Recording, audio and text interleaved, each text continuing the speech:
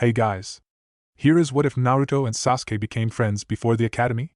Sasuke and Naruto become friends at a young age, but will Naruto's paranoia and mental instability draw Sasuke down into madness? Or will Sasuke's own demons bring them both into the dark? Hit like and subscribe if you like this one, and also please check the author in the description. Let's start. We are pain, that's all. We are God.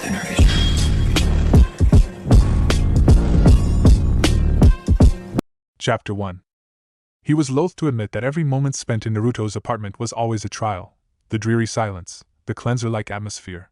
But worse, the despair and misery that clogged the lungs and coated the tongue. He was always grateful to leave, but the despair always seemed to ruin the rest of the day and kept him from sleeping. Sarutobi grunted and berated himself for hesitating. Lifting a wrinkled hand, he knocked on the door, grimacing at how it echoed throughout the empty hall. No one lived on this floor, not since the attack of the nine-tailed fox demon. Only one person lived here, and yet all signs pointed to vacancy. When no one answered the door, which he never did for more valid reasons, Sarutobi sighed and let himself in with his copy of the key, bracing himself for another depressing session with Yondaime's fading legacy. The apartment was spotless, as usual, since the child went over every surface daily with a mechanical fervor that always made him uneasy. He bypassed the living room altogether and headed for the bedroom, Naruto's dwelling. His eyes fell briefly on the heavy curtains that covered the window, catching a glimpse of the newspaper glued to the glass.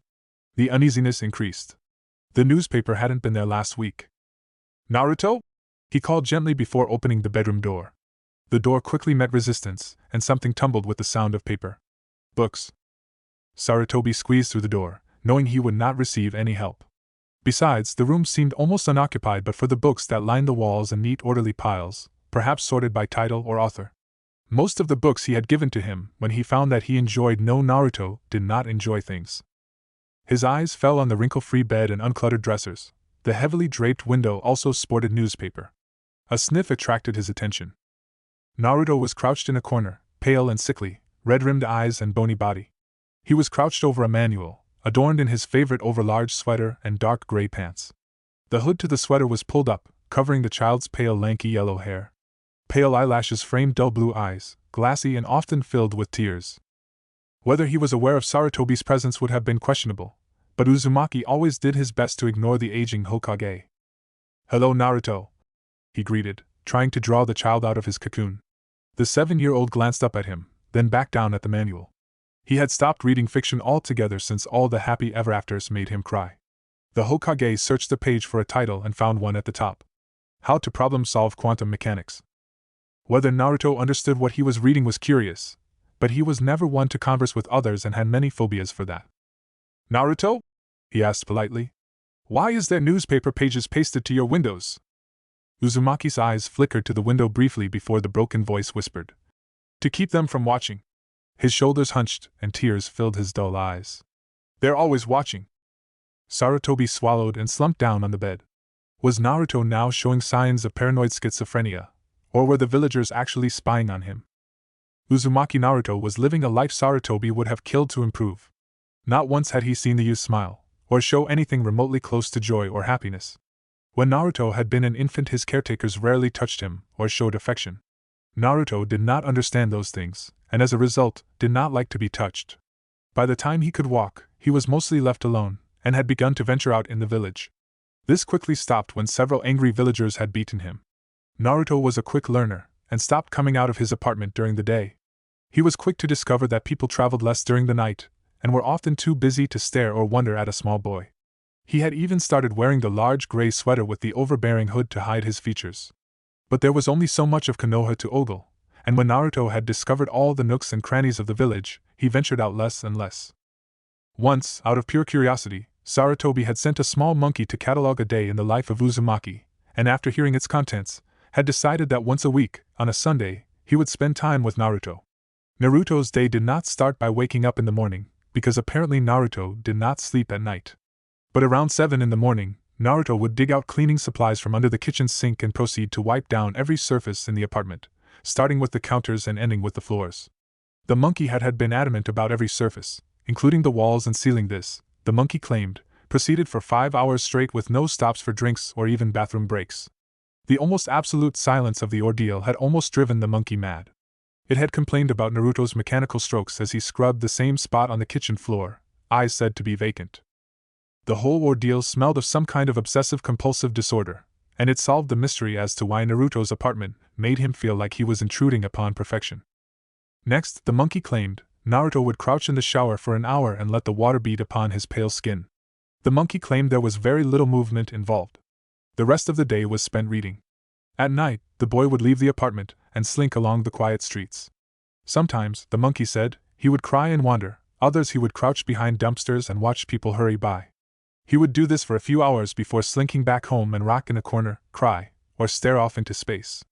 Oh, and occasionally, as if to spice things up, he would have moments where he would fall asleep only to jolt awake as if someone had sent several bolts of electricity through him. This would happen off and on throughout the night. After 3 days of watching, the monkey had claimed that to preserve his own sanity, he had fled. So when had Naruto eaten? He had asked, and the monkey had seemed thoughtful before stating that not once had he seen the boy eat. He then told him how skeletal the boy's body was. "Have you eaten today?" Sarutobi asked, wondering if Naruto would reply. He provided Naruto with enough funds to live comfortably, but on further investigation found that most of it was usually spent on bleach and detergent. "Yes, Hokage," Naruto said in his deadpan voice, and produced a candy bar wrapper from his pocket. He did not look at the Sandaime, who shook his head in chagrin. "That's not enough for a growing boy, Naruto. You need to eat 3 square meals for a healthy diet." Naruto lifted his gaze and leveled it on the old man. His skin was sickly due to the lack of proper nutrients, his hair hung limp and lifeless, so much unlike his father's.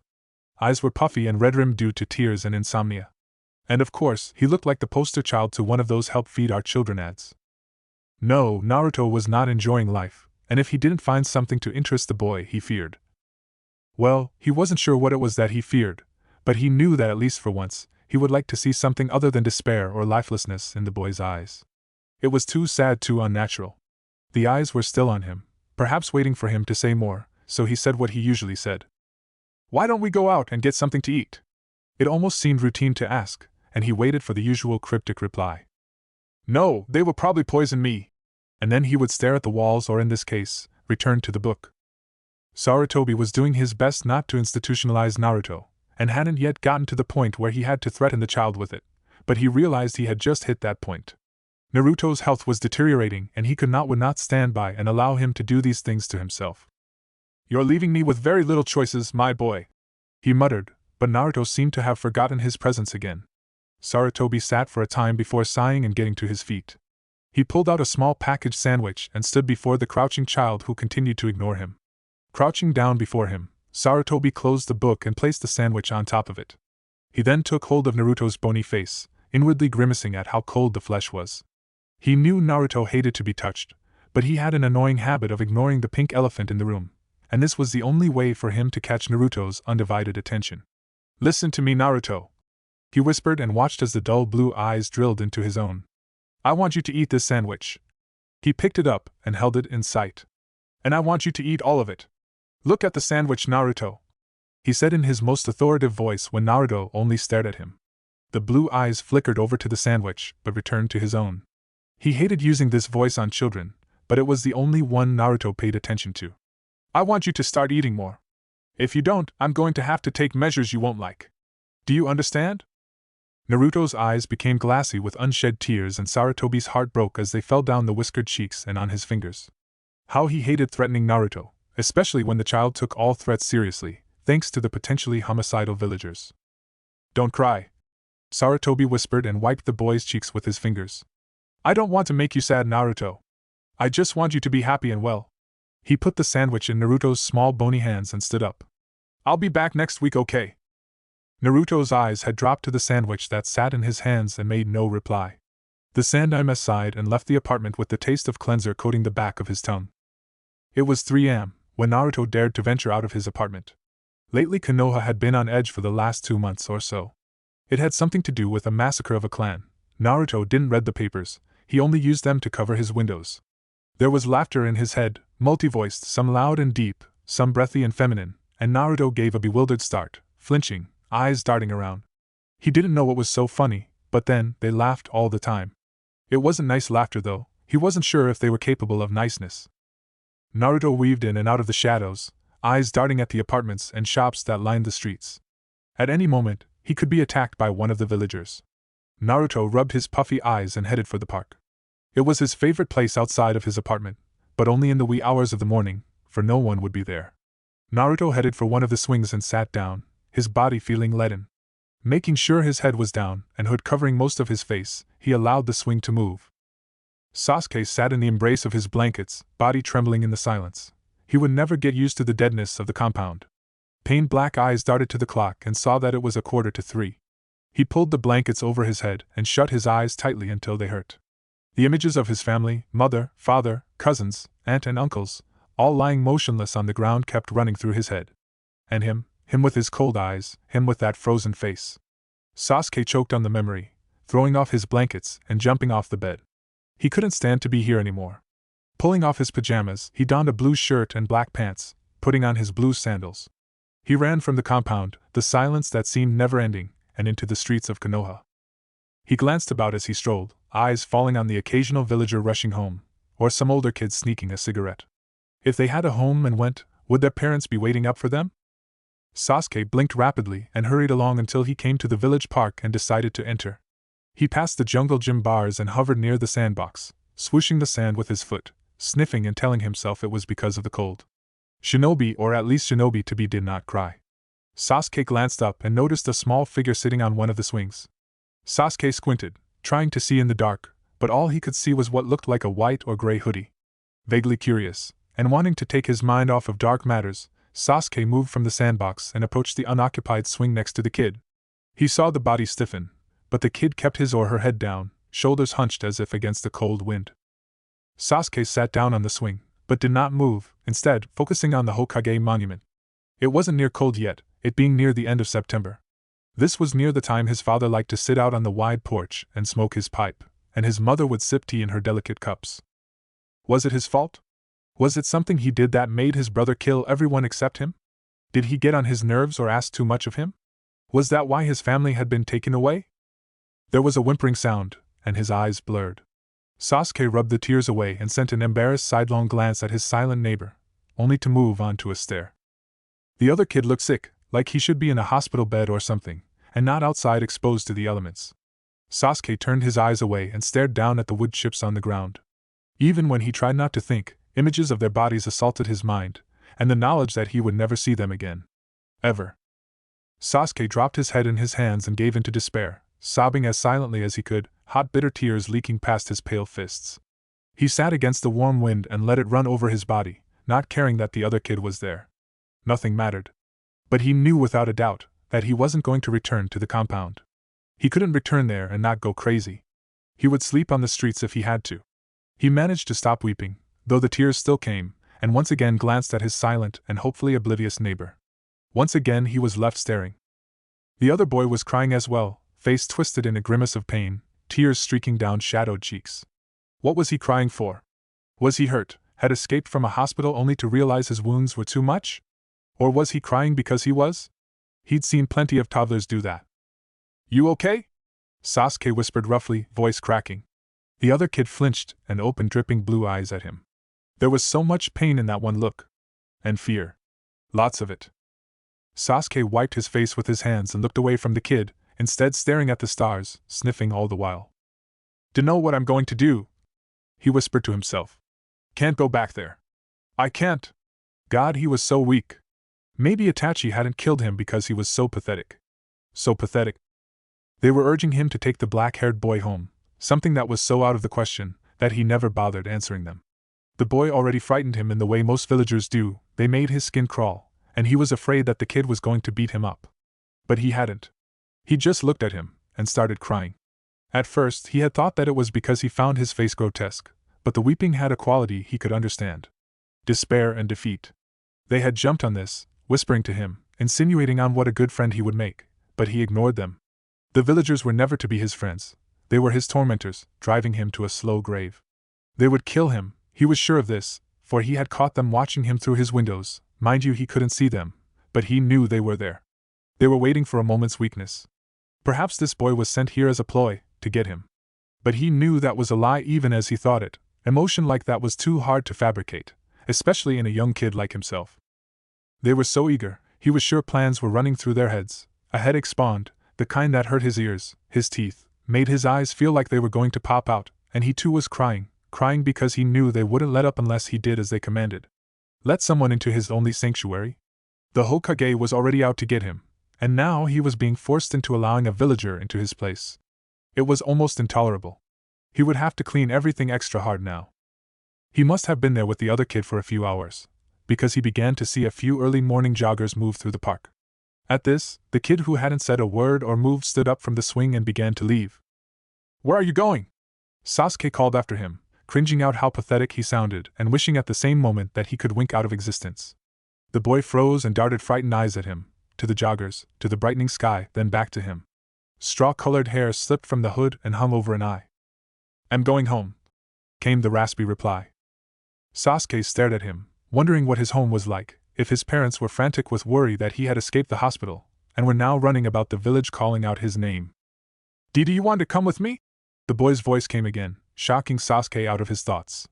Sasuke stared at him in disbelief, taking in his wide, frightened eyes as if waiting for Sasuke to slap him or something. Maybe he was afraid of how mad his parents were going to be when he showed up at home, so he wanted another kid there to temper their rage. That made sense. Sasuke shrugged as nonchalantly as he could manage and got up from the swing, then blinked in startlement as the kid began to quickly leave the park, at a pace that seemed almost close to running, his eyes darting about at the surroundings. Sasuke frowned but followed, then not liking walking behind someone, walked at his side. The other kid didn't seem to notice at first, preoccupied with shooting frightened glances at the few early birds that rose with the sun. The boy pulled the hood lower until it touched his lashes and bowed his head, and it came to Sasuke's understanding that this kid was scared of the villagers. They kept on this way until the kid turned towards an unkempt apartment complex, and came to a door marked 057. The key was placed in the lock and the boy quickly slipped inside. Sasuke prepared to go, annoyed that the strange kid didn't at least say thank you, when he noticed that the door was still open, and the kid was staring at him with his large dull blue eyes. It was very creepy, because there was only darkness behind him, with only parts of him peering at him, like a ghost from one of those scary stories. Sasuke stared back. The blonde kid's eyes darted about the walkway before falling on him. "Aren't you going to come in?" The voice was a ghost of a whisper. Sasuke's brow rose. "Won't your parents be mad?" The kid blinked at him rapidly, as if the question had blindsided him before a reply came. "I don't have parents." "What a coincidence." You live alone?"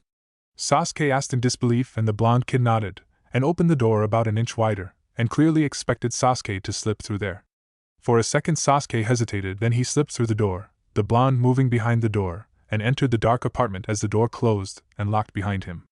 A blast of cleanser hit his nose, and he was reminded of his kitchen when his mom used to have one of her psychotic cleaning moments, and he wondered if this kid had just moved in, because the place was spotless.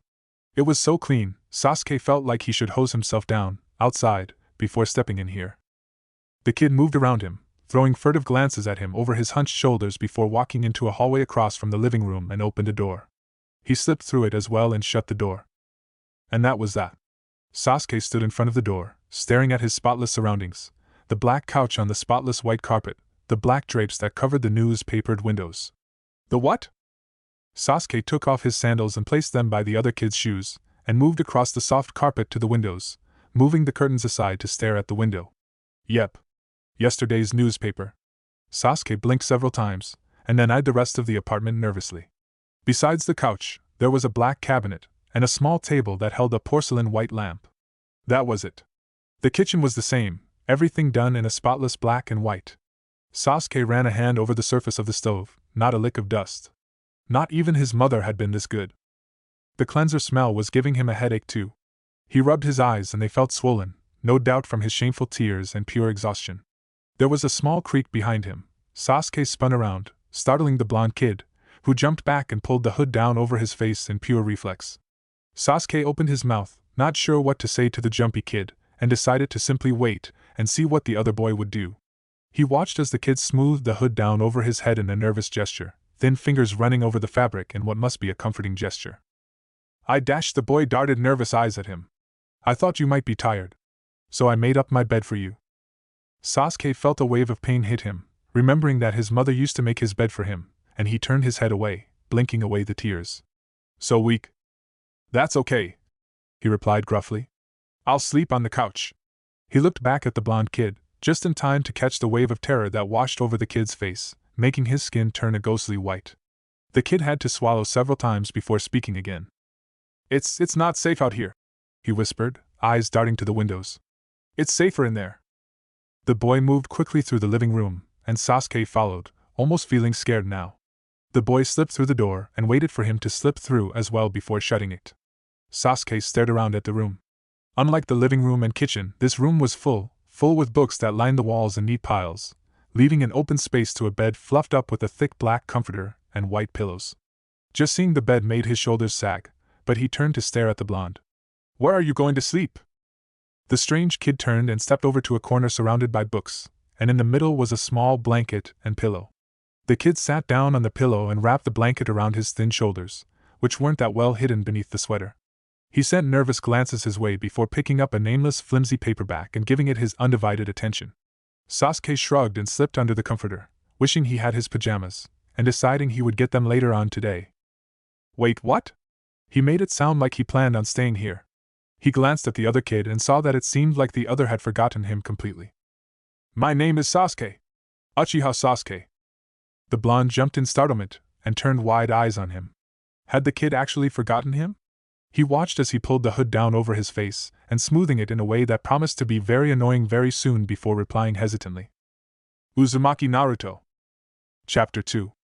He felt a stick poking his arm. Sasuke swatted the stick away and turned into the thick covers. The stick poked his arm again, and Sasuke's eyes snapped open. He turned and blinked blearily at the blonde kid, then sat up, rubbing his eyes, feeling surprised that he had gotten a full night's sleep without nightmares. Naruto was standing at the bedside, eyes darting from him to the window, sweater from yesterday still hiding his frail body. Draped over his left arm was a white towel, which he shoved at him. "Please, take a shower," the boy said, and moved quickly out of the way as Sasuke slid from the bed. He frowned at Naruto as he took the towel, unsure if the other kid was insulting his hygiene.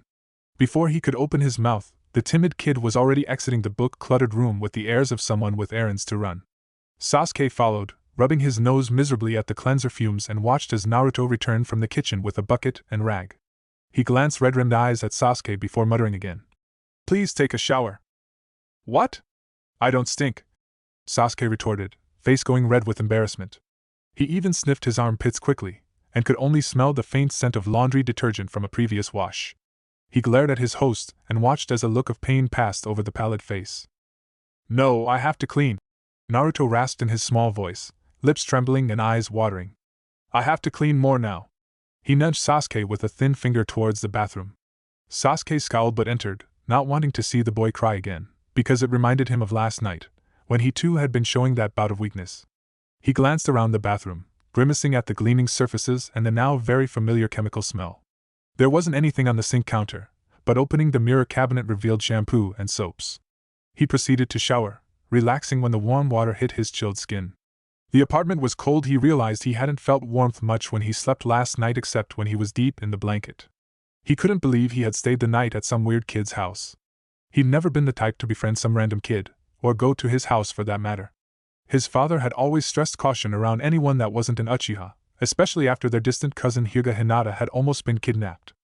He didn't think he had much to worry about in the kidnapping department anymore. The Uchiha line was all but dead. Sasuke shut off the water and stared silently as the water drained down into the pipes. He rubbed his face and stepped out of the tub. "Hate me. Itachi ruined everything. Hate me. His whole clan gone. Hate me." Sasuke grit his teeth and clenched his fists, felt hot rage run through his small body. He hated him. He grabbed the towel and wiped the water from his body, face red with anger. He glanced around, instantly feeling stupid when he realized he hadn't brought any clean clothes. He glanced around for his pants and balked when they were not within sight. He opened the door and sauntered into the hallway, spying Naruto wiping the walls down with a rag, surrounded by bottles of chemical cleansers. He was wiping away at the same spot on the wall, the same rhythmic stroke over an area that seemed devoid of dirt. "Hey Naruto!" The blonde jumped and blinked up at him owlishly from across the room. "What did you do with my clothes?" He felt a chill when he realized that he hadn't heard Naruto enter when he was showering. Naruto stopped wiping the wall and gave a weak shrug. "They're in the hamper washing." His eyelids gave a strange flutter. "They have to be washed." "Well, what am I going to wear?" Naruto just returned to wiping the wall the same spot. Sasuke threw his hands up in the air with a huff and returned to Naruto's bedroom, wrapped in the towel, and eyed the books that lined the walls. Most of them were about things, plants, animals, buildings. He pulled one up that was on ancient literature, whatever that was. Sasuke placed the book back on its pile when his eye caught a flashy blue book, and upon picking it up, saw that it was on infamous shinobi. He blinked at the gold-inked words on the cover and thought back on his class at the academy. When was the last time he had been there? He had been at the top of his class, hopefully to be as strong as his brother. He gripped the book. He supposed he was way behind now. 2 months of inactivity most likely had made him weak. Sasuke pursed his lips and concluded that he would return to the academy as soon as possible. He stood up, brushing damp hair from his face, and headed back into the living room, his stomach grumbling in its emptiness. He hadn't eaten much yesterday except for a bowl of cereal in the morning, and that had barely gone down well. He glanced at Naruto, who was wiping the small table with the lamp, the strong smell of the cleanser making his eyes water. Sasuke moved into the spotless kitchen, tightened his towel, and peeked into the cupboard. It was empty. He glanced back at Naruto, who had moved on to brushing the couch with the cloth, which was weird because wasn't that going to make the couch wet? His stomach grumbled again, and he braved looking into the refrigerator. Not only was it empty, but it also wasn't on. Sasuke gave a small sigh, which he was sure was unbecoming of an Uchiha, and moved into the living room. Naruto had left the couch, and was examining the carpet, no doubt looking for a reason to clean it too. Sasuke moved over to the couch and touched it. It was cool to the touch, but it wasn't wet as he imagined it might be. He slumped down and ignored the ache in his belly, sure that at some point his host would remember it. It was poor manners to ask for food. His mother had said so, and he would just have to wait for it to be offered, though he couldn't imagine what Naruto would give him, since the house was empty. A buzzer went off, catching Naruto's unwavering attention, and the blonde disappeared into the small pantry to return with Sasuke's clothing. Grateful that he could at least put something on, Sasuke removed the towel from his waist and donned his fresh scented blue shirt and black pants. Naruto, on the other hand, headed for the bathroom, and moments later the run of water told the hungry Uchiha that the boy was taking a shower.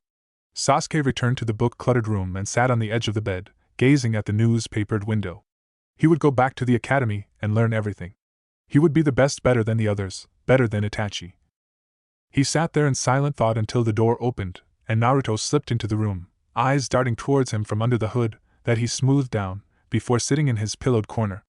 Sasuke's stomach took the moment to give a rather angry declaration, loud enough that he turned crimson, and Naruto blinked up at him. Sasuke looked away feeling embarrassed, then looked back at the blonde, examining the empty expression, the flutter of his eyelids. Naruto crawled forward and slipped his hand under the bed, retrieving a chocolate bar. He held it out to Sasuke, who blushed and took the candy bar. As he hungrily ate the bar, thinking that his mother would have a heart attack if she had seen him eat that for breakfast, wondered if this was all that the blonde ate. He peered at the blonde, at the hollows in his cheeks, the puffy red-rimmed eyes, the thin fingers that clutched the book he was reading. He was really skinny, and he looked so weak he wondered how the boy mustered any energy to clean. If Itachi had seen him, Sasuke shuddered at the thought, and glanced around the room for a trash can to throw his empty wrapper. Though he no longer felt hunger pangs, he wanted a real meal, a well-rounded one for a growing ninja. Leaving the room, he headed into the kitchen and saw a small bin in a corner. Peering inside, a whiff of chocolate blew his way and he spied several wrappers at the bottom, along with what looked like a half-eaten sandwich. Sasuke tossed the wrapper inside, then headed for the door, downing on his sandals, which to his horror were damp. Lifting a sandal to his face, Sasuke sniffed it and jerked his head away. The familiar scent of foot sweat had been replaced by detergent, and he sent an incredulous look at Naruto's bedroom door before putting it on his feet and unlocking the door. As he opened the door, he squinted into the mid-morning light, grimacing at the blaring sun, and realizing just how gloomy the spotless apartment was. Closing the door behind him, Sasuke headed down the stairwell, glancing at the other apartments, noticing that the whole floor was eerily silent. But as he headed down to the first floor, he saw people moving about inside of the rooms. Moving out into the village, he glared at the happy faces of the civilians, their faces so relaxed and carefree. Sasuke stopped by a stall and had rice and fish, drowning away the sweetness of the chocolate that sat unhappily in his stomach. When he was finished, he headed for the academy, aware that by the time he arrived it would be lunch. Entering the academy, he watched as the other children ate their lunches, talking, laughing, or tossing kunai at trees, perfectly comfortable, perfectly safe. Sasuke stuffed his hands in his pockets and headed for the rooftop, knowing that very few of the students bothered to go there. "Hey Sasuke-kun!" one girl called, and he glared at her. "Where have you been, Uchiha-san?" some boys called. I heard he dropped out. One kid whispered, and Sasuke's shoulders tensed at the remark. Like hell he would. His pace quickened until he was at the roof, where he sat leaning against the fence and took a deep breath through his nostrils. An Uchiha drop out of anything? Not likely. He would show them he may be one of the last, but he would be the best. Sasuke remained on the roof until lunch was over, then he headed for his class. Upon entering, the other students stared, as if he were reported dead or something. Sasuke stared coldly back, until their nosy eyes looked away, except for Irika-sensei, whose warm eyes were filled with concern and relief. Sasuke, the man said with his calm voice unless he was shouting. It's good to see you back. You've missed much, but I'm sure you'll catch up quickly. Yes, he would. Sasuke nodded towards the man, thankful that he wasn't making a big deal of it, and sat down in the second row, as far away from the weird pink-haired girl who kept staring at him on and off. Mizuki-sensei, an assistant of Irika-sensei, handed him a small stack of back assignments, and he got to work on them quickly enough, tuning out the sound of the other students. He hated this place. Naruto stripped the bed, pulling the blanket and sheets from the mattress and piling them on the carpet. Sasuke had slept in this bed, and the thought of it remaining unwashed caused his skin to tingle uncomfortably. The dark-haired boy had left after he had eaten, and Naruto hoped he would not return. He must need him he'll show us the way. Naruto cringed at the excited voices in his head, them, the ones who tormented him along with the villagers. Naruto dragged the linen to the hamper, while his eyes clouded with tears. Why do we need him? He's just going to hurt us. I know he will. He's a villager. What can he show us beyond pain? Power. Naruto screeched and stumbled, crashing into the dryer, bashing his head, and dropped to his bony knees. Pain burst through his skull, and he curled up in a ball as he felt blood ooze from the wound on his forehead. He prayed it would heal slowly. Sasuke exited the ninja academy, mood sour and bitterness running through his mouth as he headed into the street. By the end of the day, the whole academy was privy to his tragedy, a lot of O's and that Uchiha, accompanied by round eyes and barely veiled whispers. All of it left him angry and unlikely to strike up a conversation with all the nosy students, who no doubt wanted to know what it was like to lose everything one loved. He wandered around Konoha, trying to avoid the inevitable, which was going back to the Uchiha compound, back to death. He stood next to street vendors and hawkers, biting his fingernails and remembering that it was a bad habit, only to do it again 5 minutes later as he watched villagers move on with their perfectly normal lives. He wondered what Naruto was doing, and could only imagine that he was cleaning, or sitting in that corner surrounded by books. Did Naruto get lonely? Sasuke stifled a sigh and headed back to the compound, even though he had sworn that he wouldn't return there. It wasn't like he had a place to go unless he wanted to spend it in an orphanage, which he had heard was the last place one wanted to go. Arriving at the gates, his eyes darted to all the vacant houses, many with signs that death had come way too quickly, food still in bowls, laundry hanging on the lines. He entered the compound with hunched shoulders and a pale face, quickly heading toward the main house, which never used to seem so big until now. Arriving at his home, he took a deep breath and was appalled by the dust that hung in the air. He eyed his surroundings, taking in the dust that sat comfortably on the tabletops, and floated in the last rays of light produced by the fading sun. He shut the blinds quickly and headed up the stairs to his room, thinking that compared to Naruto's place, his own would seem like a dirt trap. When in his room, he dug all the jutsu scrolls that his father had given to him, most of them fire-based, and began to practice the hand movements and the build-up of chakra.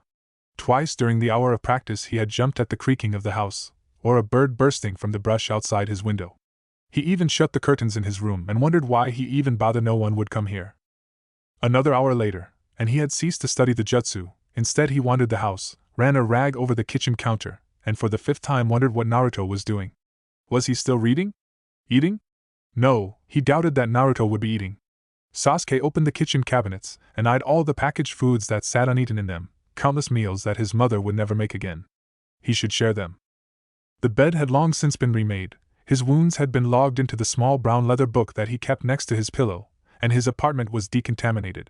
All was as painless as he could possibly get it, except that he was so weak, he could not stand anymore.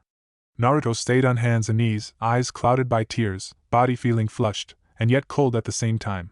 There was a racket in his head, bouncing around his skull, many voices that sniped and collided, shouted and whispered such a cacophony of noise and pain that he wanted to curl up in a ball and attempt to sleep it away. But he wasn't in his room, and it wasn't safe out here. He could feel them trying to peek through the windows, raging at the newspaper that blocked their prying eyes, wanting to see if there was a monster still in here. Naruto turned and crawled towards the kitchen. He needed nourishment, water and maybe a candy bar for the sugar and caffeine. They wanted something more, most likely meat, but he didn't like it when meat was accompanied by bloody scenes, animals, people, flesh tearing, blood dripping, and screams of terror and pain. There were monsters in his head, and they wanted blood. He gripped the sink and pulled his frail body up, leaned over the sink and turned on the faucet, drinking greedily, until his stomach stretched and ached. With the water in his belly, he could walk to his room, where it was safe, and as he slowly made his way to the hallway, someone knocked on his door. Naruto froze, the voices paused, and silence reigned in the apartment. Naruto's eyes trained on the bottom of the door, where the outside hall light seeped in and what looked like the shadows of feet hovered. It wasn't the Hokage, he knew, since the man had been there yesterday, and the mere thought of a villager trying to come in made sweat appear on his pallid face. There was another knock on the door, but it was less assertive, and was accompanied by an uncertain, "Naruto?" It was Uchiha Sasuke. Naruto swallowed painfully. What did he want? Why was he back? Images of villagers standing behind the black-haired boy almost sent him into a blind panic if not for the insistent voices chanting, "Lee Thyman, Lee Thyman, Lee Thyman, Lee Thyman, Lee Thyman, Lee Thyman, Lee Thyman, Lee Thyman." But he had just cleaned everything.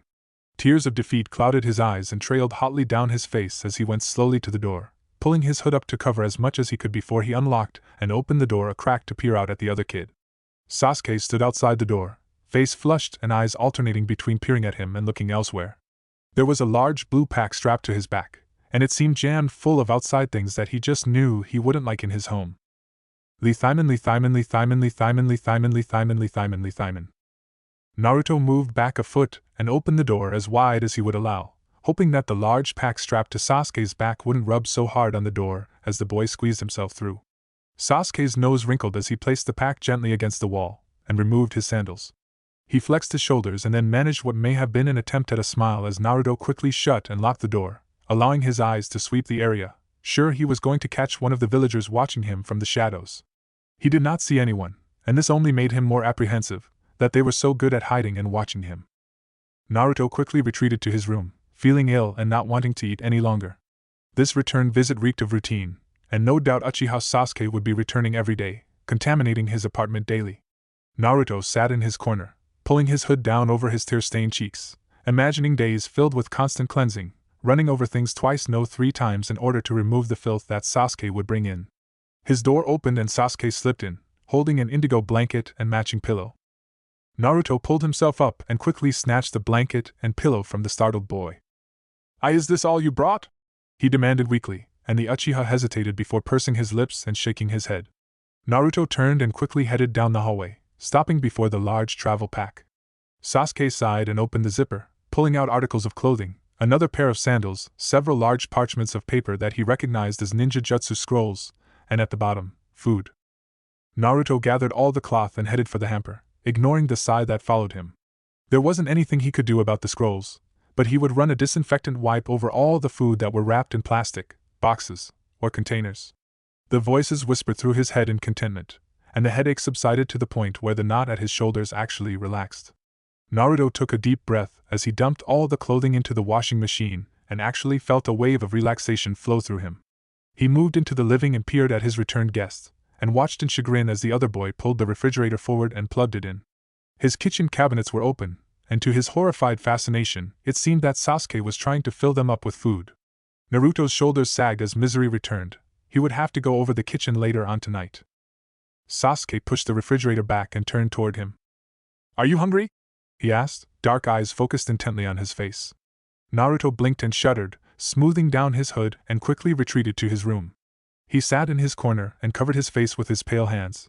The headache was returning, and Sasuke was ruining his carefully calculated routines with a cruel efficiency that reeked of villainy. 10 minutes later Sasuke entered the room, reeking of some kind of food, foreign to him and permeating his apartment. Sasuke sat on the bed, an arm full with scrolls that he idly went through before glancing at him every once in a while. He did not like that stare. It was often the look the Hokage donned before he was about to do something to him. "You really should eat, you know," Sasuke said in what seemed like a weak attempt at being authoritative. A funny expression came over his face, a paling of the features before it went blank. "You're too weak. How do you expect to protect yourself?" Naruto's heart began to pound, his headache increasing. Protect himself? That was why he stayed here most of the time, for protection. Did Sasuke know that someone was going to hurt him? He wanted to hide from Sasuke, who didn't make him feel safe. Sasuke was fingering the scrolls, black eyes still focused on him. You should join the Ninja Academy, Naruto, and become a shinobi, like me, so that he once again cut himself off with a thinning of the lips. But Naruto didn't notice, now that the blood that was pounding in his head angrily now drained from it, leaving him dizzy. Join the academy? Become a shinobi? That would mean going outside, talking to the villagers, touching them. He was ill, just at the thought, even as Sasuke seemed to nod to himself with resolve. It'll be easy to get you signed up, he was saying to himself. They accept just about anybody, and I'll train with you. He was glaring angrily at the scrolls now, fingers gripping the paper. He'll never be able to take dash. Naruto curled up in a ball and covered his ears, their laughter echoing throughout the reaches of his mind. His eyes rolled up into his head as darkness dragged him under. He knew that it wouldn't be long before he was jolted awake by some scene of pain, blood, and death. It upset him, the idea of waking up to Sasuke's black eyes. Chapter 3. That morning, Sasuke woke to a knock on the front door, and a weak gasp from his companion. Sasuke pulled his blanket from over his head and blinked blearily at Naruto, who was curled up in his blanket in the corner, dull blue eyes wide with terror. Who could that be? There was another knock, then what sounded like a key in the door lock. Alarm raced through him, and he glanced once again at Naruto, whose pale face was also beginning to look a sickly green. Get under the bed, Sasuke hissed, then grabbed the kunai he had placed under the pillow as Naruto crawled quickly and obediently under the bed. Sasuke's heart was pounding in his ears, and he too felt like throwing up. It was Itachi. He knew it was his brother coming to finish him and anyone with him off. He moved to the door and slowly turned the handle, trying to silence his breath. He peeked through the crack and saw two figures standing in the doorway. Neither looked like Itachi. Sasuke slipped through the bedroom door and stared incredulously at the Hokage himself, standing next to what looked like an assistant. What was the Hokage doing here? The old man smiled in relief. Ah, Sasuke. What a surprise to see you here. Naruto usually doesn't like people in his home. I am the only one that's managed so far. Sasuke was dumbfounded. The Hokage visited Naruto personally? Sasuke managed to gather his wits about himself, calling back to the bedroom door. It's okay. It's just Hokage-sama. He saw Naruto's head peek out from under the bed, but disappeared back under in a flash. Sasuke sighed and turned back to the Hokage, warily eyeing him and the man who was standing next to him, looking around the apartment with curious eyes. He stuffed his hands in his pajama pockets and waited impatiently for the Hokage to state why he was here. Is Naruto all right? The old man asked, and Sasuke shrugged, unsure how he was supposed to answer that. Yes, he fine? Or no, he's crazy? The Hokage smiled at his shrug and sat down on the black couch. The man with him had his nose wrinkled, obviously in response to the sharp chemical cleanser in the air. I'm glad you're with him, Sasuke. Naruto has been alone since he was a toddler, and he doesn't have any friends. Sasuke leaned against the wall and glanced at the bedroom door. Naruto had been alone since he was a baby? No wonder he was scared of everyone. Sasuke crossed his arms and stared at the elder ninja. The Hokage could get Naruto enrolled in the academy quickly and efficiently. I think, he started cautiously, and the Sandaimei's brows rose in anticipation, that Naruto should come to the ninja academy with me so that he'll be safer. The Hokage's dark brown eyes studied him for a moment, then darted toward the bedroom door, which was cracked open a bit. The assistant looked startled at his proposition, and kept darting nervous glances about the apartment. Then the Hokage spoke. It's a splendid idea, Sasuke. Naruto needs to get out and interact with other human beings, and I would love to enroll him, but I fear that getting him to go would be almost impossible. Sasuke uncrossed his arms and smirked. I can get him to do it. The Hokage stared speculatively at the youth before getting to his feet. All right, Sasuke, I'll have him enrolled today and he can start Monday. However, I'm putting you in charge of his welfare until he is capable of making rational decisions himself. Do you understand? At his nod, the Sandaime sighed. I'm sure right now you don't understand, but you will soon comprehend the enormity of your new responsibilities. The Hokage moved to the bedroom door and peered in, spying a lock of Naruto's hair under the bed. I know you'll be angry with this decision, Naruto, but it's for your own good. You'll thank me later, I imagine. There was no reply from under the bed. The Hokage sighed and moved from the doorway and patted Sasuke's head good-naturedly as he and the assistant headed for the door. Sasuke watched as they left, the assistant sending a last nervous look about the small complex. He understood why the man might be startled by the cleanliness of the place, but there really was no reason for him to look so spooked. The door clicked shut, and the outside world left. Sasuke took a deep breath and felt a surge of excitement, something he hadn't felt since the massacre. He turned back to the room and spied Naruto crawling out from under the bed, shaking like a leaf, thin fingers gripping the carpet as he moved not unlike an old man. His face was scrunched in pain as he rose unsteadily to his feet, and when his miserable eyes opened, they sent despairing looks his way. Sasuke moved into the room and dug into his pack, pulling out toiletries so that he could get cleaned up, selecting his favorite blue high-collared shirt and white shorts as he headed into the bathroom. Naruto had moved into the kitchen, and Sasuke saw a glimpse of the cleaning bucket. He grimaced and brushed his teeth, thinking on all the things he had to do, and feeling anticipation move through him. Today was Saturday, so he had today and tomorrow to get Naruto up to speed and perhaps assess his skills at chakra manipulation if he had any at all. The thought gave him pause as he turned on the shower and stepped in. Sasuke shrugged and lathered his hair with shampoo. No worries, they were at the part in the academy where they were just getting in touch with their chakra so Naruto wouldn't be behind. The door opened suddenly and in strode Naruto, rag and bucket in his hands. "Hey!" Sasuke snapped incredulously as he realized that Naruto was going to clean the bathroom as he showered, judging by how he placed the bucket down on the tiled floor and began to spray the sink counter with disinfectant. "Hey! You can't do that while I'm in here," he stated calmly, but the blonde only pulled his hood down and ignored him, rubbing the rag methodically over the counters. Sasuke sighed and continued his business, trying to ignore the almost silent sounds that Naruto was making. When he was finished, he found that Naruto was waiting patiently by the bathroom door, and his clothing had been folded neatly on the counter, even his pajamas. He wrapped a towel around his waist and scowled at the other boy, grabbing his clothes and headed into the bedroom. Naruto quickly shut the bathroom door behind him. After drying and dressing, he headed for the small kitchen, ignoring the ache of fresh disinfectant, and opened the refrigerator, which hummed happily, in his opinion probably glad it was actually being used for once. He'd brought eggs over, and he remembered seeing his mother make an omelet before, so he pulled them out and dug into the cupboards, relieved to see that though Naruto didn't have food, he at least had the utensils needed to make and eat food. Which was weird. Naruto rocked silently under the spray of the water, eyes focused on the tiled wall before him, face frozen in horror. Sasuke was really going to try and make him into a ninja. He pulled at his wet locks, increasing his pounding headache as he cried silently, trying to muffle the occasional sobs that broke free. Why was Sasuke doing this to him? He hadn't been mean to him, he had let him sleep in his bed, and had given him his last candy bar. But he should have known better. No matter what he did, the villagers were going to get him. The moment he steps out, they would hatch plans to kill him, maybe during training or during a mission, or on his way home. There were 1,000,001 ways to die, and he knew they would pick the worst way to off him, something slow and painful. Naruto shuddered and bit his fingers to muffle a wail. Maybe he should just kill himself now, and save himself further pain.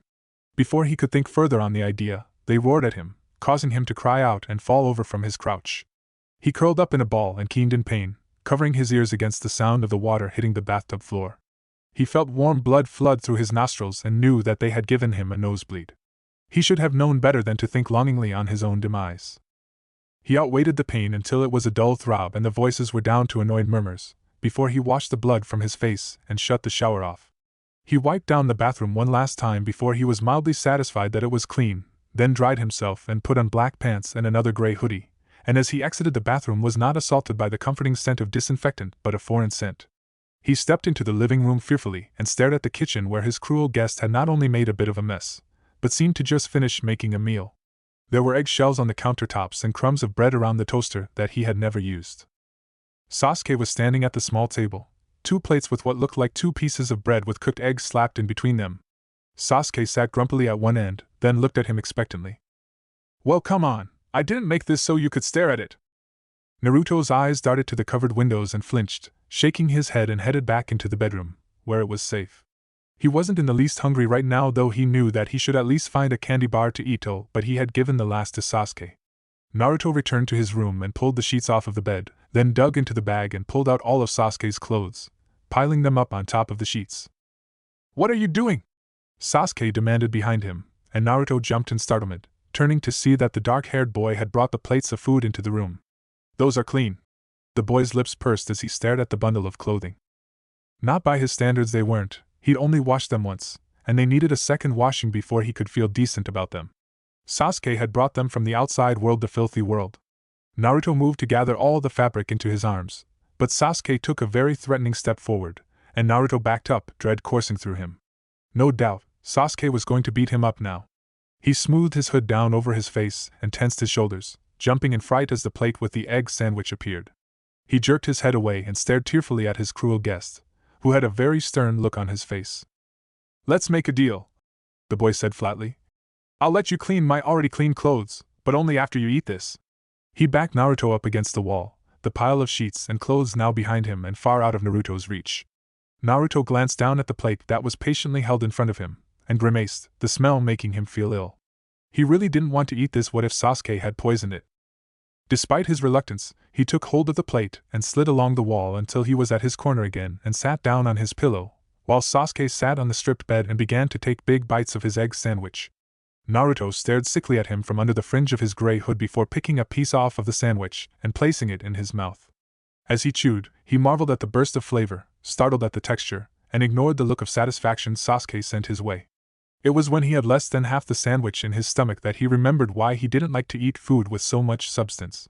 His stretched stomach seized, and he was jerked forward onto his hands and knees, holding back the heaves that racked his ribs with pain. Through the blur of tears he could see Sasuke's feet next to him, and wanted to crawl away from his cruel guest. Instead he took deep breaths and forced the nausea down until his stomach only ached with the fullness of the egg sandwich, and he pushed the plate away from him as he sat back. His guest was standing over him, glaring at the barely eaten sandwich before giving a small sigh and removing it from his sight. Naruto sighed in relief and slumped on his pillow, feeling a bit better and surprisingly strong enough to redo the kitchen that Sasuke had ruined with his messes. However, when Sasuke returned to the room, there was an intense look of determination on his face. He sat down on the bed and stared intently at him, and he smoothed down his hood in avoidance. He didn't like it when people looked at him. Looking meant thinking, and thinking meant pain for him, that is. "What do you know about chakra?" Naruto looked at him weakly and then glanced at his wall of books, all of which he had read before more than once. "Chakra is the resulting form when two or more energies are mixed together," he whispered as he crawled across the room and pulled out a pale blue book from one of the piles. "These two energies being physical energy and spiritual energy." He glanced at his guest to see that the other was pleased with his answer. "Mixing these two energies together is called chakra molding, which means to extract dash." Sasuke cut him off with a wave of his hand. "Good, at least you know what chakra is. You won't have trouble in class." Naruto paled at the idea as he pushed the book along the carpet towards Sasuke, who leaned down and picked it up, appraising it carefully. "We'll have to start today with kunai tossing, and maybe some taijutsu that I know dash." Naruto shook his head vehemently at Sasuke's words, feeling terror course through him. "I'm not going outside, not during the day," he all but wheezed, and his cruel guest glared at him in response. "Oh yes you are. We're going out today, even if I have to drag you out of this apartment." He stood up abruptly from the bed and dug into his blue pack, and to Naruto's horror, he pulled out several kunai and holsters. Naruto gasped in terror and huddled into the corner, feeling tears leak out of his eyes. His guest was going to hurt him now, just as he knew any villager would, and he had been a fool to allow anyone into his sanctuary. There was a clutter of gleeful laughter in his head, and it hurt his feelings that they found his encroaching pain amusing. "Come on!" His cruel guest approached him quickly and grabbed his arm. He tried to pull away, but the other was clearly stronger, and he hung his head as he resigned himself to the oncoming pain. But it seemed that it wasn't truly Sasuke's plan to hurt him, or so it seemed as he was pulled out of the room and toward the door. He dug his bare feet into the carpet, eyes darting to the windows in terror. "We can't go out," he cried, but the cruel guest ignored him, grabbing both their sandals and managed to put his on while holding onto him. "It's not safe," he gasped. They'll kill me! He was beginning to hyperventilate. Sasuke was staring at him, a frown marring his pale skin. "Who's going to kill you?" "Them," Naruto wheezed, eyes darting to the window. He could feel them watching him already, behind the newspaper, waiting for him to come out. Sasuke shook his head, rolled his eyes, and shoved a sandal onto Naruto's foot. "No one's going to kill you," he stated in exasperation. "I'll protect you." Naruto slumped to the carpet and stared dreadfully up at his captor. He would protect him? He stared weakly as Sasuke put the other sandal on his foot and pulled him to his feet. "Where's your key?" Naruto stared. "You know, to the door. So we can get back inside?" His guest was looking annoyed again. "You do have an apartment key, right? I mean, the Hokage has one, so you should have the original, and I saw you use it." Naruto dug into his pocket and produced the key, and watched in sick apprehension as Sasuke opened the door. Light from the sun flooded into the apartment, and he covered his face and pulled the hood down, letting his bangs and a few stray locks of hair cover his face. Then he was pulled out, unprotected, into the world, with only a boy he met 2 days ago's word that he would protect him.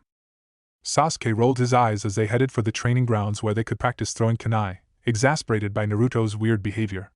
The way he was acting, it was as if he expected someone to jump out and kill him. With all the trouble it had taken to get Naruto out of the apartment, now that he was out, he was walking so close to Sasuke that it was a wonder they didn't trip over each other. Sasuke glanced at his companion to see that he was smoothing down that stupid hood, head down, and eyes darting at everything, fearful and shaky. Sasuke glanced at the villagers they passed. None of them seemed to notice him, and he rolled his eyes again. If anything, they were staring at him, whispering to one another and giving him piteous looks, no doubt talking about the massacre. Sasuke glared ahead. He didn't need their pity nor wanted it. By the time they had arrived at the training sites, Naruto was so white he could see the veins on his neck. "See," he snapped.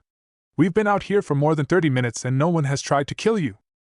Naruto's eyes did that weird flutter and he headed for a tree no doubt to hide in, but Sasuke grabbed his shoulder and pulled him back. "Nah." He pointed to a tree not far from them that had a bullseye carved into it. "We're going to practice kunai throwing. Let me show you how." Surprisingly, though he still jumped at just about every sound, Naruto was a bit of a natural at kunai tossing. Not that he had hit anywhere near the bullseye, but he managed to hit the tree. Most of the kids at the academy had only hit the dirt for the first few weeks, so it was interesting to see that Naruto was able to hit the tree on his first try.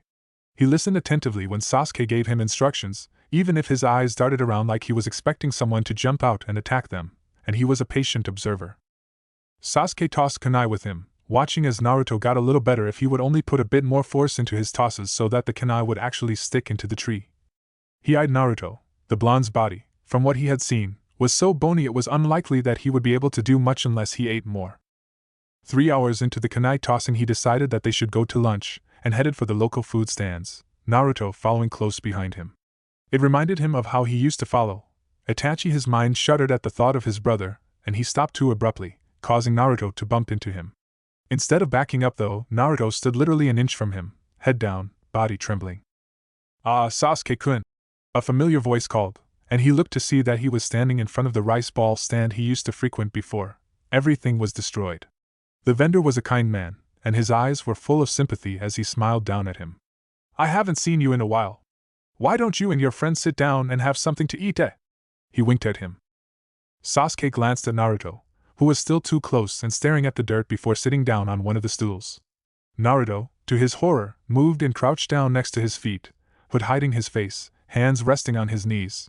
The vendor leaned over the counter and blinked curiously down at the hooded head. "He all right?" he asked as he set 4 rice balls down in front of him, 2 with fish in the middle, and 1 with red bean paste. The other was simply rice, and he picked it up and leaned down, holding it near Naruto's face. Naruto did not lift his head, but he clearly leaned away from the rice ball. "Come on! You have to eat!" Naruto shook his head and Sasuke put the rice ball back, sighing in agitation as he began to eat. "I'll pack this one away for the little guy." The friendly vendor winked at him and wrapped the plain rice ball in plastic wrap. Sasuke nodded, and as he finished dug into his pocket for change, but the vendor shook his head. "This one's on the house. You take care." Again Sasuke nodded and placed the rice ball into his pocket and moved from the stool. Naruto slowly got to his feet, then quickly followed behind Sasuke, and just as he was heading back to the training grounds, Naruto made an abrupt turn towards an alley. Startled, Sasuke followed him, and watched in stunned silence as Naruto clambered up the side of a trash bin and proceeded to throw up. It was so neatly done that he returned to Sasuke's side like nothing had happened. "Maybe we should go back," he muttered, and headed in the direction of Naruto's apartment, Naruto following at his back. "Hey Sasuke-kun!" An annoying voice called, and he purposely ignored it. It belonging to Yamanaka Ino, with that stupid pink-haired girl no doubt with her. Ino grabbed his arm, grinning at him excitedly. "Wanna go play with us? We're playing Dash." She cut herself off when she noticed Naruto practically glued to him. "Who's this?" Her voice was full of curiosity, and he used her moment of distraction to pull his arm away. Behind her, a shy Haruno Sakura stared at Naruto as well. "Go away," he muttered as he grabbed Naruto's bony arm and headed quickly toward Naruto's complex. Naruto seemed almost desperate to return to the apartment. By the time they arrived, the sun was at its zenith, and he unlocked the door, slightly comforted by the blast of chemical cleanser in the air. Naruto quickly headed for the bathroom, and he imagined that the other was washing out his mouth. He locked the door behind him and pulled out the rice ball. He hated how everyone was treating him, like something fragile that needed to be coddled and pitted. He glared down at the rice ball as Naruto exited the bathroom and made a beeline for the kitchen. In moments he was cleaning it again, and Sasuke felt a bit bad that he had made a mess in it after Naruto had cleaned it earlier that morning. He moved up behind Naruto, who was wiping the counters, and tried to hand the rice ball to him, but Naruto moved away. "Why won't you eat it? We're not outside anymore, if you don't like people watching you eat." Naruto placed a thin hand on his forehead, a look of pain flashing across his thin, pale features, and he looked at him. "It's probably poisoned." Sasuke stared down at the rice ball, then sighed in defeat. It wasn't poisoned, but suddenly he didn't feel like pushing the subject. Instead, he returned to the living room and slumped down on the couch, staring dully up at the ceiling. The next day, it was even harder to get Naruto to leave the apartment, and he still refused to eat the rice ball. Sasuke had tried to tempt him with noodles, fish, even some snacks, but he refused, all with a look of clear distaste. Finally, when Sasuke was completely fed up, he forced Naruto to eat another egg sandwich, having failed to recreate his mother's omelets. But it all fell through quickly when less than 30 minutes afterward, Naruto vomited on the carpet, which led to the whole carpet being cleaned. In all, there was no way he would be able to train outside today. Sasuke resigned himself to planning out routines that he thought would improve Naruto's kunai tossing skill, and perhaps show him some taijutsu that he had learned. He would leave the manipulation of chakra to Iruka-sensei, being that he didn't think he would be able to explain it better than Iruka-sensei. But this whole eating thing, how was he to get Naruto to eat anything without throwing it up soon after? His mind moved to seeing Naruto's trash can littered with candy bar wrappers. He jumped up, headed for the door, and put on his sandals. Naruto ate candy bars, so he'd just go buy a whole bunch then. "I'm leaving," he called out as he unlocked the door, then paused. He'd said the same thing to his mother before he had left for the academy and had returned to her mutilated body. Naruto's head peeked out from the bottom of the doorway, his eyes blearily acknowledging that he was about to leave. Locking the door behind him, he headed down to the stairs and was startled to see the Chunin from yesterday heading up toward him. "Uchiha-san," the man murmured. "I've been sent to notify you that Uzumaki has been registered at the academy, and should show up tomorrow at 8 am. Sasuke nodded and moved past him, glancing back to see that the Chunin was staring thoughtfully at their door. Sasuke rounded the corner, then stopped and peered back, watching the man until he apparently decided to leave. Why had he been staring at their door? Full of thought, Sasuke headed to the nearest store and bought a bag full of candy bars. The man at the register had stared sickly at the amount he had bought. When he returned to the apartment, it was to a thoroughly scrubbed bedroom floor and a very pale Naruto, who sat dully in the corner, red-rimmed eyes glazed over. "Here," he muttered and produced a candy bar full of chocolate and nuts, and Naruto turned his head toward him. He handed the bar to him, and watched as he took it with shaky hands, examining the wrapper until he was apparently satisfied and slowly opened it. For a second, Sasuke thought he was simply being overcautious, as if it would explode if he opened it too fast, but staring at the shaky hands, it came to him that Naruto was simply too weak to be hasty. Sasuke didn't know what it was like to be weak from hunger, and he vaguely wondered why Naruto would willingly allow himself to become that way. He watched from the bed as he nibbled slowly on the candy bar, and thought that perhaps being in the academy might inspire Naruto to eat more and maybe be less afraid of everyone. So Sasuke spent the rest of the day watching Naruto clean the apartment, and his clothes, including the ones he was wearing. To his chagrin, he was forced to wear a towel, and this time, when he made something to eat for dinner, he made sure that he cleaned up his messes. Naruto had snuck out of the bedroom to peer at his handiwork, and apparently deemed his cleaning skills satisfactory, for he had darted back into his room, throwing quick glances at the newspapered windows. He noticed that unlike yesterday, Naruto seemed to have a bit more energy, judging by his quicker movements and attentiveness to things around him, so the candy bars must be helpful. That night, as he readied himself for bed, he dreaded what he would have to do to get Naruto to come to the academy, but he hoped he wouldn't have to get too violent about it. Yumino Iruka greeted his colleagues amiably as he entered his empty classroom, placing a stack of papers on his desk before sitting down in the seat. Today he planned to explain chakra manipulation, though he imagined all the students from the clans will have already tapped into their chakra. He smiled as Mizuki entered and sat at his desk. He had been relieved to have an assistant appointed to him. Training a class full of juvenile killers was not only trying but dangerous. He couldn't begin to count how many kunai he'd had to dodge on Friday, and was planning on something less dangerous today. The door opened, and in strolled Yamanaka Ino and Harino Sakura, both looking excited and talkative, and they were quickly followed by other students. He watched as the always rowdy Inuzuka Kiba entered, trailed by Naro Shikamaru, who looked half awake, and a hungry-looking Akimichi Chuji. Several other students wandered in along with Hyuga Hinata and Aburame Shino, before Sasuke appeared. Iruka was instantly relieved to see him. He didn't like the idea that the grieving boy might be spending his time alone away from the other students. Though, the way those dark eyes stared ahead, it seemed that the boy was alone, whether he was around people or not. To his surprise, closely following Sasuke was a hooded child, small and apparently trying to disappear, her head down, with strands of yellow hair hanging over the face, so that the only thing he could tell was that the child's skin was very pale. She moved along behind Sasuke almost like he was cuffed to him, and before he could be startled that Sasuke wasn't mad that his personal space was being violated, he was surprised when the child sat next to him, head still bowed. Had Sasuke made a friend? He glanced around to see that all the other students were equally as curious as he, and Yamanaka and Haruno leaned forward in their seats, eyes riveted on the two. Iruka got from his seat and stood in front of the two, smiling benignly down at the newcomer. "Hello? I didn't know we were receiving a new student," he greeted, and glanced down at the attendance sheet, looking for a new name. "I'm Yumino Iruka." Words died in his mouth as his eyes spied the name sitting comfortably next to Sasuke's, Uzumaki Naruto. His eyes lifted from the page and he stared at the hunched boy, taking in the hooded countenance, the air of misery that hovered over the small, quivering form.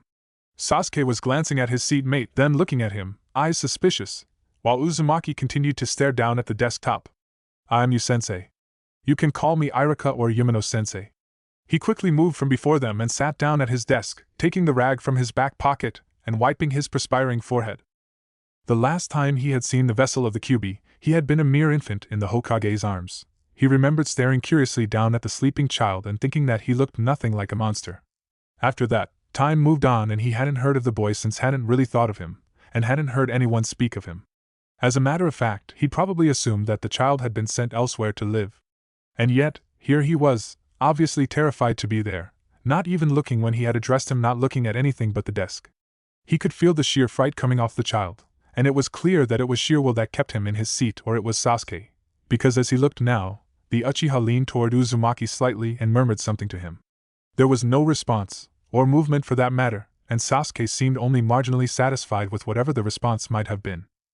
And so he gave a short discourse on chakra, handed out worksheets, information on chakra and its uses with 40 questions attached to it, which made most of the students groan, while Mizuki took attendance and all but balked at what he imagined was Uzumaki's name, judging by the incredulous glances he was sending his way, which Iruka dearly wished he wouldn't, because Sasuke, always a keen observer, was glancing up from his worksheet every now and then, looking at both him and Mizuki, but mostly Mizuki since he was staring so hard at poor Uzumaki. Thankfully, the class settled down to silent groans of reading and to the sound of pencils moving across paper. Ino and Sakura seemed half preoccupied with work, and at staring at Sasuke and Naruto. Even his own eyes returned to the two, and he noticed that Naruto was busy writing, and at a speed that said he must know something or two about chakra or that he had read the paragraphs carefully. The former made him nervous, the latter said that he would be a good student. His eyes zeroed in on the boy's hand, and he noticed, quite oddly too, that his fingers were very bony, looking brittle actually, with pale, almost translucent fingernails, and the hands had a fine tremor running through them. He couldn't tell much by the large hoodie, but the boy did seem rather small, and he wondered what kind of treatment this child got, being what he was, or more like, what he had inside of him. He glanced at Sasuke and wondered if they were friends, or if the Hokage had asked him to chaperone Naruto for the day, but that seemed unlikely, because Sasuke would glance at Naruto every few minutes, as if making sure everything was going all right with him. So it said that they must be at least associates of some kind, though he wondered for how long. 45 minutes later, the last of them had at least finished, or had given up, and he watched as Ino and Sakura got up from their seats and moved to Sasuke. "Hey Sasuke-kun! Who's your new friend?" Ino inquired loudly, and Sasuke only gave her a half shrug of his shoulders and stared down at his worksheet. Ino moved to Naruto's side, Sakura following behind her, and placed an arm on Uzumaki's shoulders. "Hey, who are dash?" Naruto jerked violently away from her, his head flipped up, and Iruka was able to see some of his face that wasn't concealed by hair. Hollow, pale, watery blue eyes, sunken cheekbones under stretched pallid skin. At the same time Sasuke jumped up in his seat and snarled quite viciously. "Get away from us!" Ino and Sakura jumped back, faces stunned, and the class stared at Sasuke, who glared back coldly until most of the students looked away. Kiba, Shikamaru, and Shino stared curiously at the angry Uchiha, until he sat down and laced his hands before his face, elbows on the table. Uzumaki was staring down at the table again, but he had moved even closer to Sasuke, which the dark-haired boy did not protest to, and a small bony hand came up to smooth the hoodie down to conceal his face. The boy looked like he was starving. They were released for lunch in 3 hours, to stretch their legs and fill their stomachs, or everyone except Naruto's. Though he had brought a candy bar along with his own lunch, Naruto seemed too terrified to eat. He sat next to Sasuke under a tree, sitting too close and shaking terribly. He blamed Yamanaka for this. Naruto had been doing okay. He'd even discovered that he was a genius, judging by the way he answered those questions, and wondered what clan he had come from and what had happened to them. Then Yamanaka had to come over and intrude, and now Naruto seemed even worse than before. His skin was gray, and his eyes had gone to this empty, glassy look. "Sasuke, I want to go home," Naruto rasped, lifting his head up and turned his sad eyes on him. Sasuke grimaced. "There's only a few hours left, why don't you wait?" But Naruto shook his head, eyes shut tightly and tears squeezed out of them. "Please, Sasuke?" His voice sounded like broken glass. Sasuke sighed and dropped his half-eaten sandwich back into its wrapper and stood up. "Come on," he muttered as he headed back to the apartment, Naruto following too closely. While the children went out to lunch, he went over their sheets, annoyed by the stupid answers that Kiba gave. To the half-assed answers Shikamaru wrote just a hint of his intelligence, then nothing. Chuji's had oil marks on his, while Shino's was short and to the point. Hinata's read as timid as she sounded, and Ino had apparently copied off of Sakura. Sasuke's was very good. He was of a genius clan, but Naruto's, he had to blink several times to stare incredulously at the fine lettered print. Naruto's was a dissertation more elaborate than the paragraphs on the first paper. It had theories, examples, and most of the words he had used were multisyllabic. The voice of these answers were not of a 6-year-old but of a scholar. He stared at the empty desk where Uzumaki had sat, and wondered just for a second who or what occupied the space in the child's head. The door opened and the children returned, and he immediately noticed that Sasuke returned alone. The boy seemed in a most sour mood, periodically glaring back at Ino and Sakura enough that both girls knew that he was angry with them. He held his tongue until class was over, then called Sasuke over to his desk. "Have a seat, Sasuke." He gestured toward the seat in front of him, and the Uchiha glared at it before deciding to sit down. "Is Naruto alright? He didn't return to class." Sasuke gave him a steady look, before his eyes darted away, and he tried his best to give an empty face while he shrugged. "He wasn't feeling well." "I see," Iruka murmured, feeling worry course through him. "Are you and Naruto friends?" Surprisingly, Sasuke blushed and looked decidedly embarrassed before turning his face into a scowl. "Yes." Iruka hesitated then. Is he getting enough to eat?" Sasuke turned his gaze from over his shoulder to looking directly at him, eyes searching his face for what, he could only imagine. Perhaps it would be a long time before he felt he could trust anyone again. "I can't get him to eat, he won't eat, and when he does, he throws it up," Sasuke admitted grudgingly, darting wary looks at him. Iruka sat back in his chair, staring at the boy thoughtfully. "How long has he been that way?" "I dunno, maybe for years," he replied with a nonchalant shrug. "What have you been feeding him?" "Regular food." Iruka scratched his nose thoughtfully. "Try soups. Regular food may be too heavy on the stomach for one that doesn't eat often, okay?" Sasuke nodded and moved to his feet, heading quickly for the door. When the room was empty but for him, he graded papers and mulled over what the Uchiha had told him. Uzumaki Naruto was either starving from neglect or starving himself through some mental instability. He couldn't imagine that the Hokage would let this happen though. He roughly checkmarked Kiba's foolish answers, then realized that it was way past time for him to leave. The sun had set. He packed up, and was about to head home, when he thought of Naruto again. What was his home life like? He glanced back at the roster and searched for Naruto's address. Writing it down, he headed for Ichiraku's, getting a simple broth with small grains of rice floating in it, and headed for the Uzumaki residence. The apartment complex was decent, if a bit drab, and it seemed almost empty, not as noisy as his own apartment was. He headed for 057, and immediately caught sight of the newspapered windows. He stood before them and stared. Why were they newspapered? He knocked on the door, waiting patiently as he heard silent footsteps approach. Then the chain and bolt was released and the door cracked open, a black eye peering out at him, before the door opened fully and a blast of chemical cleanser assaulted him. Sasuke stood in the doorway, looking completely startled at his presence. "I thought I'd stop by and bring soup dash," he said by way of greeting as he invited himself in and took off his sandals, then stood there, taking the apartment in. "Whoa." Sasuke shut the door behind him and gave him a look of complete chagrin. "He's not going to like this." At that moment, a hooded Naruto stepped out of the bedroom door, eyes falling on him, and that small bony face turned sickly with horror. His mouth opened, Iruka braced himself for a scream, but only a rasp came out, and he retreated back into the room. Sasuke sighed and took the bowl of soup from him. I think he thinks you're going to kill him, he thinks everyone's going to kill him.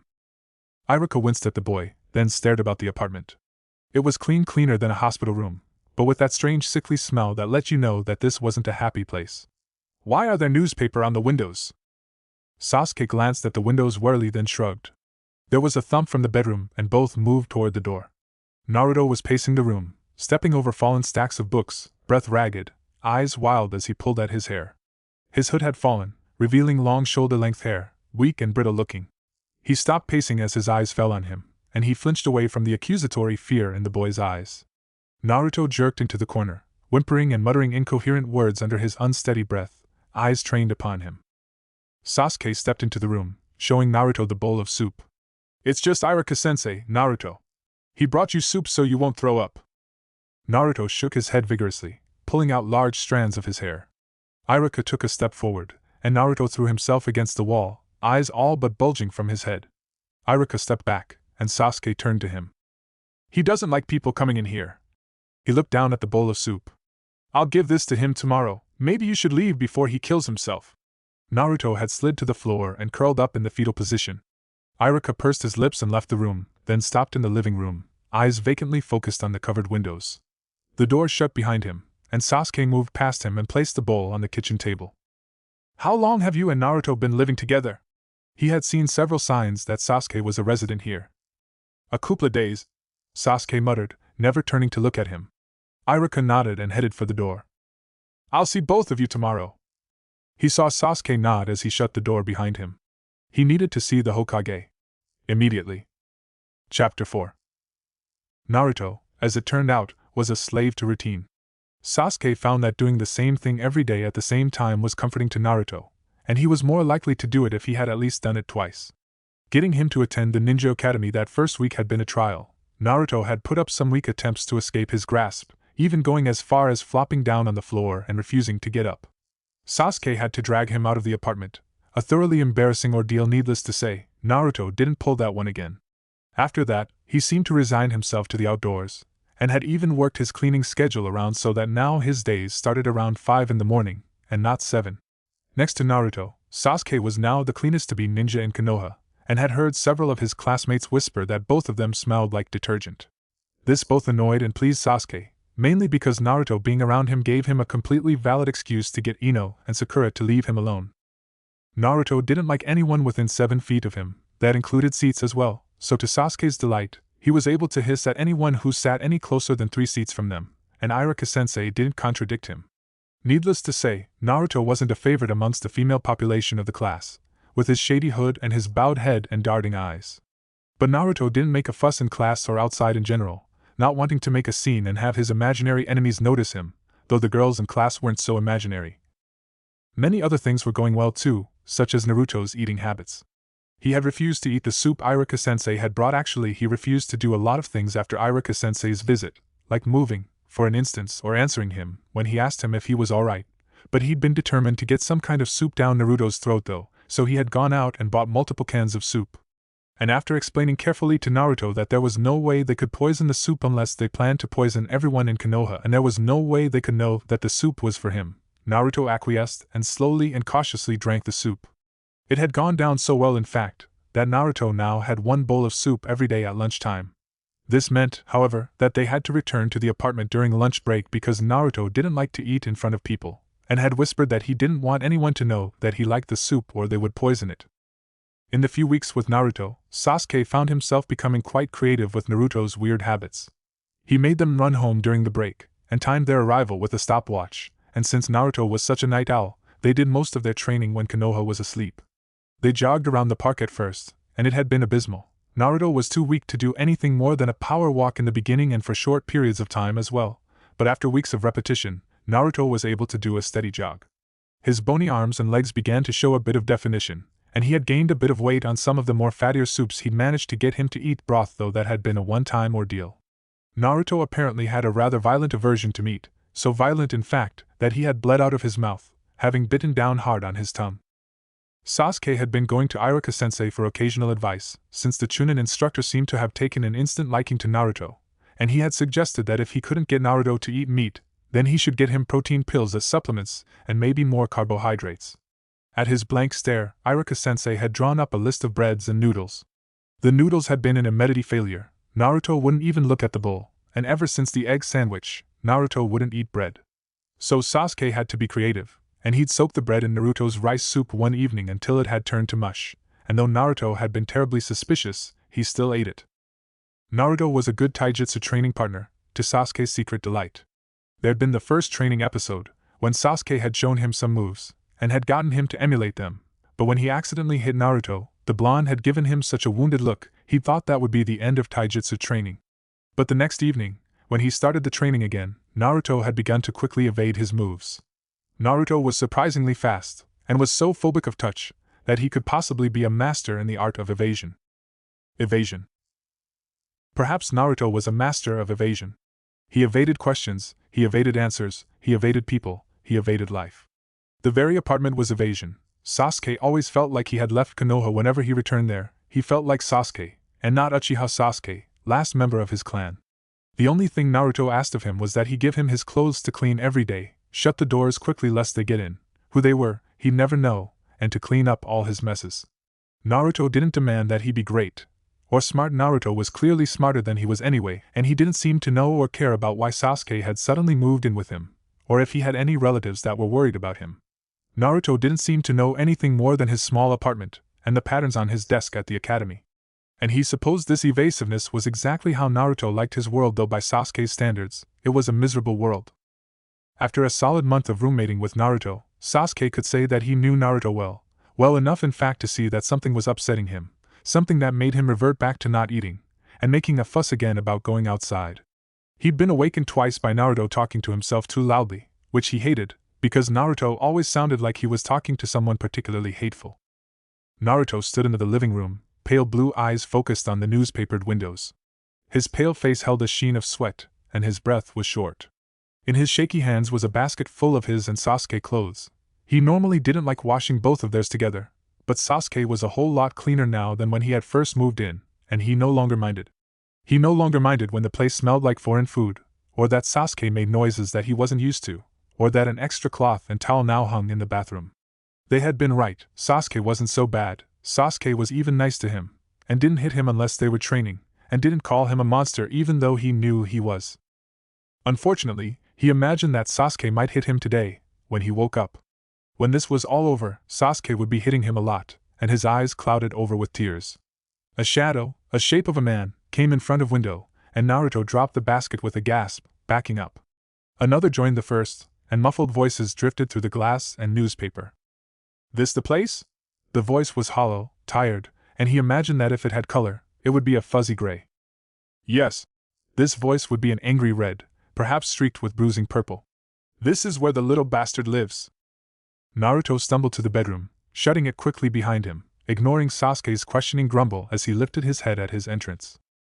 "We'll kill them, destroy them, tear their bodies apart, bleed them dry, sprinkle the earth with their souls." Naruto dropped to his knees as visions assailed him. He was so tall, above Konoha while it burned, the feeling of small bodies being torn apart, crushed by his limbs. There was blood in his mouth, blood of hundreds, and he gurgled, crashing to his knees, pulling at his hair so that he could suppress his screams. If the villagers knew he was in here. "Naruto!" There were fingers digging into his, prying them from his hair, and he looked up with a sob to see Sasuke's frightened face, tormented with confusion. "What's the matter? You're pulling out your hair, stop!" Sasuke was so much stronger than he, and he was forced to release his hair. Sasuke moved away from him, probably disgusted, and he crawled to his corner, sobbing. He didn't think he could take any more of this. He sat back on his pillow and sobbed, vision blurred by tears, and he could only see a dark blur in front of him before something came over his mouth, and he blinked rapidly so he could see.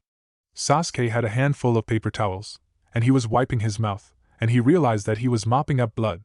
Sasuke's face was pinched, dark eyes wide, but he seemed focused on wiping the blood from Naruto's mouth and chin until there was none left, and all Naruto could do was sit there, drained, and watch as Sasuke scrubbed the spots of blood on the carpet with cold water and bleach.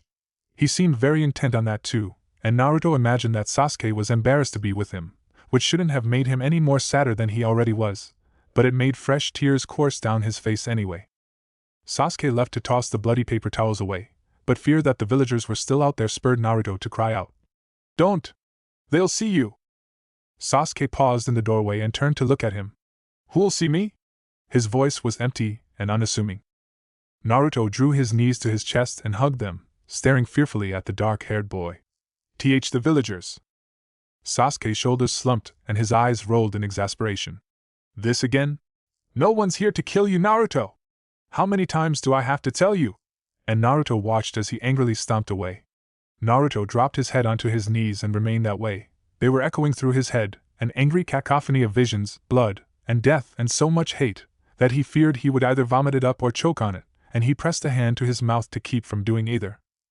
When Sasuke returned, he had the basket of clothes that he had intended to wash, had apparently showered, and Naruto watched in horror as he put the clothes on.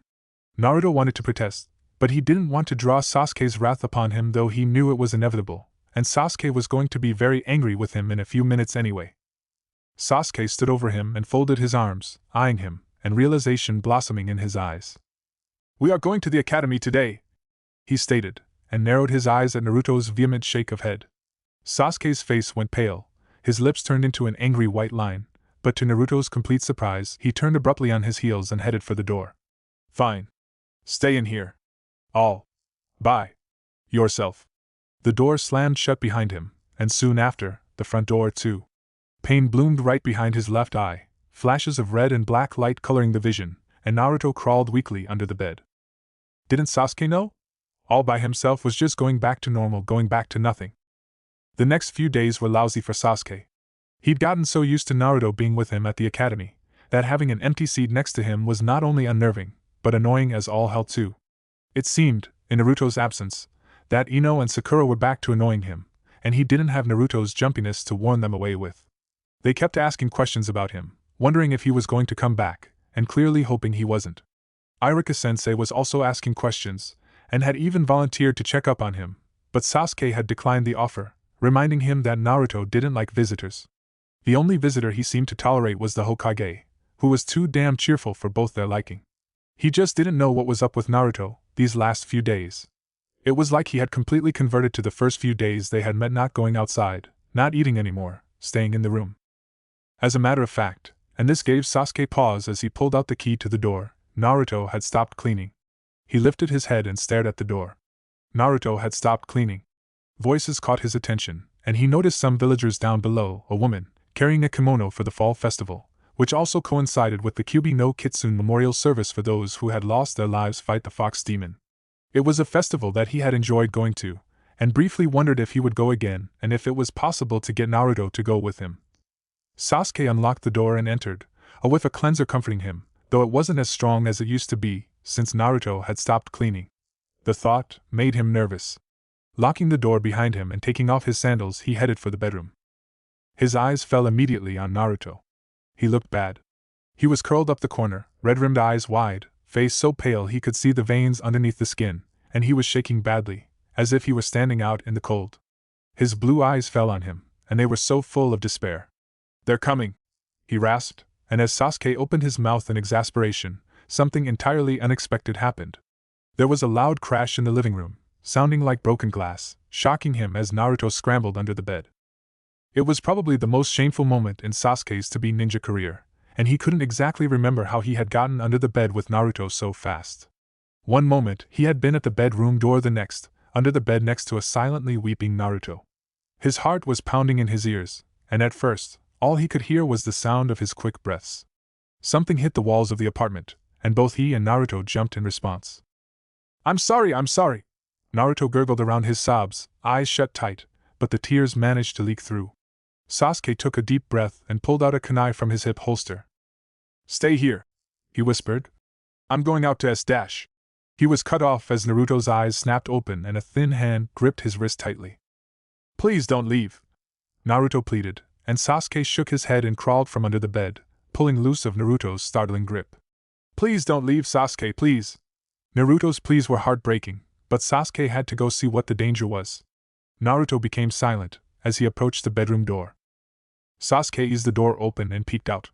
The window was broken, bits of glass and newspaper littered the floor, and he noticed a large brick and several rocks also littered the floor. "You fucking monster!" a voice shrieked out, and Sasuke jumped, eyes darting to the window. "Come out, you bastard!" Something sailed through and shattered against the wall, and he saw that it was a beer bottle. Sasuke slipped through the doorway and crouched carefully along the floor so he was not visible via the window, and when he came to its side, he peeked out. Quite to his disbelief, and his mouth did fall comically open, there actually were villagers down on the ground, 6 of them, all looking red in the face and royally pissed.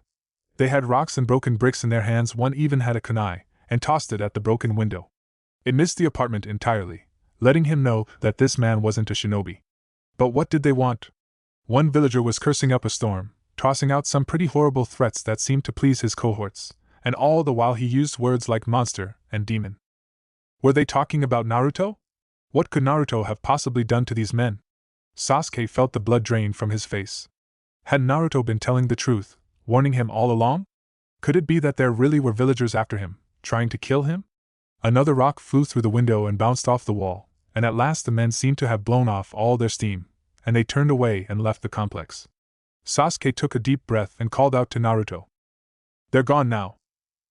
Naruto's head appeared at the bottom of the doorway. His face was red and wet with tears, his lips were bloody, but there was relief in his frightened blue eyes. They looked at him, then at the mess in the living room, and his face scrunched up, and more tears came as he climbed to his feet. Sasuke watched grimly as he moved into the kitchen, opened the cabinet under the sink, and pulled out a square plank of wood, a hammer, and some nails. This had apparently happened before. Together they nailed the wood over the broken window, cleaned up the glass and rabble, and after Naruto completely cleaned kitchen, living room, and bathroom, retired to the bedroom. There, he helped Naruto tape more newspaper to the window, and built up the courage to ask, "Why were they attacking us?" Naruto's face crumbled as he smoothed the newspaper down with bony hands. "Because I'm a monster," he whispered as he silently cried. When that was finished, Sasuke thought it might be nice to try and calm Naruto down, and him too, so he pulled out the 1,000-piece puzzle he had packed, and they began to put it together. And though Naruto actually seemed intrigued by the puzzle, he never stopped shaking, and he never stopped crying. It was as if his tear ducts were on auto-drip. Sasuke's fist that rested on his knee tightened. Naruto wasn't crazy, Naruto was scared, because people were trying to kill him. But why? Naruto was so afraid of people, his own shadow made him nervous. Rage filled him.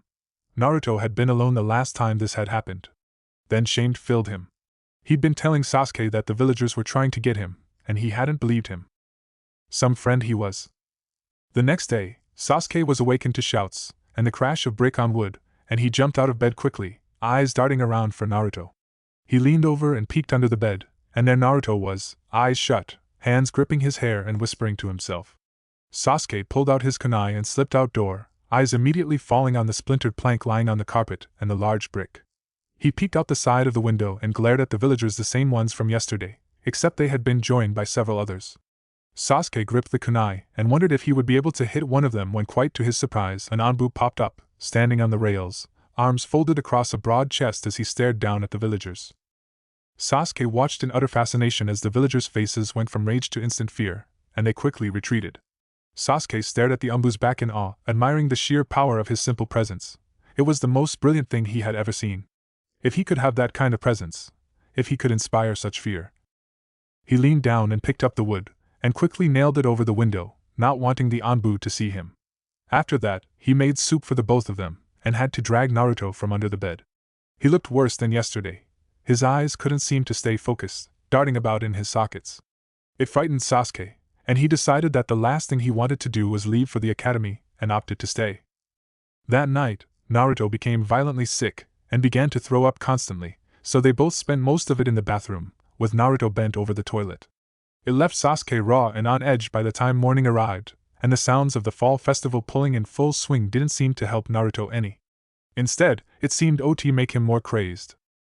"Please stop," Naruto rasped around a raw throat, cradling his head and rocking back and forth. Sasuke sat on the tub rim, eyes darting between Naruto and the sounds of voices approaching the apartment. "Please just stop," Naruto sobbed. I didn't do anything to anybody. Please don't say that." He was pulling at his hair again, talking to that mean person in his head again. Something hit the door, a voice shouted, and that was it. That was it. Sasuke leaped up from the tub and rushed at the door, pulling out his kunai, and he threw aside the locks, snarling as he threw open the door, because he was too angry to form anything intelligent. There was a man there, his fist raised as if he was about to pound on the door again, his mouth opened in an O of surprise. Sasuke gave another guttural snarl and swung the kunai. The man jumped back, but Sasuke managed to nick him on the neck, and the man backpedaled over the railing and fell 3 stories to the ground. The angry villagers hushed with shock, one rushing to the man as Sasuke jumped on the railing and prepared himself for a jump, but to his surprise, the villagers gathered up the motionless man and retreated as quickly as they had when the Anbu appeared.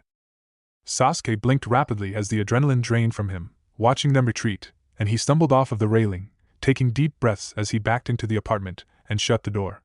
Leaning against it, he laughed like he was laughing for the first time. He felt good. No, he felt powerful, like that Anbu, like he was that Anbu. Sasuke laughed, running a hand through his hair, until he could laugh no more, and Naruto returned to his thoughts. As he headed for the bathroom, he admitted to himself that he clearly felt like he had passed some kind of test, and as he crouched over Naruto, gripping him in a headlock so that he would stop banging his head into the tiled floor, he promised himself and Naruto, to power. To absolute power. Chapter 5. There was blood everywhere, on the walls, on the floor, on the ceiling, on him. It was as if he had bathed in it, rolled around and smeared it all over his body until his very eyeballs were coated. Naruto's eyes rolled madly in their sockets as he tried to avoid looking at the pulsing body parts that littered his bedroom. There was a man's head on the bed, a man with dark hair and eyes, staring at him accusingly. On the floor below the man's head was a heart, perhaps his heart pulsating madly, trying to pump blood through the aortas to arteries that no longer existed. Instead, it squirted droplets of blood onto the already drenched carpet. Across the room, intestines writhed around the bookcases in a macabre dance, and it seemed to move to the same beat as the heart. He wasn't sure if the images were real or fake, but he was sure that he didn't care, he was frightened all the same. There was laughter in his head, and the voices looked out through his blood-coated eyes and roared their amusement, but mostly it was rage. The head on his bed opened its mouth moved, and brown words puffed out, the color of rusted blood, and they floated toward him, wretched he imagined, if he could read at the moment. He was temporarily struck dumb, and the only thing he understood about the words were that they would hurt when they touched him. He was curled up on his pillow, hands forever smashed against his ears, a vain attempt at blocking the angry voices and their malicious laughter, their anger against the walls of his mind, in which they were trapped. Between the terror and pain, random thoughts would come to him, like that it was October, his most hated month, or that he had urinated on himself. He wanted to wash badly, but every time he removed his hands from his ears, it felt like claws were scraping against his brain, and he knew he was screaming something unnatural. A severed hand skittered across the crimson carpet. Occasionally, when he wasn't in so much pain, and the random thoughts seemed to cease, he would find a dark-haired boy crouching before him, a villager. His mind would scream, and he would whimper and wish the unknown villager away. Blackened words would puff out of his mouth, twisted with gray, and he even thought, between screaming and wishing there wasn't a wall behind him, that the boy looked clearly distressed. Then he would go away, and Naruto would return to staring at the severed head, who spit rusted words at him, hating him with his eyes. The boy reappeared in his vision, and had a paper towel in his hands, a wet one, and he wiped his face and mouth, and tried to pull his hands from his ears, but he didn't want his brains to be clawed up again, and fought to keep them pressed to his ears. He wished the villager would go away. He'd heard his family, relatives, and other people in general refer to hell. They'd say, "Go to hell," or, "This is hell," or, "I must be in hell." And he hadn't thought much on it, except that hell was apparently an unpleasant place, and no one liked it or wanted to go there. So surely, Sasuke reasoned, this must be hell. Somehow, he and Naruto had been sentenced to hell, and there was apparently no date of release. Sasuke hovered in the doorway, staring at his roommate Naruto, who did not seem to recognize him anymore. They had been roommates for more than a month, they had become comfortable in their routine, and it all seemed to have faded in one moment. Naruto writhed on the pillow, fresh blood smeared all over his sweater and hands from his mouth and the multiple scratches that ran down the sides of his face. His nails had been scratching his scalp raw, pulling out strands of his hair so that it littered the area where he lay. It had been 4 days since he had swung the kunai at the unknown man, and he only briefly wondered if the man was dead, and since then, Naruto had been a mess. He refused to move from the pillowed corner, would not eat, would not clean, he wouldn't even move to use the bathroom. Sasuke had attempted to drag him to the bathroom, but the mere sight of him seemed to drive Naruto insane. He had screamed, a high-pitched keen that had made him leap back in fear. Once he had caught sight of Naruto's eyes, and it seemed that some of the capillaries had popped, leaving his eyes bloody and leaking, and if they weren't constantly rolling in their sockets, they were frozen on the bed, staring at something. It was the reason why Sasuke hadn't slept on the bed since this all began. Then, there were the words, grating and thick, slurred around the blood that gurgled and trickled from his mouth. They were frightening, angry, and often enough, it didn't sound like Naruto. "It's only a matter of time," Naruto hissed suddenly between a whimper, and Sasuke stepped into the reeking room. "We'll be free, it's only a matter of time. Nothing lasts forever." The voice coming from Naruto's bloody mouth was like nails on chalkboard, and Sasuke brushed the goosebumps on his arms as he moved to where the books sat, lining the wall in neat piles. It was the spot he had been occupying for the last 4 days, because Naruto didn't seem to notice him there, only when he was directly in front of him. He tried wiping his face and mouth, tried pulling his hands from where they covered his ears and dug into his scalp, but Naruto was terrified of him. "Nothing lasts forever," Naruto whispered again. His bloodshot eyes seemed to follow something along the floor, but Sasuke could only see carpet. He sighed, rubbing his exhausted eyes, and tried to tune out Naruto's constant whimpers as he settled in for another hell-like day. He hadn't returned to the academy since this had all started, too scared to leave Naruto alone in the apartment in case the villagers returned, and he half expected Iruka-sensei to come and inquire about their absences, but he imagined that the Chunin was too busy enjoying that stupid fall festival, in which he blamed for all his current troubles. Right now he could be training, getting stronger, advancing faster than any other academy student, but no, he was stuck inside the apartment, with Naruto, and somehow he just knew it was all the festival's fault. He just didn't know why. "Sasuke?" He was awakened by the sound of his name, and his eyes jerked open, blinking blearily at the blob in the corner, until they managed to focus. Naruto was on his hands and knees, bloodshot watery blue eyes darting around the room, looking lost, as if he hadn't a clue where he was. His lanky hair was matted with blood and dirt, his ears and cheeks scratched and crusted with dried blood and scabs. There was dried blood running along his neck and staining his gray sweater along with his hands. He looked like he had gotten in a fight with a girl, a particularly vicious girl. Sasuke sat up with a groan, realizing once again that he had fallen asleep on top of the books. "Naruto?" he replied hesitantly, unsure if Naruto would recognize him after a full week of screaming when his eyes fell upon him, or when he approached. Naruto's eyes fluttered in a very familiar way as he continued to look about the room in confusion. He opened his mouth, and Sasuke could see that his tongue and teeth were coated in blood. "I'll get some water," he muttered, quickly exiting the reeking room and getting a glass of water. As he was about to exit the kitchen, he paused to grab a candy bar. Naruto hadn't eaten in a week, and would no doubt be hungry. When he re-entered the room, Naruto was pulling at the front of his sweater with his index finger and thumb, looking thoroughly disgusted with his appearance. "Here." Sasuke held the glass near Naruto's face, startling the blonde, who blinked up at him, then crawled away from the glass. As he moved, Sasuke got a whiff of blood and urine, and he grimaced as Naruto crawled out of the room and headed straight for the bathroom, which would clearly be a relief for both of them. Under normal circumstances, he would crack open a window, but he was leery of that scenario, it not being safe and all. The sound of the shower turning on was music to his ears, and he dragged Naruto's soiled pillow out of the room and into the hamper. He was awash with relief. Things would get back to normal, he believed, as he put the candy bar away and pulled out a can of soup. They would get back to training at nights and studying in class during the day, he thought gleefully as the soup heated on the stove. The soup was happily warmed by the time Naruto emerged from the bathroom in a fresh gray sweater and dark green pants. He wobbled into the kitchen, darting nervous glances at him as he bent over and pulled cleanser out of the cupboard under the sink. "Nah." Sasuke shut the cupboard and dragged a weak Naruto over to the table where the steaming bowl of soup sat. "Eat first," he commanded. Naruto blinked and hovered over the bowl before he took the spoon and sipped carefully, eyes moving to the window that was boarded. Sasuke grimaced. He didn't know how he would get it fixed without calling in a professional outsider. "We're going to have to get that window fixed. How'd you fix it before?" Naruto stared dully at the soup, but jumped when a knock came from the door, and quickly staggered back into the bedroom. Sasuke pulled out a kunai and threw open the door, prepared to put up a fight, and taking a step back when he saw that it was the Hokage.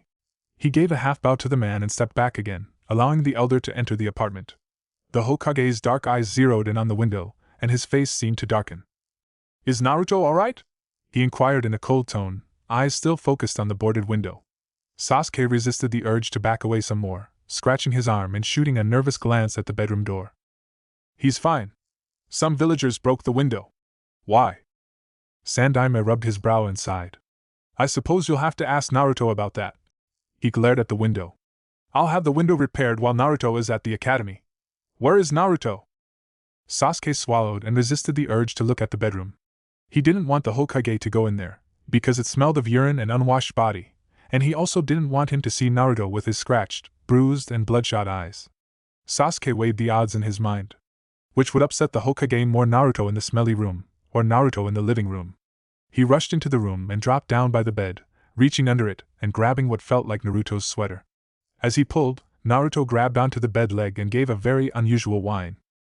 Naruto, let go of the bed, he hissed, glancing back nervously. It's just the Hokage, damn it. Let go or he'll come in here. Naruto released the leg as Sasuke pulled him to his feet and pulled his hood over his eyes. Sasuke, holding him by the arm, presented him to the Hokage. The old man looked Naruto over, giving a smile at the small hooded figure. How are you, Naruto? He asked in a kind grandfatherly voice. Naruto's thin fingers began to wring themselves as he stared at the carpet. Fine. Naruto's voice broke around the word, which wasn't very reassuring, and the Hokage's sharp eyes narrowed. He took a step forward, and Naruto's face started up to look at him, then back down, and that one glimpse was all they needed to see his scratched face. Though he was thankful that Naruto had washed away the blood, his face still looked like someone had taken gnarled wire to it. The Hokage's brows rose and his eyes moved to Sasuke's in question. We were sparring, Sasuke answered quickly, and felt his face redden in embarrassment. Sure, if he were a girl, the scratches on Naruto's face would have been believable. He'd seen Ino and Sakura resort to clawing and hair pulling in a spar. He'd laughed himself sick at the time, but the Hokage didn't look amused or like he even believed him. Your sensei has reported that neither of you have been in attendance at the academy for over a week. At his words, an Anbu moved into the doorway, frightening Naruto, who fled back to the room. Sasuke stared at the Anbu. It was the one from the other day, the one that had frightened the villagers away. He wore the mask of a turtle and had broad shoulders, very broad, unusual for a ninja, and Sasuke thought that he must do more taijutsu and strength training than the other Anbu he had seen. Sasuke? He looked back at the old man. The Hokage was staring quite intently at him, and he resisted the urge to cringe. Naruto's been sick the whole week, and people have been throwing things at the apartment and shouting, and it's been driving us crazy. It wasn't safe to go out. His tone bordered on accusatory, and the Hokage gave a very exhausted sigh in response, and it was clear to Sasuke that it was going to be his only answer until he could get Naruto to say something that didn't seem crazy, though he imagined he would believe anything Naruto claimed, seeing that he had been telling the truth this whole time about the villagers wanting to kill him. He'd believe Naruto next time. Hours later, the apartment was smelling like it had been bombed with bleach, to Sasuke's satisfaction, and he stood in a towel, having had all his clothes removed, and watched as Naruto put the cleaning supplies away. The bedroom had been scrubbed from wall to floor, the bed had been stripped, and the books wiped down. He had even helped Naruto repaper the windows, even the boarded one, and had found the action strongly reassuring, though he couldn't imagine why. Now all they were waiting for was all the clothing and linen in the washing machine. Naruto returned from the kitchen looking bizarrely satisfied, with his scratched face and frail disposition. Sasuke pulled him back toward his cold soup and watched over him until he was greeted with an empty bowl and Naruto green around the edges.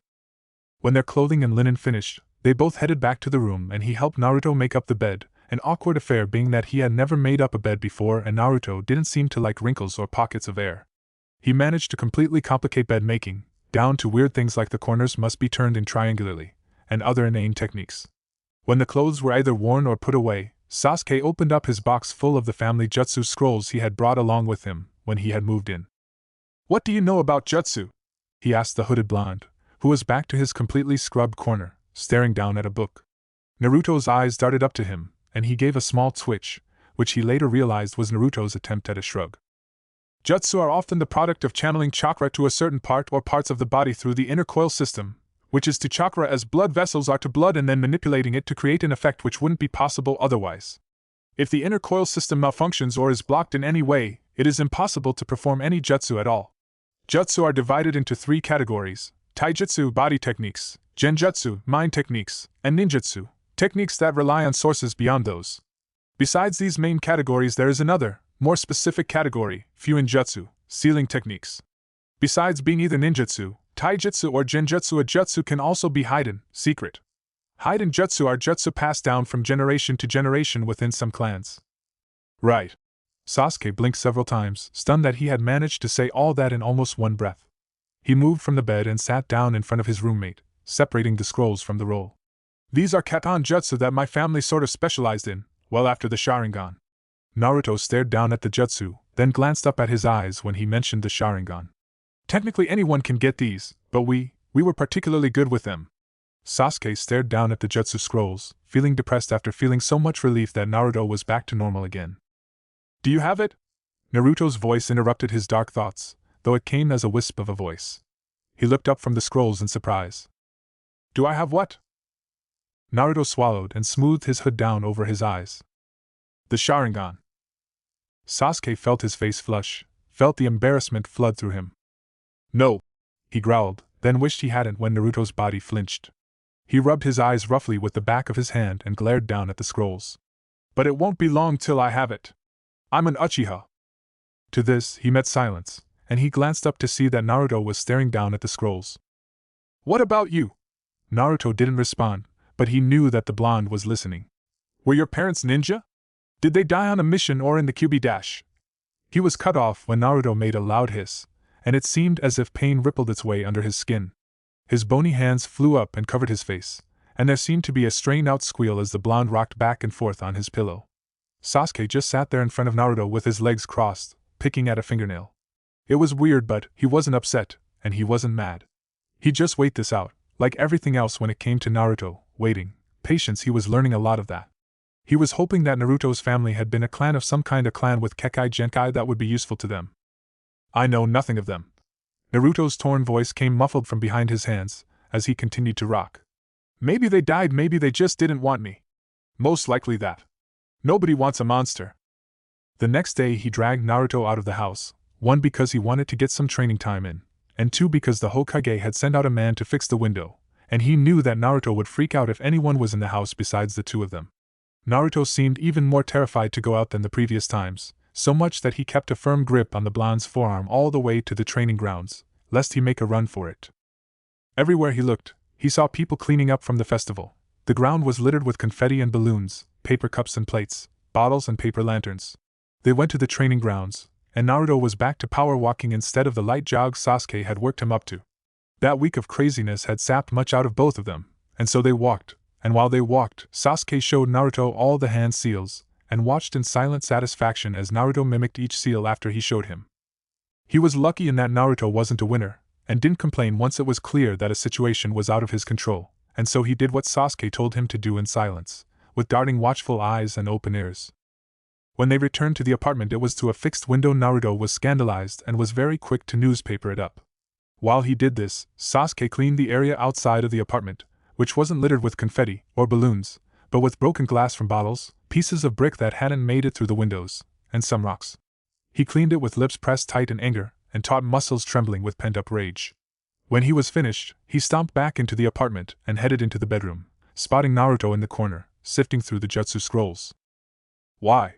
He snapped, startling the blonde, who dropped the scrolls and immediately hid his face with the hood.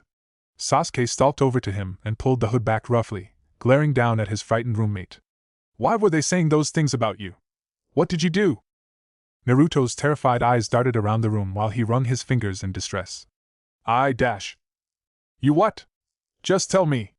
I won't be mad, I swear. Naruto looked up at him with watery eyes. I'm a monster, he whispered, and seemed to wait for his condemnation. Sasuke threw up his hands in frustration. You've said that before, but it means absolutely nothing to me. What, did you kill someone's babies or something? To his complete disbelief, Naruto nodded, staring almost emptily at his legs as he whispered. Many people. Sasuke took a step back and bent over at the waist so he could see Naruto's face, which was white and a bit shell-shocked, like he couldn't believe he had admitted this. How'd you do that? You don't know any jutsu or dash. We were above them, Naruto interrupted, and his head darted up and he stared up at Sasuke like he was barely seeing him. We were above them, and they were ants to us, our ants to us. His weak voice seemed to grow strength, and then Naruto was standing, still staring at him, and Sasuke felt a chill run through him as Naruto continued. They tried to hurt us, but we crushed them with our paws, and we crunched them with our teeth, and swept them away as dust with our tails. So many of them, so small. His eyes began to follow something around the room, and Sasuke looked about to see what he was looking at, but there was nothing but the 2 of them. Naruto's body gave a spasm and his blue eyes rolled in their sockets. He slumped down onto his pillow, and cradled his head in his small thin hands, groaning softly. Sasuke sat back on the bed and stared slack-jawed at the boy in the corner. This sounded eerily like the recollection he had heard from a cousin who had been speaking of the Kyuubi attack. Sasuke turned and stared out into the living room, seeing one of the newspapered windows, remembering the drunken, angry words of the villagers. He looked back at his companion. Do you mean that you're Kyuubi no Kitsune? A shudder ran through Naruto's body at the name, and Sasuke swallowed. Was it true? Was he sharing a room with a nine-tailed fox demon? His eyes ran over Naruto's frail form. He didn't seem like a demon, he'd seen more aggression in kittens. But what if Naruto was more aggressive? What if this was merely some type of ploy to make people think he was weak? Sasuke scratched his chin and thought harder. If Naruto was the fox demon, that meant that every one of the villagers knew about it, even the Hokage. Why would they let him live, having killed so many villagers and ninja? It didn't make sense to let something that powerful and evil wander about the village unharmed. He peered at the object of his thoughts, and watched him pull the hood back over his head. Maybe they couldn't kill him, maybe they had no choice but to let him coexist, better the enemy before you than behind. There was an infinite amount of possibilities sitting right here in this room with him, frightened of him, willing to do whatever he told him to do. He gazed at glimpses of Naruto's face, and for the first time noticed that the scratches along his cheeks and ears had all but faded, disturbingly fast for a regular person. Sasuke got to his feet and saw Naruto tense in response. Well, come on. We have to eat lunch. They returned to the academy the next day, watched under the curious eyes of the students, and the very relieved eyes of Irika-sensei. They sat in their seats a distance away from all the other students, and kept to themselves.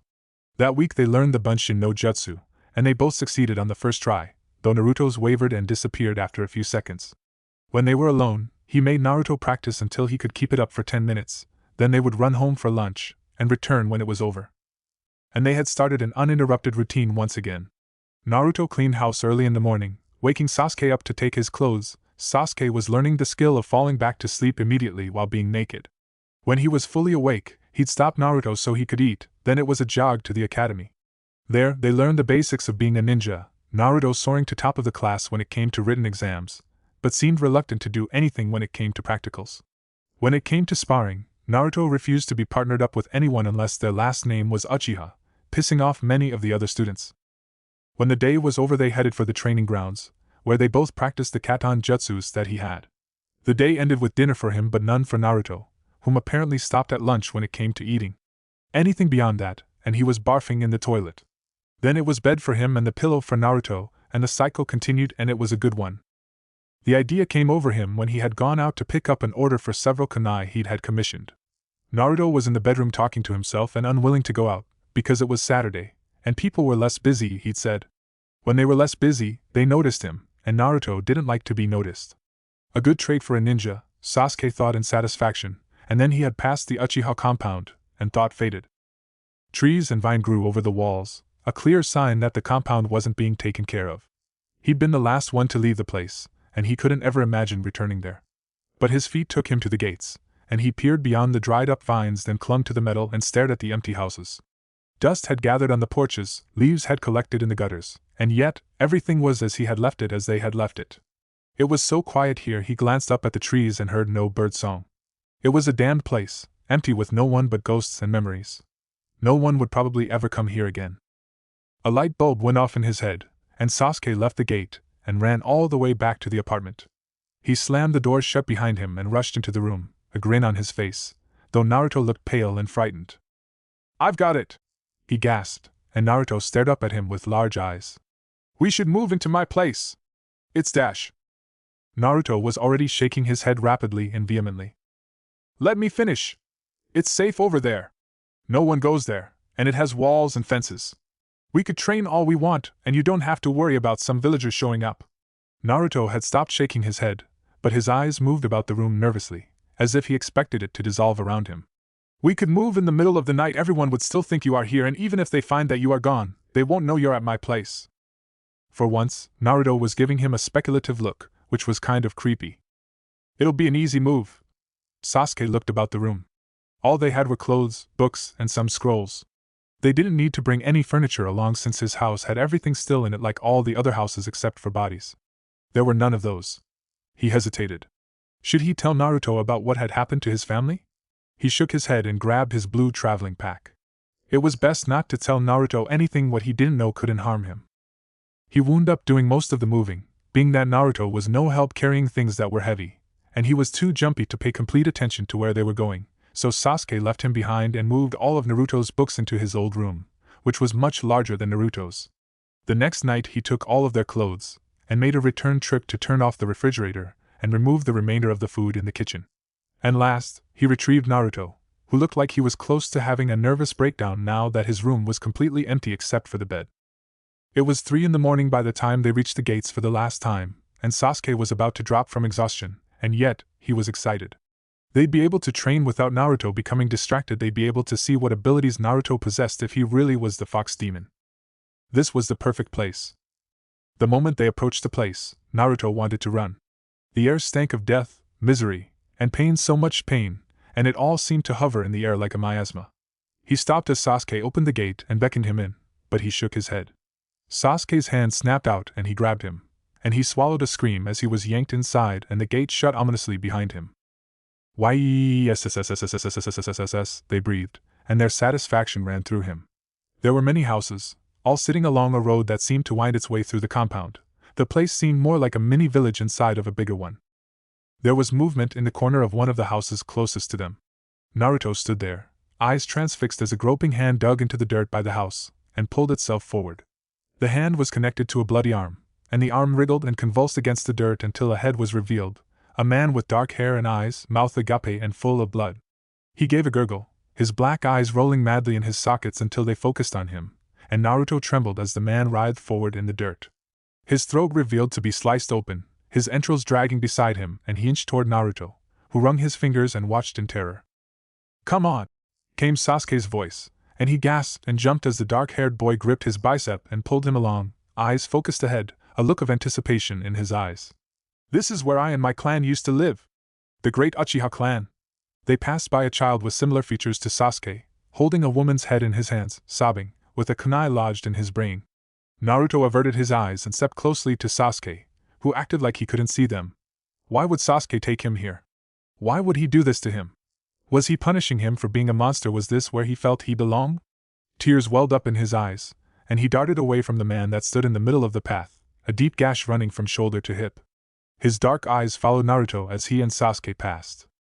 Sasuke was frowning at him, glancing around, eyes passing over the man, but apparently by his shrug, not seeing him. He saw women in windows holding headless babies, and men on porches, hobbling on bloody stumps. They all stopped to look at him. They stopped in front of a large house, and he saw that Sasuke hesitated a moment before entering. "This is where we're going to live from now on," he muttered, and Naruto saw that he was pale. They entered the house, and Naruto choked. There was so much hate and anger here, so much of it, that he imagined it had spread throughout the compound and had consumed everyone in its path. A woman came into view, a pretty woman with soft dark eyes and lovely black hair, and a kunai sitting deep in her breast.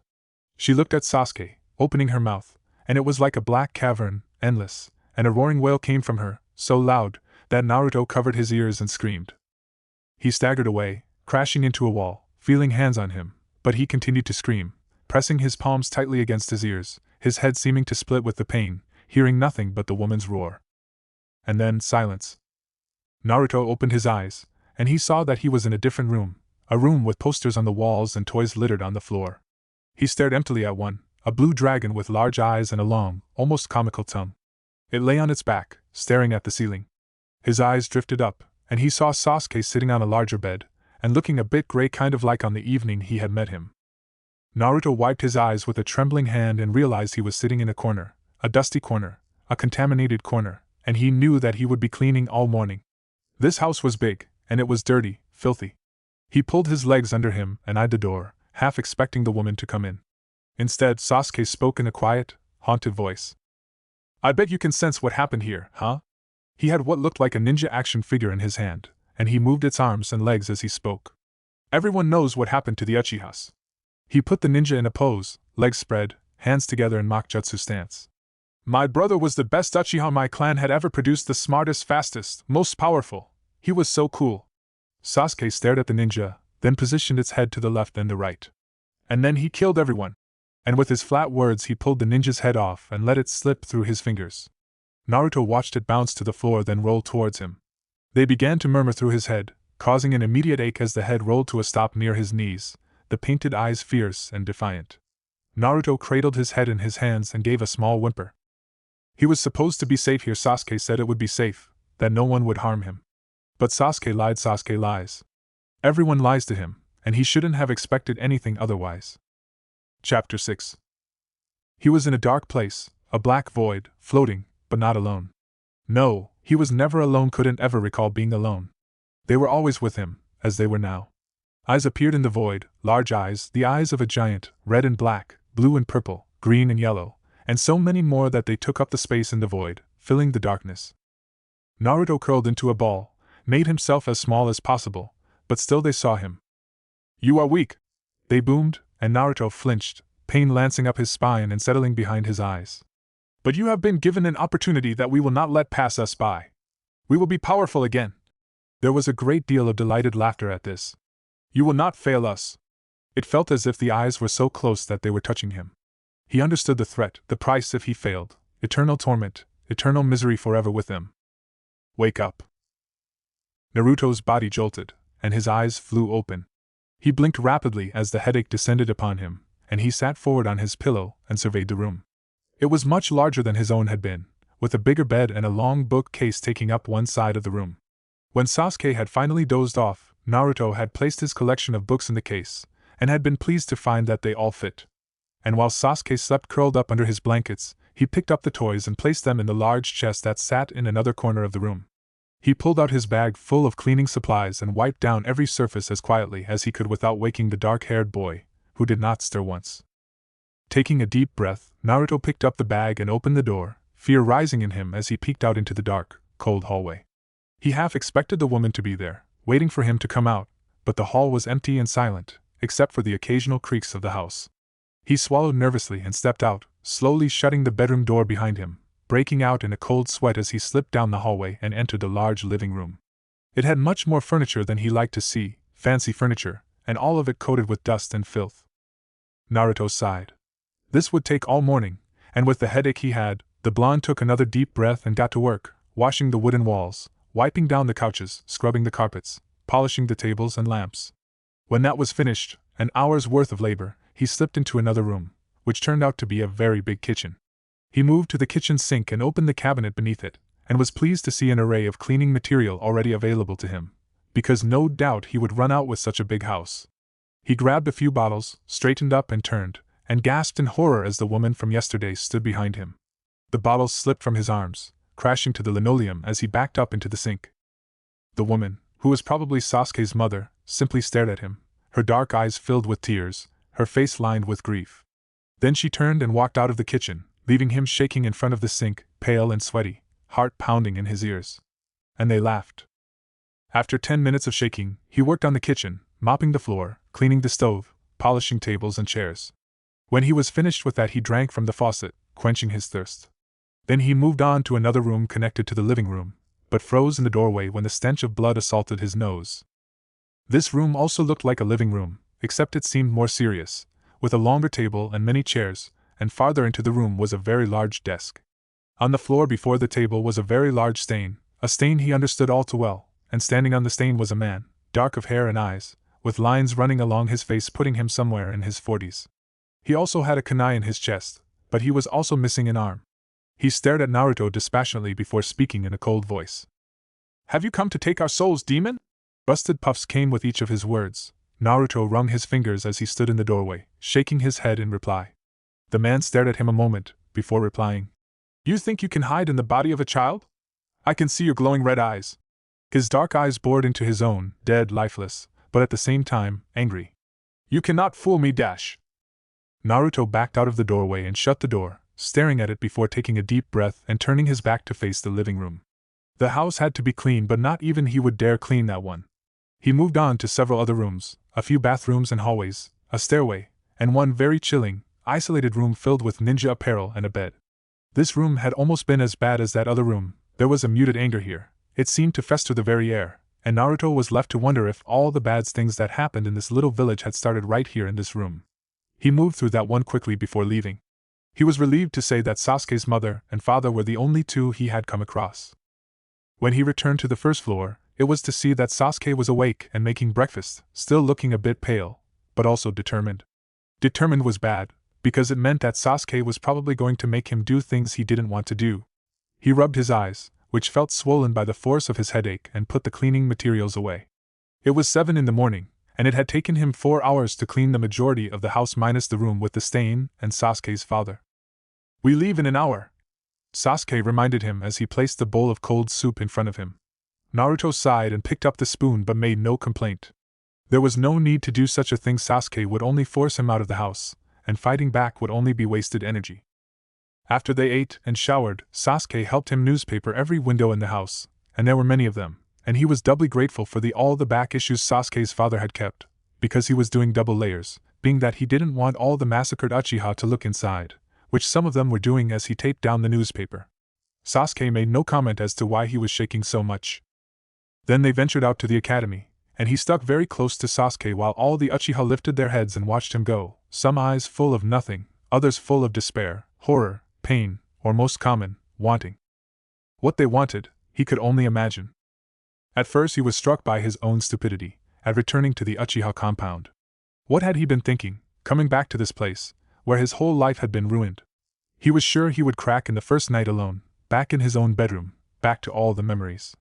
But he had awakened at one point, and seen Naruto putting his books in his bookcase, and all the fears seemed to ease away. Naruto was part of his new life, in which his old one couldn't touch, and Naruto's indifference to his tragedy was reassuring. He didn't need pity, or for someone to constantly bring it up or try to heal it for that matter, and he could assure himself that Naruto would do none of these. Naruto would not talk about it at all, not because he was tactful or sensitive, but because talking meant someone would pay attention to him, and Naruto just didn't like to talk, which was fine with Sasuke. And it turned out, as time passed, that though he was back where he had started, things were still different, and though Naruto was jumpy, and stared at weird things, he also went outside more without Sasuke having to pull him out, or glare threateningly. They trained when they wanted, day or night, without the worry that someone would approach them except for the Hokage, who was very surprised by their move. But he was also very pleased by Naruto's progress. The blonde no longer looked like he was starving, had grown a few inches, and actually managed to look at the Hokage without fear. That didn't mean he talked to him. A conversation with Naruto consisted of yes or no, unless, and this was the only exception, if he was giving a textbook-style explanation, and this he didn't do very often because Sasuke had stopped asking him if he knew things. He just assumed Naruto did, and if he didn't, well, Sasuke couldn't tell. Naruto was a very good training partner. Reluctance and frailty aside, it appeared that Naruto was the type of person that when he did things, he did them right. So though he knew Naruto had no wish to be a ninja, that didn't stop the blonde from taking training seriously. He fought Sasuke during taijutsu training, and he was sleek and fast, incredibly evasive and leaning toward the fluid movements of Tai Chi. His jutsu abilities were at the standard level, and he could perform all of the Katan jutsu Sasuke could, and his kunai tossing was accurate and deadly, now that he had the physical strength to make the kunai stick. So it wasn't much of a surprise when Naruto quietly mentioned the use of a katana. The man had approached him while he sat under a tree with Sasuke, sweating from their taijutsu training, and feeling the ache in his muscles, and from spots where Sasuke had hit him. The sun was peeking at them through the leaves, and he wished he were inside where it couldn't bug his eyes. He was already feeling very nervous, not because he was outside, but because it was quiet. Everything was quiet. They had not said, or laughed, or roared in the last hour, and this frightened him.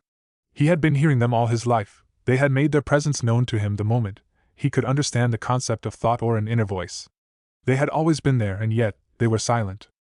He could only conclude that they planned something horrible for him in the same way they forced Sasuke upon him. So when the man with a large chunk of his skull missing staggered toward them, he was not surprised. Sasuke was oblivious, as usual, staring out at some of the houses, unaware that the man was there. He wore a chunin's vest, and his hetaite hung comfortably around his neck, seeming completely normal despite the exposed brain. Dangling in one hand was a katana, worn from use and looking quite comfortable. He stopped several feet from them, and Naruto looked up at him, ready to leap out of the way if the man attacked, which he no doubt would, being that he was a villager, and they always wanted to see him suffer. "You're a small one, eh?" the man commented congenially, puffs of rust escaping his mouth. Naruto swallowed and glanced at Sasuke, who started to sharpen a kunai, looking relaxed and content. He looked back at the man, who smiled happily, which was alarming, because none of the other Uchihas had ever smiled. He couldn't imagine why they would have a reason to. "I saw you and Fugaku's boy sparring, And you look to me like the kind of boy who should be getting a sword. He leaned forward and peered down at him, and Naruto leaned back. You're not very strong physically, but you got precision and you got speed. Go get yourself a sword and I'll show you some moves since I ain't done shit for 6 effing months. He waited for Naruto to reply, and just when he decided not to say anything, they stirred, and he knew he would have to do what they wanted. Naruto nodded rapidly, and the man smiled. Good. I'm Nabeshin. I'll see you sometime. And strangely enough, his gaze hollowed out, and he seemed to lose interest and simply drifted away. Naruto wiped his brow and glanced again at Sasuke, who was inspecting the kunai he was sharpening. Sasuke? He whispered, and the other lifted his head and turned questioning dark eyes upon him. Naruto averted his eyes, instead staring at Sasuke's shoulder. I would like to train with a sword. A look of keen interest flashed through Sasuke's eyes, and he turned and gazed toward the houses. That's interesting, he commented, and got to his feet. Naruto stood up and quickly followed him as he made his way through a winding path between houses, pausing at intervals with a slight frown, before turning down one corner, until he approached a square house with the distinct scent of metal. Sasuke hesitated at the door before stepping in. The house was actually an armory, the walls lined with spears, cudgels, katana, nodachis, poles, kunai, shuriken, and axes. Sasuke stepped up to one of the walls and pulled down a short-bladed katana, about the length of his arm, give or take a few inches. He handed it to Naruto, and as he gripped the worn gray handle, noticed that it wasn't as heavy as he had thought.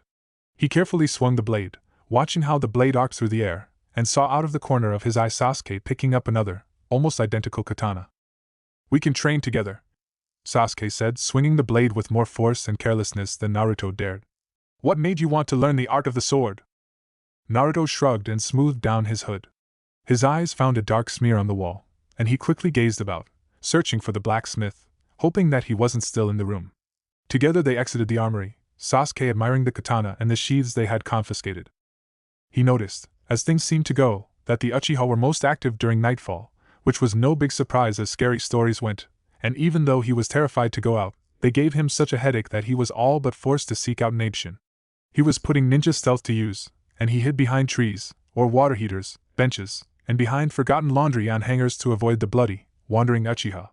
He often found Nabeshin wandering around a building, looking agitated, and he looked upset every time Naruto approached him, and he could only reason that something about the house upset Nabeshin greatly, and he couldn't understand why Nabeshin would return there every night if the place upset him so.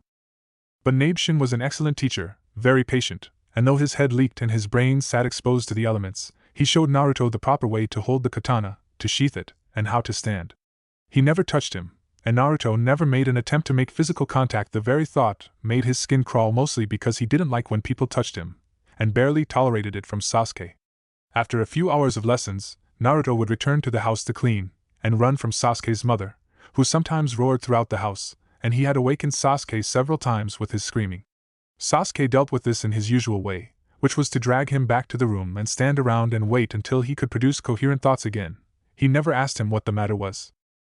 After a day spent at the academy, Naruto would show Sasuke what he learned from Nabeshin, and though Sasuke was mystified as to where he had learned the techniques, the dark-haired boy simply believed that as the nine-tailed fox demon, he would know these things. Actually, the idea that he may know things that Sasuke didn't seem to intrigue the Uchiha greatly, and he often asked what else did he know. These questions often excited them too much, enough to pain him and send him to his corner, and often when things got that bad, Sasuke would leave him alone, and eventually he stopped asking. But Nabeshin's lessons were proficient. Sasuke had a natural talent for the blade, and both of them trained until the blade felt like a mere extension of their arms. They knew each other's moves, and they fought each other into a standstill or until Naruto got tired and gave up, which frustrated Sasuke to no end. Sasuke didn't like it when Naruto surrendered, and often yelled at him for this weakness. Naruto didn't much care, as long as Sasuke didn't strike him for it, which thankfully he never did outside of training. But Naruto always expected him to. Always. Haruno Sakura was very excited today. Today, all her years at the Ninja Academy would pay off, and she would be taking a final exam and move on to be a genin. This was a moment, in a series of moments, that she had been waiting for, and she just knew that after she passed the exam, she would be teamed up with the coolest, handsomest, strongest ninja of their class. The top rookie academy student, Uchiha Sasuke. She blushed in the mirror and drew her brush through her hair for the 100th time until it absolutely gleamed.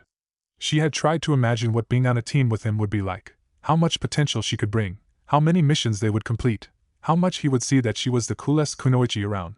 She stepped out of her house and headed down toward the academy. She knew that she would be on the same team as he, but she couldn't figure out who that third member would be.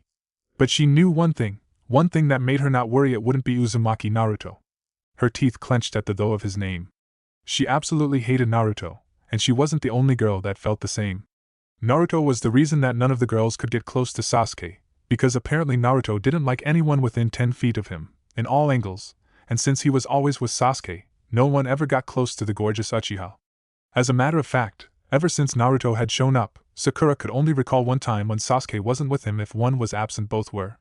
The girls liked to think of Naruto as a leech, clinging on to Sasuke, always taking up his time and attention, so that no one could ever speak to him. Some of the boys had made crude comments before that Naruto was Sasuke's little girlfriend, but that joke had faded when Sasuke beat the boy up in the bathroom pretty badly. She'd heard Kiba say that Naruto had just stood by and watched. She could imagine it, and shuddered at the thought of Naruto's eyes. She hated those red-rimmed, shadowed eyes. When they fell on her, they always seemed to be accusing her of something. Naruto always made her feel like she had committed a crime, and she couldn't stand it. What had she ever done to him? And sometimes, when she got too close, and Naruto would move closer to Sasuke, the dark-haired boy would give her such a look, like she was the bane of his existence, and how dare she make Naruto uncomfortable. How she hated Uzumaki. And then, of course, he'd had to take her spot academically. So not only was he taking up Sasuke's time, he also had to be a genius as well. She'd seen his work, his neat penmanship, and his superior textbook-like answers.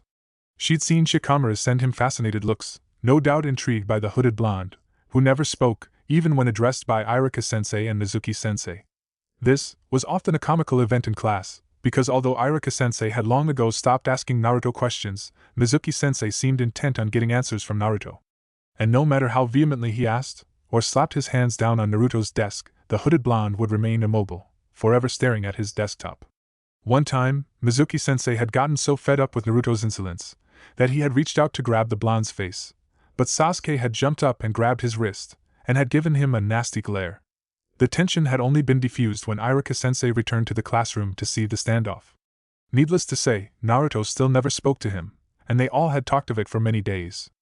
She supposed what bugged her the most was that not only was he good academically, but when it came to taijutsu and ninjutsu, Naruto was good. She and many others had often stopped to watch Sasuke and Naruto spar, and it was marvelous. Sasuke moved with power, a punch or a kick filled with force, precision and grace. He was always an offense fighter, while Naruto was the opposite, fluid and light, quick on his feet, and often redirecting the force of Sasuke's punches and kicks.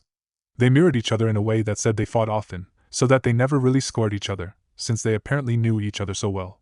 This, of course, bugged her. What was the likelihood that they would both end up on the same team? She didn't think she could compete with Naruto, but she wouldn't worry they never placed two geniuses on the same team. As she stepped into the academy, she immediately spied both boys, standing in a corner, both heads bowed close together, as if they were speaking. She couldn't see Naruto's face, because his blonde bangs and hood covered most of his face, but she could see some of Sasuke's face, and he looked downright unhappy. As if sensing her gaze, he looked up, and she shrank away from the rage in his eyes. Sasuke looked pissed. Naruto did not look up, which wasn't uncommon, but he did put a hand over his eyes and squeezed his temples with his index and thumb. It was something she had seen her mother do when she had a headache.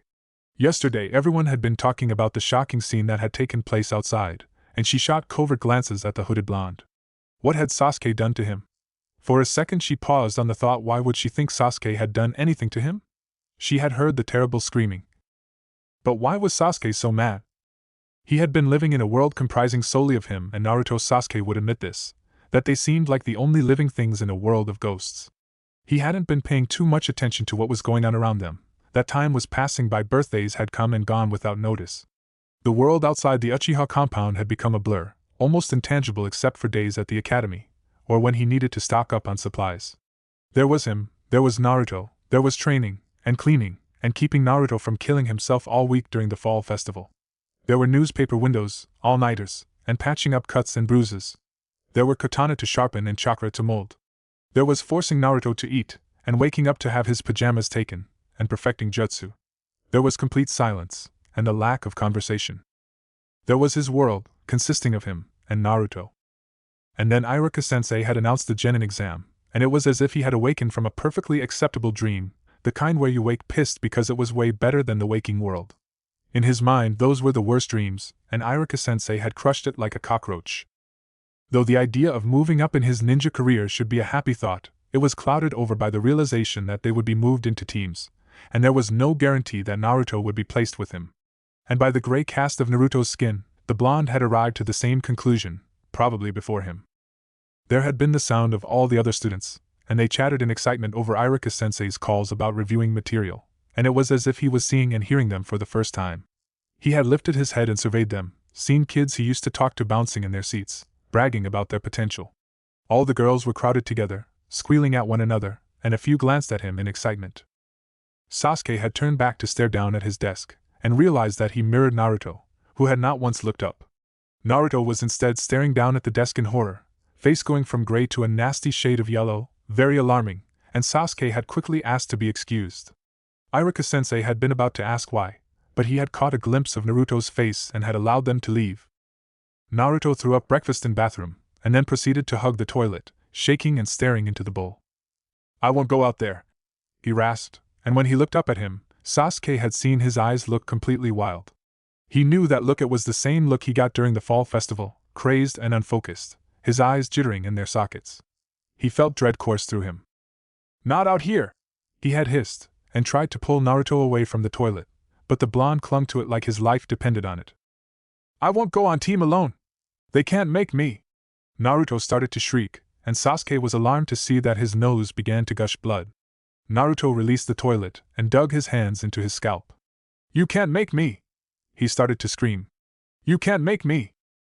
Sasuke felt a presence behind him and spun to see Shikamaru standing in the doorway, brown eyes staring in alarm at the crouching blonde, who was now pulling out chunks of his hair. "I won't go! I won't go!" Naruto was wailing, and Sasuke quickly wrapped both arms around the blonde and dragged him out the stall while he continued to shriek.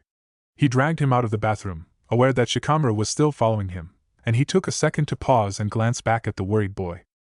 "He's just having a moment," he called over Naruto's screams, feeling flecks of blood splatter his face, and he quickly continued to drag Naruto away from the academy just as he noticed several students and Chunin appear at the doors and windows. "Should I get a sensei?" Shikamaru offered, still following, wincing as he saw Naruto's nails run over his whiskered face, immediately drawing more blood that wasn't already pouring out of his nose, mouth, and scalp. "No. Sasuke huffed as he struggled not to fall over as Naruto writhed in his arms, his legs almost tangling with his own. "Just leave us, you're making him crazy."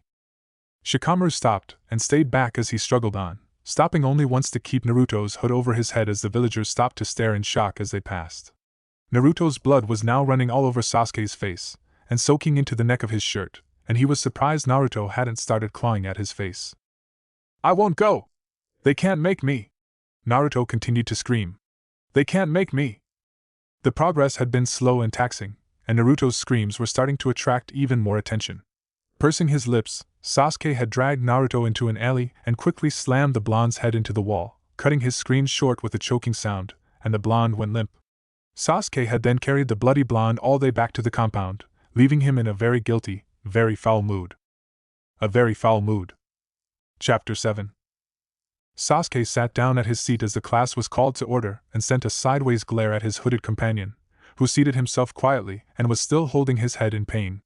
Getting Naruto to come for the genin exam had been like pulling teeth. They had gone back to dragging and holding on to doorways. And then Naruto had suddenly jumped up and rushed out of the house like the devil had been at his heels, leaving Sasuke puzzled and agitated. And it didn't help that Sakura kept staring at him and Naruto at intervals, with a stupid doe-eyed look. He really hadn't thought that they could be separated into different teams. He'd been so into training that nothing else seemed to exist. By the way Naruto had been going on, it was unlikely that he would come back to the academy if he was separated from Sasuke, and he didn't think any amount of verbal abuse would get him to go. "All right," Iruka-sensei called above the excited murmur. "When I call your names, come up front and perform the task given to you." He then sat down next to Mizuki-sensei, and the exam began. It was easy enough. All they had to do was create a henge bunshin, which was so easy it was actually ridiculous. One by one they went through the students until his name was called, and he moved from his desk and stepped forward to perform the useless task, glancing back once to make sure Naruto wasn't having a nervous breakdown because Sasuke had left him. No, Naruto was still staring down at the desk, though it seemed that his headache was worse, judging by the fine tremble in his fingers that still cradled his head. Sasuke felt bad about that. He hadn't wanted to bash Naruto's head to knock him out, but the blonde had been too crazy for him to handle all the way home without one of the many ninja on duty noticing. Sasuke performed the Henjin Bunshin, and calmly returned to his seat just as Naruto's name was called. He sat down and turned to look at his companion. Naruto's eyes were turning red and glassy, as if he had been crying for hours, and he was shaking even more. It hit Sasuke that Naruto wasn't going to go up. He was going to fail the exam by not responding. "Uzumaki Naruto?" Iruka-sensei called, and looked up to see both boys in their seats. "Get up there." Sasuke hissed as quietly as he could between clenched teeth, but Naruto's lips thinned and the boy shook his head minutely. Sasuke gripped his arm tightly, putting enough pressure for it to hurt, and growled, "If you don't go up there, I'll kill you later." The blood drained from the blonde's face and he looked up at him, red eyes wide, then slowly got up from the desk and quickly moved to the front. In the back of the class, Inuzuka Kiba watched as Uzumaki performed the jutsu perfectly, then turned to stare down at Uchiha. And Inuzuka had excellent hearing, better than most, and he watched as Naruto returned to his seat next to Sasuke, his shoulders even more hunched than they already were, and felt pretty sorry for the kid. He couldn't for the life of him understand why Naruto hung around such a self-righteous bastard. Half the time he was relieved that he could manage staying in the same room as the Uchiha. It was no surprise that the bastard was such a jerk to Uzumaki. Everyone was let go early to celebrate their graduation with family and friends, but Sasuke rushed them home, angry and barely in control of his temper. "What were you thinking? All those years of training, and you were just going to throw it away? And for what? Because you're scared." Naruto kept his head down, not replying. "Yeah, well, I guess that's no big surprise," Sasuke snapped as they passed through the compound gates.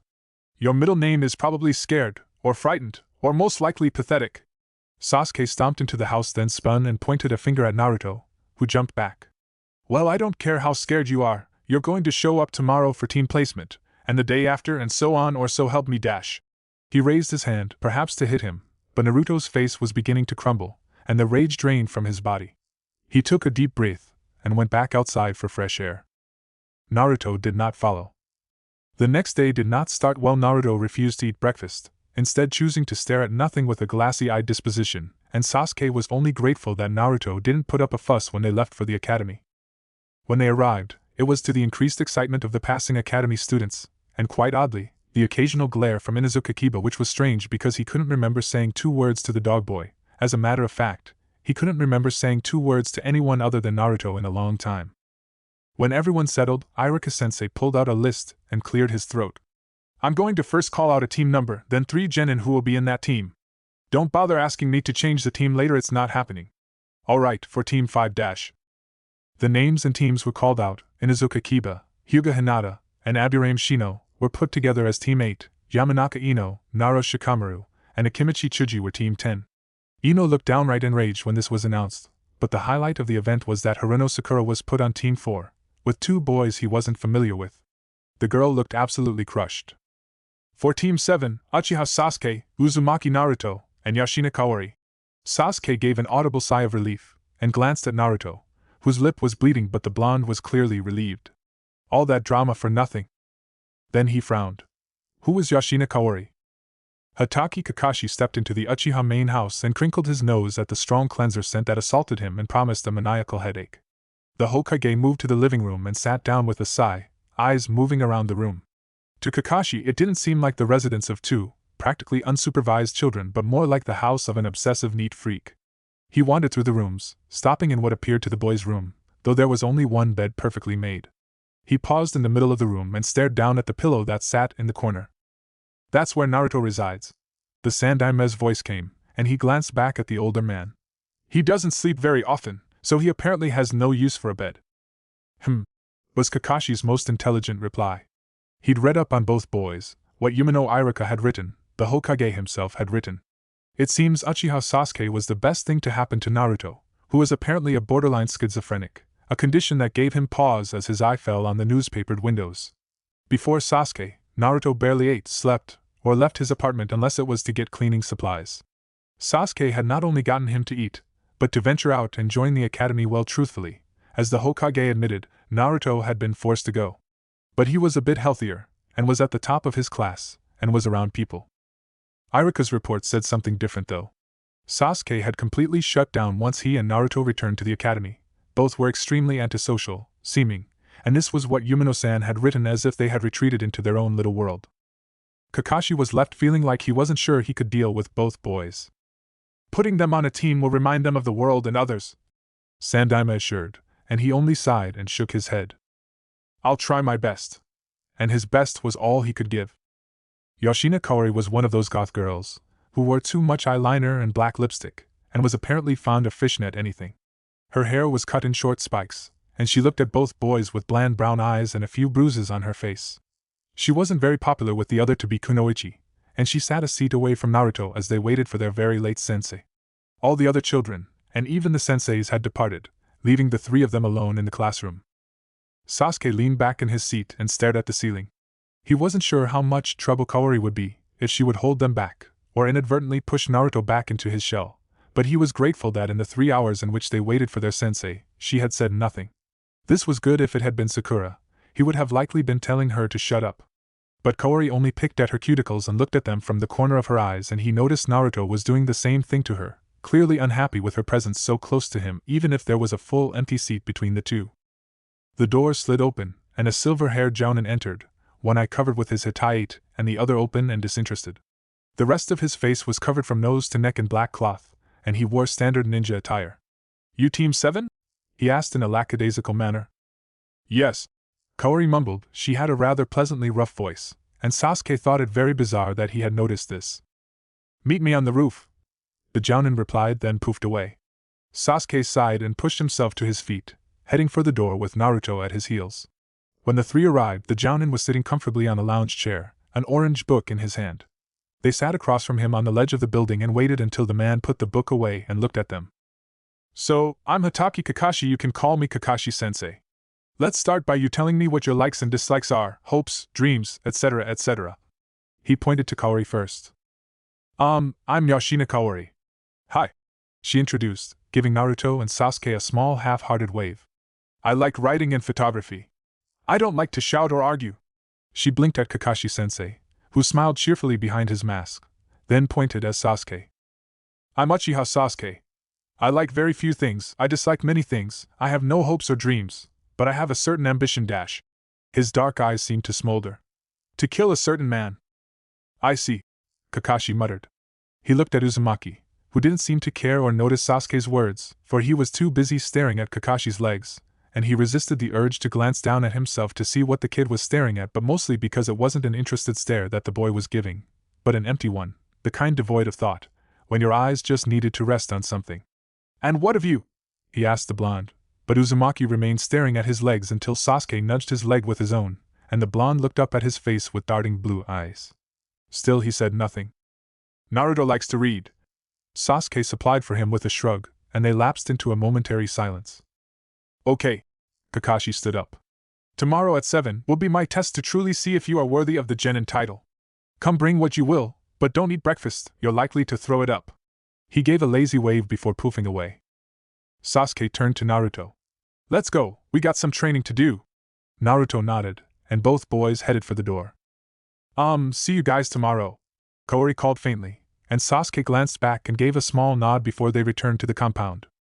When Kakashi showed up to the academy, he was surprised to see only Yoshina standing out in the field, picking at her cuticles and looking out of place.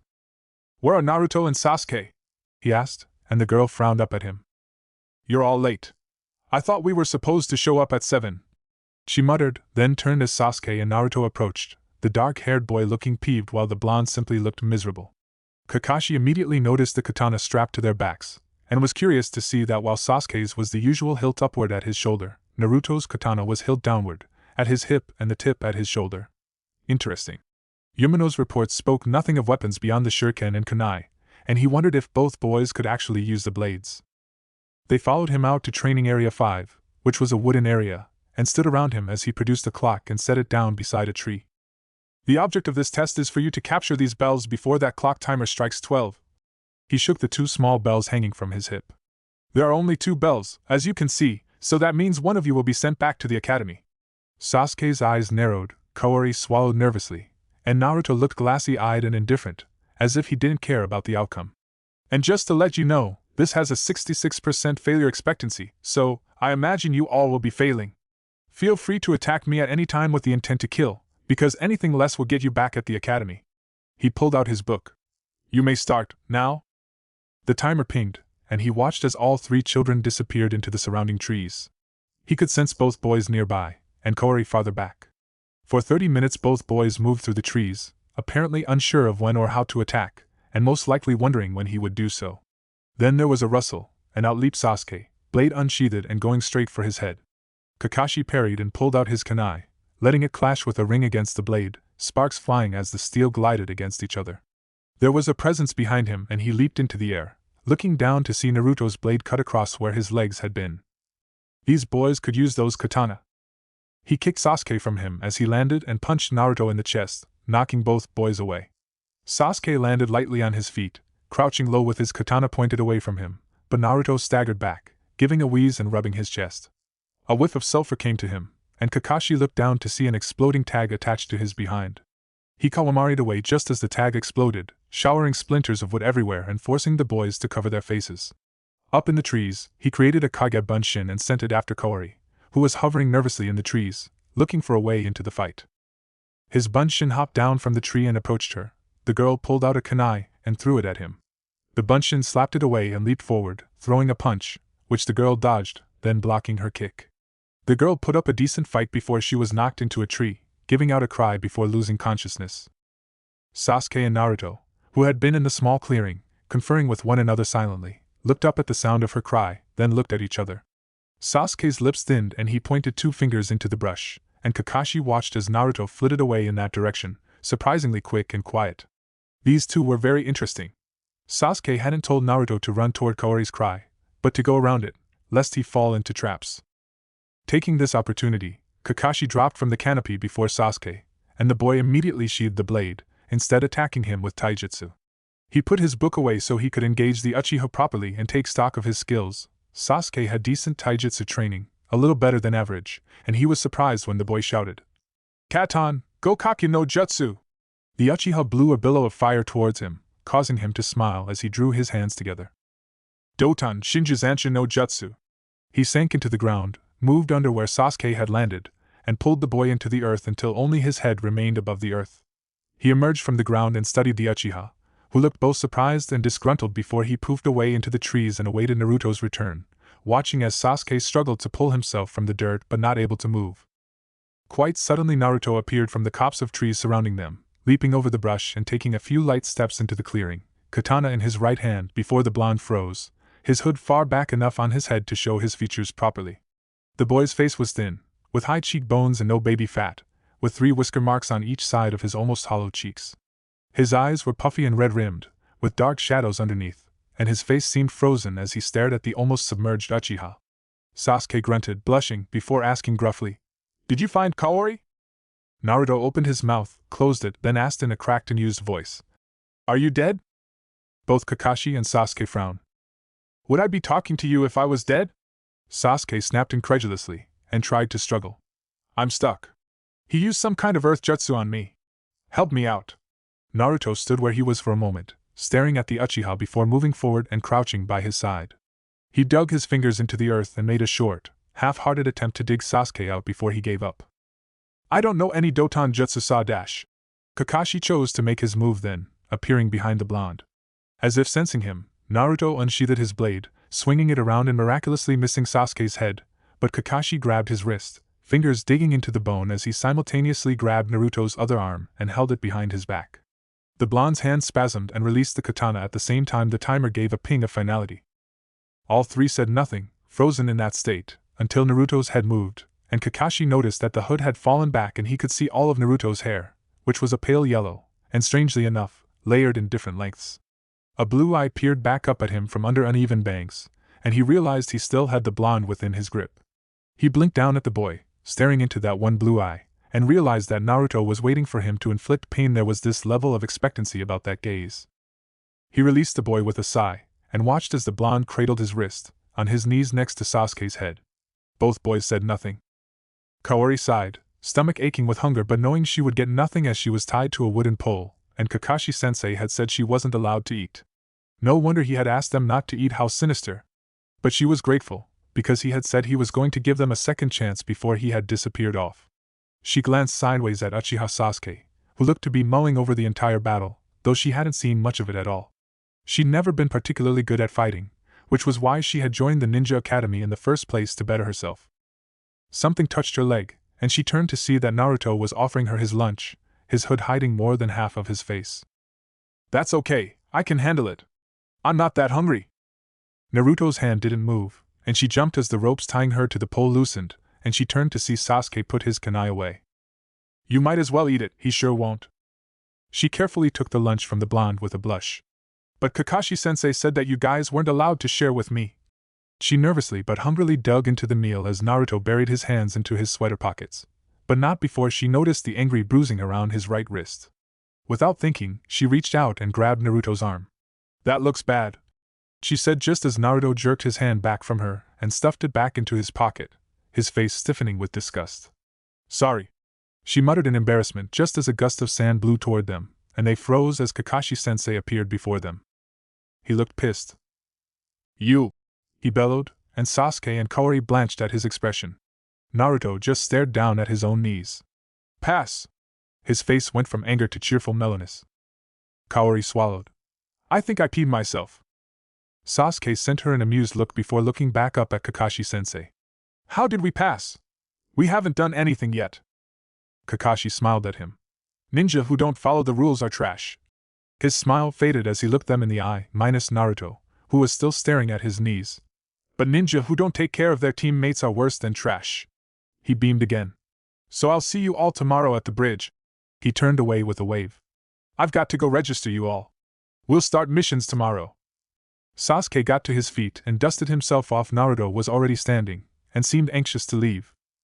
"Thanks for the food, Naruto. It was real nice of you, Dash." "No need to thank him," Sasuke cut in. "He really wasn't going to eat that." He glanced at the box container of food, then nodded at Naruto. "Come on, we got training to do." Maybe we could train together," Kaori suggested, but the boys were either too far away to hear her, or had simply ignored her, which wouldn't have been much of a surprise. Most people did. Their first mission was cleaning someone's yard, which was full of leaves and weeds, and though they clearly had no desire to do something so menial, they shut their mouths and grit their teeth, and did the mission. Except for Naruto, who took to cleaning the yard with a fervor that startled Kaori and made Sasuke roll his eyes. The way Naruto went at those leaves, it was as if he'd been raking them for years, and he went at it with a single-mindedness that bordered on villainy. He was truly in his element. Most of the D-rank missions consisted of labor, picking up groceries for an old woman, delivering merchandise to a house, painting a fence. Naruto was real good at this, and other dull chore-like duties. Every other day, Kakashi-sensei would take them out to Training Area 4 and train with them. He was teaching her better taijutsu and some strength training, and what she learned she used against Sasuke and Naruto. Sasuke always kicked her but Naruto was completely frustrating because it was clear it was all he had to stay within 2 feet of her. They managed some pretty lousy sparring, with Naruto mostly evading her every move. The only time she actually saw him in action was when he fought Sasuke, because he was also leery of Kakashi-sensei. He didn't seem to want to go anywhere near the man unless Sasuke took him aside and said what she imagined were some very unfriendly words, judging by the pallor of his skin by the time he approached Kakashi-sensei. But she was getting better, and Sasuke wasn't as mean as she thought he was, and Naruto, she imagined, was simply shy. Very shy. Extremely shy. Okay, maybe ridiculously shy, but there was still something about him. "How's that team of yours?" Sarutobi Asuma asked as they sat down for the evening, sake pouring into their cups. Yuhi Kurenai sighed and took a sip of her wine and rubbed the back of her neck. "They've got promise. Kiba's a rash one, and quick to action, but he's got strength and potential. I've no doubts about the Aburame Shino will do quite well. It's little Hinata that worries me." "What's the matter with the Hyuga child?" Meito Guy asked, pouring more sake into his cup with a shiny grin. Kurenai rolled her eyes and groaned. "Don't get me started on the Hyugas. I shouldn't have to say much, you have one." Guy grinned in reply. "How's yours, Asuma?" Asuma took a swig of his cigarette and gave a lazy smile. "They're as expected, you know." He waved his cigarette hand. "The whole Yamanakanara Kimichi team. I think it'll work just as well as the previous one." He turned to the very quiet copycat ninja. "And what of you, Kakashi? How's your team?" Kakashi, who had been staring at the tabletop, frowned without looking up. "Quiet." "Huh!" was Guy's confused reply. Kakashi looked up from the table into their interested faces. I must have the quietest team in Konoha history. They don't converse with one another, they don't fight or argue, they just train and do the missions. Wow. Kurenai couldn't imagine that kind of silence, not with Kiba's big, boisterous mouth. And Asuma had more than a mouth with Ino in his team. And Sasuke and Naruto keep showing up late, every day. And that's apparently saying a lot, since you're never on time, Asuma commented. Kakashi sighed. I can't believe I'm going to say this, but... And here he almost flinched. My team is lacking that burning flame of youth. Of course. Guy all but shouted, and the other two ninjas sent dark glares Kakashi's way. You must guide them towards the flame. For they are the ninja of tomorrow. They are dash. The three groaned as Guy went on into his inspirational speech and downed their drinks quickly, and refilling their cups just as fast. Kakashi watched as both boys approached the section of the bridge in which both he and Kaori waited. He had been reading while she had been snapping shots of the water below with an expensive camera. Today there was no mission for the team, and he had an intent to find out why the boys were actually later than he was. It was just unnatural. Sasuke. He gestured for the boy to come forward, and he moved away from the others. Sasuke shoved his hands into his short pockets, and waited for him to speak. Why are you guys so late all the time? Sasuke scowled up at him but didn't comment that he too was always late. Instead the boy sent him a speculative look, then shrugged. The routine's all screwed up, and we have to be here earlier than we're used to. Kakashi raised a brow and waited for the boy to elaborate. Sasuke sighed and rubbed his neck in frustration. Naruto works on routines, do the same thing every day, at the same time. He looked up at the Jounin, and Kakashi nodded in understanding. I guess he feels comfortable knowing what to expect. But now, every day is different, and it's freaking him out. And that's why you both are late in the mornings? Shouldn't he be used to this routine by now? He glanced over to see Kaori talking to the hooded blonde, who just stared at her with his usual glassy eyes. Sasuke shrugged. Well, it's because he's spending more time cleaning in the morning. It's taking him longer because he's upset. Kakashi suddenly remembered how clean and spotless the Uchiha main house was. Naruto cleaned that whole place every morning? An idea came to him, and he gave a small smile. All right, let's go. They headed to Training Area 4, which was more of a field of sparse grass, and as they approached, he called Naruto over to him and had Sasuke and Kaori spar. Naruto stood in front of him and waited, eyes resting on his shoulder and not on his face. I'm going to show you a jutsu that will be most helpful to you. He made the seals as he spoke. Kage Bunshin no Jutsu. The shadow clone popped into existence next to Naruto and patted him on the shoulder, making the blonde jump and stare up at it in surprise. These shadow clones are solid, and are a great help in a fight, or in reconnaissance, or, I don't know, a helping hand when you're cleaning or something like that. He cancelled the jutsu and showed Naruto the seals again. Naruto tried the jutsu twice before he got it correct, and stood next to his clone, who looked just as miserable as its creator. Then the clone popped away and the blonde turned and looked directly at him, and to his complete surprise, the boy's lips turned up in a small smile. Thank you? The boy rasped, eyes showing his complete gratitude, and Kakashi was actually embarrassed as the boy scuttled away and showed Sasuke the jutsu. He expected the Uchiha to look jealous, or immediately want a jutsu of his own, but the boy merely sent him a grateful look, and while Naruto practiced making more than one bunshin, he continued to spar with Kaori. And Kakashi was surprised at how content he felt, in that moment. The next day both boys were there when he showed up, and Sasuke wasn't in a sour mood, and this continued on for the next week, until it wasn't they who were late, but Kaori. Except not only was she late, she didn't show up at all. I think she's sick, Sasuke commented, and Kakashi was inclined to agree. They decided to not take a mission, and instead they trained, and later went home. But Kaori didn't show up the next day either. Chapter 8. Sasuke and Naruto stood under the shade of the tree near the bridge, waiting for Kakashi-sensei to arrive. He was going to be very late, as was common and expected, but Naruto didn't mind waiting.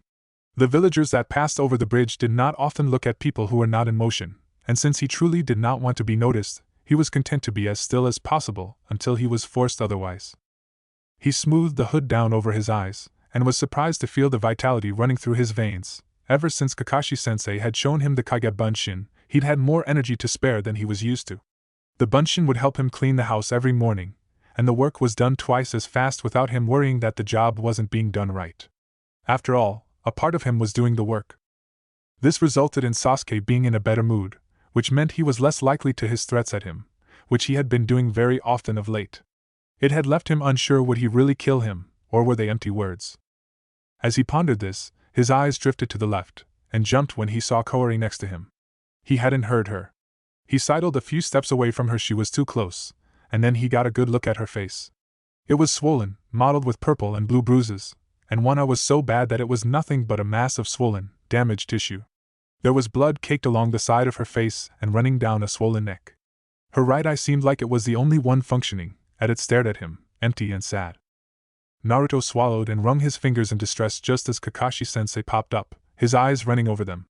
Still no Kaori, huh? And Sasuke shook his head in reply. Very well. We can't continue missions without her, so let's go over to her place and see what's keeping her. They moved toward the inner village, and Naruto hesitated, looking nervously as Kaori, whose swollen lips moved up in a slight smile. He rubbed his head, and quickly followed after the others, keeping his head low and darting wary glances at the villagers. Had that one looked too closely at him? Was there rage in that one's eyes? They stirred, and he felt them looking through his eyes, and they watered with the strain of their presence. Kakashi-sensei stopped them in front of a cottage that was trapped between a food mart and a private business, and to Naruto it looked out of place as Kakashi-sensei rapped on the wooden door. It was answered by an older woman with graying brown hair and swollen eyes from constant crying.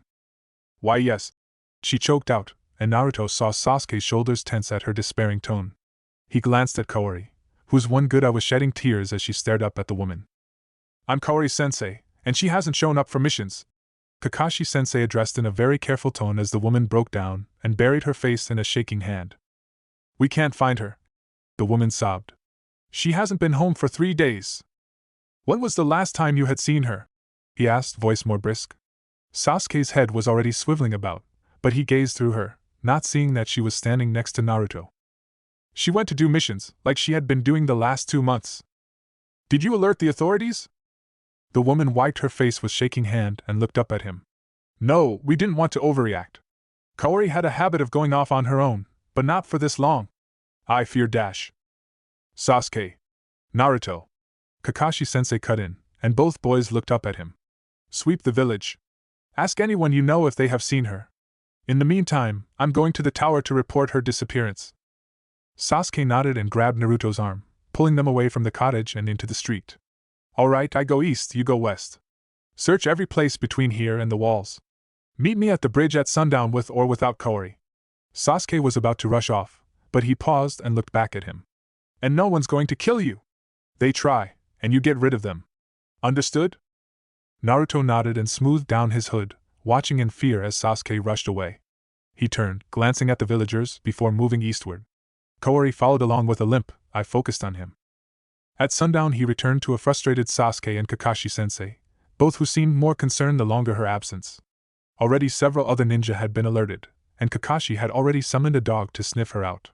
But her scent had long faded, and it was too hard to pinpoint where she had gone. They returned to the compound with Sasuke in a dark mood, and Naruto feeling strangely confused. Why was Kaori following him? Did she not know she was dead? He noticed that once they passed through the gates of the compound, she stopped, watching them go in longingly, but not following.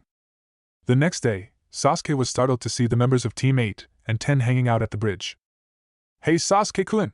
Ino called gleefully, and he moved to walk closer to Naruto.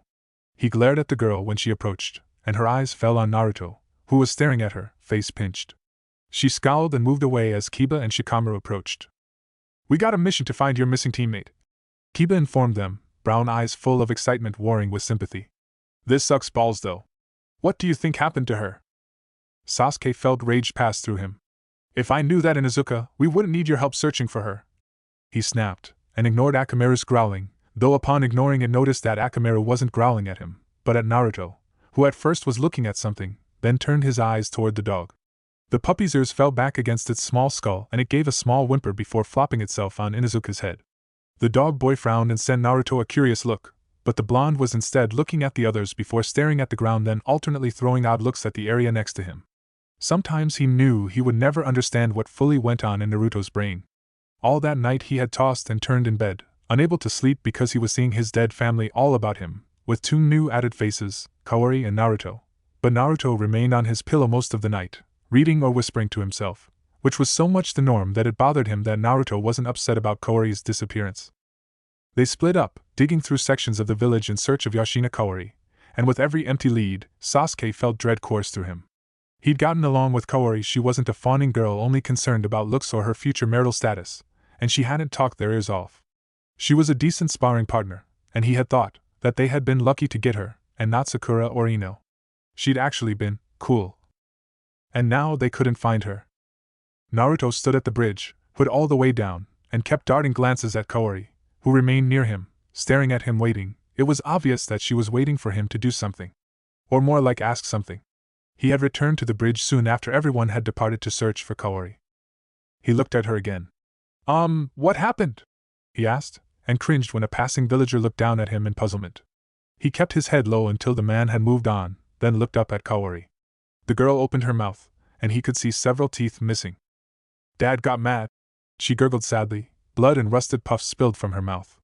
"It was nothing new, but I cut him this time, and he..." She shrugged and continued to stare at him. "That you, Naruto?" she asked suddenly. "I barely recognize you, look so different." Her voice faded. Their laughter echoed through his head like a ringing bell, and his eyes fluttered in response, making him waver on his feet. Colors distorted, like water running through a pastel painting, and he coasted along with the sensation, forcing himself not to fight or struggle. He just let it run through him, the mesh of color, and the strange sense of euphoria, like he was flow. "Hey!" A voice crashed through him like a ball through glass, and Naruto's head snapped forward to see one of the boys from Team 10, Shikamaru, gripping his arm, dark eyes full of concern. He blinked rapidly and tried to pull his arm away, but the villager had a good grip on him. "You okay?" he asked, and he quickly nodded in hopes that the boy would release him. "I don't think so." Shikamaru's voice was laced with doubt. "Your eyes were rolled up into your head." Naruto quickly looked away, instead noticing that Kaori was staring across the river, her eye focused on one spot. She turned her head slowly and looked at him, then back at the spot, a far bank full of moss and high weeds. He pulled his arm from the villager's loosening grip and moved over to the railing, squinting to see what was there. "What is it?" Shikamaru asked, and joined him at the railing, trying to look where he was. "Do you see something?" Naruto nodded, even though he didn't, and moved down the bridge until it was no longer over the river, but over the bank, and dropped down over the side, landing on wet earth and weeds. Shikamaru followed after him, and together they trekked carefully along the bank, startling frog and mosquitoes as they passed, until the stench of death assaulted them, along with a host of flies, and they stopped before Kaori's body. "Shit!" breathed Shikamaru, a hand flying over his nose as he stared down in disbelief at Team 7's third member. Her whole body was bloated gray with water, face almost unrecognizable. She wore the clothing he remembered from 4 days ago, though most of it was torn in random places. It seemed she had floated along in the river and had gotten tangled in some of the thicker roots that stretched out from the bank and often caught things. Shikamaru looked at the body, then at Naruto, who was standing even closer to her, seeming unaware of the smell or the cloud of flies buzzing around them and on the body. His face was empty, not that this is too shocking for proper emotion, but a more like, I'm only mildly disturbed empty. He watched as the blonde lifted his hooded head and looked to his right, then back down at the body. "I'll go find one of our senseis," Shikamaru offered, though the blonde nodded, not looking away from the body. He was grateful to go, if only to get away from the smell and Uzumaki's apathy. As the villager left, he turned to Kaori, who stared miserably at her body. "Just when you think you'll live forever," she muttered. "Nothing lasts forever," Naruto rasped, and they roared their amusement through him. They understood, they agreed, and they rejoiced in this knowledge, while he sank into the knowledge that this too would be him one day dead and forgotten, by someone's hand. They started to arrive within 15 minutes of Shikamaru's departure, Kakashi-sensei and Sasuke, all of Team 8, and eventually, the rest of Team 10. They looked on in grim silence as the medic Nines came to examine her body before lifting her into a black bag and carrying her away. "Who could have done this?" the red-eyed woman asked angrily, an arm resting on her own genin, as if to comfort herself that at least her genin were still alive and well. Kaori turned and looked at him, and Naruto cringed and sighed. "Her father," he rasped, and every eye turned on him. He flinched and continued. "She told me that he didn't like her." He didn't miss the suspicious look on Sasuke's pale face, but mostly he saw the rage in his sensei's eye, and the slight tremors running through his body. "Really?" Kakashi-sensei's voice was like frozen steel, and all the genin looked up at him with wide eyes. Kakashi-sensei turned on his heels and began to march up the bank, and they followed him all the way to the Yoshina cottage and watched as he banged on the door. The woman opened the door, looking even worse than yesterday, and gasped in alarm at all the people standing in her small yard. "Where is your husband?" Kakashi-sensei snapped, and the woman's red blotchy face paled. "I don't know. He's been out searching for KK-. A wave of killing intent blew over them, and the woman choked. "I tried to stop him," she shrieked. "He didn't mean to he was drunk." A Chunin who had been posted at the house frowned and looked at Kakashi-sensei. "I'm guessing you found her." And at his stiff nod, and Chunin sighed and stepped forward, taking hold of her arm. "All right, lady, let's go. We need to have a long talk. One you're not going to enjoy, I imagine." He pulled her from the doorway, and they all moved aside as he passed through. "And don't you worry, we're going to find Mr. Yashina, and have an even longer talk with him." The woman blubbered incoherently until she was out of sight. Naruto turned his head, spying Kaori standing there, watching her mother go. Then she turned and looked at him, undamaged eye leaking tears, lifted a hand and gave him a weak wave. Then she turned, walked away from them, and he watched as she slowly became transparent, and faded away. That night Sasuke was once again plagued by nightmares. This time instead of Kaori and Naruto dead along with his family, it was just Naruto, sitting in his own blood, staring at him with luminous blue eyes, blame and betrayal swimming amongst the tears. He woke with a start, sitting up and blinking rapidly, spotting Naruto in his corner. The blonde was reading something so intently that he didn't stir when Sasuke sat up. There was a small night light in the socket, and Naruto had the book angled toward it. "What are you reading?" Sasuke asked, rubbing his eyes, and Naruto lifted his gaze and blinked at him. Strange with the gloom and the soft light, it almost seemed as if his eyes were glowing. Naruto lowered the book and slid it along the floor, until it was close enough for Sasuke to see. The Amateur's Guide to Horticulture, and Wowing Your Neighbors. Sasuke stared at the book, then looked at the blonde flatly. "You're reading about plants too in the morning?" Naruto dragged the book back to him and continued to read. Sasuke threw his legs off the side of the bed and narrowed his eyes. "Tell me, Naruto, are you at least minutely upset that our teammate is dead?" "Everyone dies," Naruto whispered in reply, and Sasuke glared angrily at his dismissive words. "You don't need to tell me that. I know. I just don't get why you don't seem to care." Naruto's eyes drifted up from the book and looked at him, and for once, there wasn't any fear or anxiety in them. "No one's going to care when I die." Sasuke folded his arms and stared at the blonde until the boy's eyes drifted back to the stupid book about plants. He was wrong, he was so very wrong. He would care very much, but it would be a cold day in hell if he ever admitted such a thing. Instead he lay back in bed and turned his back to Naruto, tossing his covers over his body. "Well, now we're one member short," he stated after some time, and the rustle of a turned page was the only response he received. Sasuke sighed and shut his eyes, but it was a while before he fell into an uneasy sleep, plagued with the dead. He completely missed Naruto's rocking, cradling his head and whispering to himself, the book forgotten. Kakashi wandered through the cottage, sharp-eyed taking in the pictures on the walls, the little knickknacks lining the tables. All night he had been at Obito's grave, wallowing in his failure, his inability to watch over someone precious to him. That his genin would be murdered by her own father, his mouth filled with bile as he slipped into her room, and made a complete stop in the doorway, eye going wide as he took in the bedroom. From wall to ceiling were pictures, some blown up, some regular size, and as he took a careful step in, he stared incredulously at the object of Kaori's obvious obsession. There were hundreds of candid photos of Naruto, him seeming completely unaware that they had been taken. There were pictures of him bending down to pull weeds. He remembered that mission, pictures of him staring at the ground, looking over at something, a picture of him and Sasuke sparring. All pictures of Naruto, in the same gray sweater, looking pale, weak, and drawn. He looked very ill in most of the shots, and he realized by the background that these had been taken during Naruto's academy days. He turned in a complete circle, eyes taking it in, and noticed on a dresser a hooded doll with blonde hair peeking out. He picked up the doll and noticed that there were 3 lines drawn on each cheek, and that the wisps of blonde hair seemed too long, and as he touched it realized that the strands were real. His eyes fell on a book labeled Diary, no secrecy there, apparently, and he picked it up and opened a random page halfway through the book. "I walked past Naruto today during lunch and I noticed that he smelled really good, like fresh laundry good. I'm not used to boys smelling so good." He flipped through another page. "Naruto doesn't like Sakura or Ino, which is cool, because I hate both of them. It's so fitting that we would both hate the same things." He flipped closer to the ending. "I was leaving the girls' bathroom today and I saw Sasuke dragging Naruto from the bathroom. Naruto was bloody and screaming that someone couldn't make him. Nara Shikamaru was there too.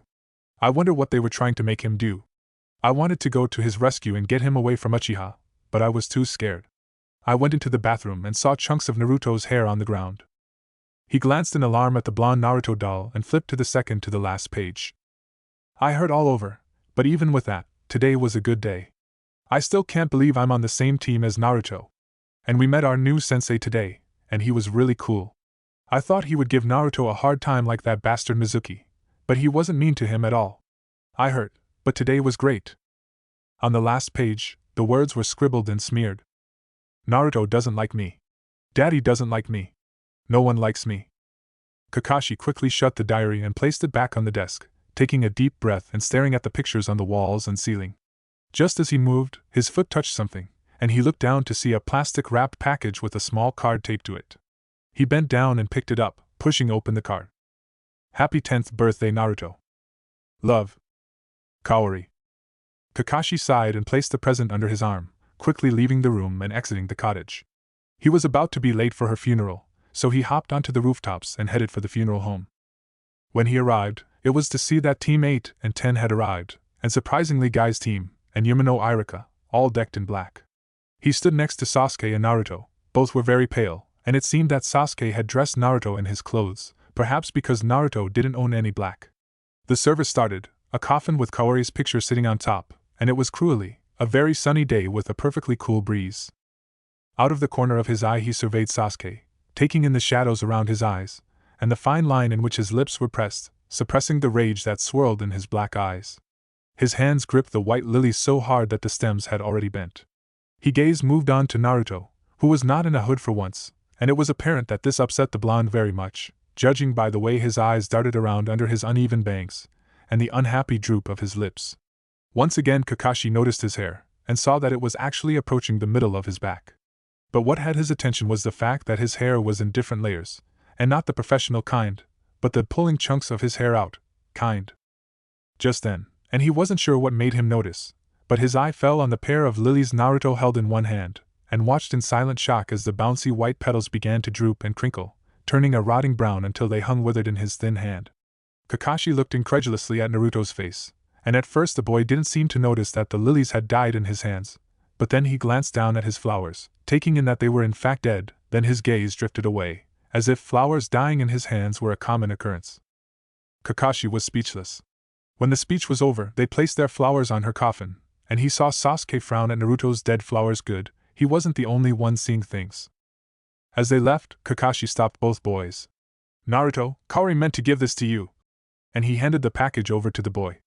Naruto flipped the letter to read the inside, blinking at the words, before placing the package under his arm and smoothing down his bangs. What happens now? Sasuke asked, pulling his eyes away from the package and looking up at him. We can't take missions with just 2 members, so we'll have to wait for the Hokage to send us a replacement. Take the next few days off, and I'll notify you when we have a new member. Sasuke nodded, and both he and Naruto ambled away. Kakashi turned back to the service, and watched as the gravediggers began to gather their shovels. Naruto sat down in the grass, wiping his sweating brow with a small napkin from his pocket, and glanced at Nabeshin, who was sitting beside him, staring up into the night sky, dark eyes full of secret thoughts. Nabeshin? He whispered, and the Uchiha turned his gaze onto him. Where do you go when you die? The Uchiha frowned and looked down at his hands. Can't say, being that I never left. He gave a wan smile and looked down at him. Truth be told, we thought Sasuke-chan had brought you to take us. Naruto lifted his head and blinked at Nabeshin, who flinched and averted his gaze. Your eyes, they are like 2 beacons of red light. We thought you were death, finally come for our souls. But, he shrugged and stared back up at the sky. We haven't gone anywhere. It's like we're trapped. Naruto picked at the grass. Do you think it's quiet? Nabeshin shook his head and shrugged again. Like I said, I dunno. It hasn't been very quiet so far. A glare came over his face. They bitch and moan all day. Useless, all of them. He thumped his katana in the grass in agitation. Naruto! Someone called, and Naruto turned to see Sasuke wandering around the houses in his pajamas, head twisting around, searching for him. Naruto! The Uchiha called, and there was a sense of desperation about this call. He knew that the Uchiha hadn't been sleeping well these last few days. Naruto got to his feet and walked from the training field, katana swinging at his side. Sasuke caught sight of him and rushed past the decapitated Uchiha, whom he had been standing next to. Where have you been? Sasuke demanded as he approached. I've been looking all over for you. He paused as his eyes fell on his katana. Were you training? Naruto nodded. Well, why didn't you wake me? We could be training together. And he turned back to retrieve his katana. Haruno Sakura leaned back in her seat and closed the review booklet, which she had been going through the last 2 months ever since she had been sent back to the academy. She had insisted it wasn't her fault, that the boys had made her fail, and she even overheard the Jounin sensei who had tested them say that she had potential, but she had been sent back anyway. She'd been resigned to reviewing everything over again and taking the test and hopefully get a better team this time.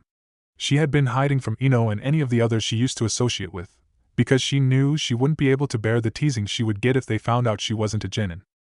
The door slid open and Iruka-sensei entered, face solemn, and he gestured for her to meet him at his desk.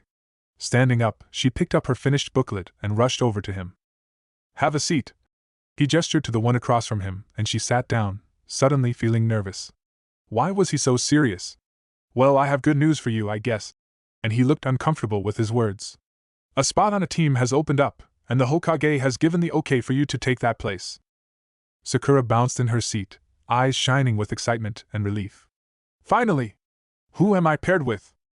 Again Iruka-sensei looked uncomfortable. Uchi-dash. Sakura squealed and hopped up and down. The gods were surely smiling down upon her. Not only was she getting on a team, but she was getting on the same team as Sasuke-kun. Settled down. Iruka-sensei sent her an irritated look, and she sat back into her seat. What happened to their third member? She asked, and at this the man sighed. She died, he stated, and Sakura felt herself pale. So I imagine both boys are very upset. So please don't make things difficult for them. Meet them on the rooftop here, at 7 tomorrow. Sakura nodded and stood up. Of course. She quickly headed for the door, and it was as she was exiting the academy grounds that his words hit her. Both boys. Sasuke-kun and… Oh no! She breathed, and felt much of the excitement fade.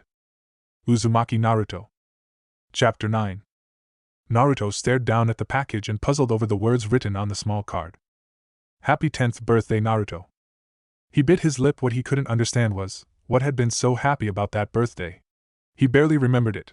His birthday happened during the fall festival. They spent most of the week tormenting him, and Sasuke had taken to tying him up. There was no happiness there never had been, and he couldn't understand why Kaori would write such a thing. His eyes narrowed. Unless she had sent it to mock him, make fun of him, to remind him that his 10th birthday was nothing more than another year living in his own wretched existence. What's in there? Sasuke's voice made him jump, and he looked back at his roommate.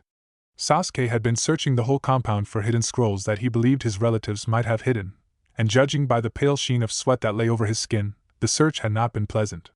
But the dark-haired boy was good at pretending he wasn't bothered, and instead he stood there with calm eyes and an empty face. Is that the present Kaori never gave you? He asked, his dark eyes falling on the package with interest. Naruto gave a small shrug. She mocks me, he muttered, and Sasuke frowned at him before picking up the package and tearing through the plastic. The contents revealed to be a black sweater, thinner of fabric and smaller than he usually wore, with a red swirl on the back. Sasuke tossed it to him, but he moved out of the way, and they both watched as it flopped to the wooden floor. Oh, that's real nice, Sasuke remarked, giving him a flat stare as he leaned down and picked up the sweater, shaking it. It's dirty, Naruto replied, moving away, lest the dust and filth get all over him. It's brand new, Naruto, Sasuke snapped, then tossed the sweater onto the bed. The girl's dead, for God's sake.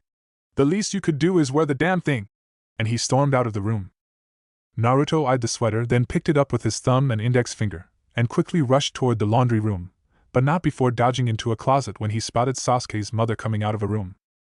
By that evening, he had tentatively put the black sweater on, and had to swallow the bile that rose in his throat as he did so.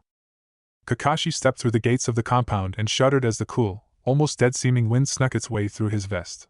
He had recently reviewed Haruno Sakura's profile after 3 days of waiting for an academy student to qualify, and he wasn't sure if he wanted to go through the process of getting acquainted again. It was too soon, in his opinion, to introduce a new member 3 days after the previous one had passed, but he knew that Sasuke would be anxious to get back to training and missions, and Naruto, well, he wasn't sure what Naruto would feel about meeting someone new. But it was his duty to notify his team of changes, and this would be a big one. The only thing that he was hopeful about was Sakura's more social personality. Perhaps his team wouldn't be so antisocial anymore. He slipped through the door of the main house, nose crinkling at the sharp cleanser atmosphere, and walked toward the sound of soft plates clattering. He stopped in the doorway of the kitchen and watched as Sasuke polished off the rest of his meal, and Naruto sat across from him, sulking like a 5-year-old unhappy with the meal his mother had made him. Before him was what looked like a bowl of soup, through it had something slightly thick and white floating in it. Every few seconds Sasuke would glance at Naruto with a glare, and in response the blonde would pick up his spoon and sip reluctantly at the soup. The very atmosphere felt heavy with a type of melancholy repetition. There was no talking, or joking, or any emotion between the two that might say that they enjoyed one another's company. He coughed to get their attention, and Sasuke immediately surged to his feet, hands slipping down and gripping the katana that had been leaning against his chair. His dark eyes were wide with surprise, then alarmed as he turned them to Naruto. The blonde was still in his seat, but he was shaking and gripping the spoon so tightly that it was cutting into his skin. The boy's eyes were fluttering widely under his lashes while they settled on him, and his skin turned an alarming shade of white. "Go to the room, Naruto," Sasuke commanded, and within seconds the blonde was out of his chair and down the hall. Sasuke sighed, then glared at him. "You can't come here, Naruto doesn't like it. You'll make him crazy." Kakashi stepped into the kitchen and peered at the bowl of soup, raising a brow in question. "It's chicken broth with pieces of bread in it," Sasuke answered with a sigh, and picked up the bowl, pouring it into the sink. He cleared off the table silently, then looked up at him in question. "We've got a new replacement team member, so let's meet at the top of the roof like the last time." He watched as Sasuke's face darkened at his words. "We should be back to missions by the day after tomorrow. We'll spend tomorrow getting to know each other. Who's our new teammate?" "Haruno dash." "Fuck," Sasuke breathed in clear frustration, running a hand through his hair in agitation. Kakashi shook his head. "Little boys shouldn't be using such language." This earned him a glare. "I'm guessing you know her." "She's useless," Sasuke snapped. "And Naruto can't stand her." Kakashi ran a finger along the tabletop, peering at his dust-free finger. "This is bad news for him then." The Uchiha scowled. "I'm not telling him anything tonight or I'll never get him out of here tomorrow." His eyes narrowed. "And don't come back here. If there's something you need to tell us, knock on the door. I can't let anyone in here, Naruto doesn't like it." Kakashi gave a wry smile and nodded, and as he turned to leave, he gestured to the windows. "Why is there newspaper on the windows?" Sasuke looked at the windows and shrugged. "Don't know, don't care." Kakashi gave a wry smile and exited the home, glanced around at the gloom, felt a chill run through him, and wondered if he had passed through a ghost. This place sure felt like one more and more. Sakura was nervous. It was 10 in the morning and she had been on the roof of the academy since 7, which had been the time she was given. Now, her mind was running through all the scenarios in which might be happening, the worst of them being that her reunion with Sasuke was too good to be true, and it was all an elaborate prank on her. Though she couldn't imagine Iruka-sensei pulling such a thing. Another was that she must be going crazy, and somehow dreamt this all up, and was now having problems differentiating reality from fiction. Her brain was making her work up a sweat, and she was now tugging at her hair in anxiety. Just when she was about to leap up and run home, the door to the stairway opened, and out strolled Sasuke, looking absolutely handsome in his blue shirt and white knee-length shorts. Strapped to his back was a short-bladed katana, something she had never seen at the academy. The very air about him possessed confidence and power, something he always had, and she resisted the urge to leap up and jump to his side. Just behind him was Uzumaki, in a black hoodie and gray pants, also with a katana strapped to him, and the moment her green eyes connected with his accusing blue ones, she felt dread as his pale face tightened, and he paused. Sasuke glanced back and murmured something to him, and the blonde turned those accusing eyes to him. Sasuke scowled and replied lowly, and then the two approached her. "Hi Sasuke-kun," she stuttered, blushing as he sat down near her. He frowned and nodded in her direction, then settled for staring at nothing.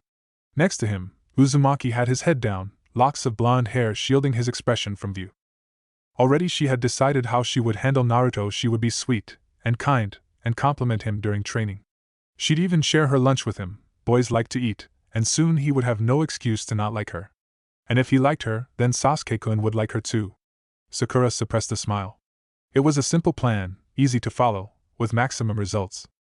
"I didn't know we were supposed to meet here at 10, she commented, and watched as Sasuke shrugged in reply. She leaned forward so she could see around Sasuke. "How are you this morning, Naruto?" The blonde didn't even look up. That was okay, eventually he would cave. 15 minutes later, a gray-haired Jounin popped up onto the rooftop, wandering over like he had all the time in the world. His one revealed eye ran over the three of them as he leaned against the wall. Okay, so I'm guessing we should introduce ourselves again, being that we have a new member. I'll start. I'm your sensei, Hatake Kakashi. I enjoy many things as much as dislike them. By dreams and ambitions, well, you'll just have to discover them for yourself. He seemed to cut himself off and point at her. Sakura smiled weakly and swallowed. I'm Haruno Sakura, and I like dash. She glanced at Sasuke, then quickly stopped what she was about to say. My dream is to become a great kunoichi. My dislikes are. She paused, her mind running to Naruto, to many other things that bugged her that she was sure Sasuke cared not to hear. Well, it doesn't matter. She waved her hand weakly, blushing when she noticed Sasuke was staring at her, his face stoic and empty. All right. Go on, Sasuke. Sakura turned to him and smiled. I'm Uchiha Sasuke. I like training, anything to do with jutsu, and I hate useless people who hold us back. Sakura swallowed when his dark eyes paused on her for a second. She would never hold him back. In fact, she would encourage him to be the best every day. My ambition is to kill a certain man and restore my clan. Sakura felt a chill run through her body. Kill a man? Kakashi-sensei nodded, apparently having heard this before, and looked at the third member. What about you, Naruto? Wanna say something this time? Wow, Naruto still ignored his senseis? She had been sure he would start to interact once he was out of the classroom, but apparently not. She sniffed in disdain. If she were his sensei, she would kick him off the team as a defective member. She leaned forward so she could see said blonde, and he was still staring down at the cement roof. She noticed a single finger tapping against his knee where his hands rested. There was silence as they seemed to wait to see if the hooded blonde would say anything. And then, quite suddenly, he spoke, and this was the first time she had heard him say anything. I like Sasuke. She was surprised by the cool rasp of his voice, but more stunned by his words, though it appeared by the shocked look on Sasuke's face. He was more stunned than she. Even Kakashi-sensei looked a bit surprised. I dislike. And here he paused, rubbing his palms against his knees, as if nervous, though he hadn't looked up once. Everything. I have no dreams or ambitions. She watched Sasuke stare at his friend, his normally cold face still morphed in surprise. That's... Kakashi-sensei gave a slight frown. Great, Naruto. Sasuke looked at the jounin, opened his mouth to say something, but instead turned back to stare at Uzumaki. Sakura was starting to think this was weird. Of course, Uzumaki liked Sasuke. He practically clung to him every day. They were always together, so why was Sasuke so surprised? Geez. The way Sasuke was reacting, one would think Naruto had confessed his undying love or something. Her eyes narrowed. He hadn't, right? She peered at the blonde, taking in his pale, bony features. No, his expression didn't scream embarrassment, elation, or any of those emotions involved in a confession. In fact, Naruto looked downright miserable, which was his usual expression. No, it hadn't been a confession. It was more likely that Naruto really didn't like anything or anyone, but felt like he had to say he liked something. So he had said he liked Sasuke, and that's all it was. Tomorrow we get a Miss Dash. Can't we get one today? Sasuke interrupted, and the jounin sent him a thoughtful look. I suppose if you really want one. He watched as she nodded her head in enthusiasm. Finally. She was a real ninja, about to do a real mission. Kakashi-sensei straightened from his leaning position and headed for the stairway door. Come on then. He gestured, and both she and Sasuke got to their feet immediately. Naruto was slower to his, and he trudged after them sullenly. They made their way to the Hokage's tower, where missions were being handed out. To Sakura's surprise, the one handing the missions was Iruka-sensei, who smiled when they approached his desk. Sasuke, Sakura, Naruto, how are you all doing? He asked with a pleasant yet concerned smile, his eyes running over Sasuke and Naruto. To her surprise, the corner of Sasuke's mouth turned up as he shrugged, hands buried in his pockets. Naruto glanced up from his inspection of the floor, but that was all the acknowledgement he gave. She greeted her old sensei and was pleased when they were handed a mission, though she felt it a bit ridiculous when they were told what it entailed. Catching the Fire Lord wife's cat. Wow. She could tell by the barely concealed frown on Sasuke's face that he too was annoyed. Naruto was still staring at the floor. When they headed into the forest, Kakashi-sensei split them, he with Sasuke, and to her horror, she with Naruto. They went in opposite directions, and she followed Naruto. He was as she remembered in the academy, quick, light, and silent as they moved through the foliage, searching for the feline. Here, kitty, kitty! She called at intervals, making cat meows in the hopes of attracting the animal. At one point, Naruto paused and looked back at her, the accusing eyes she hated so much in full mode. What? She stuttered, flushing and feeling the heat of it in her ears. You got a better idea?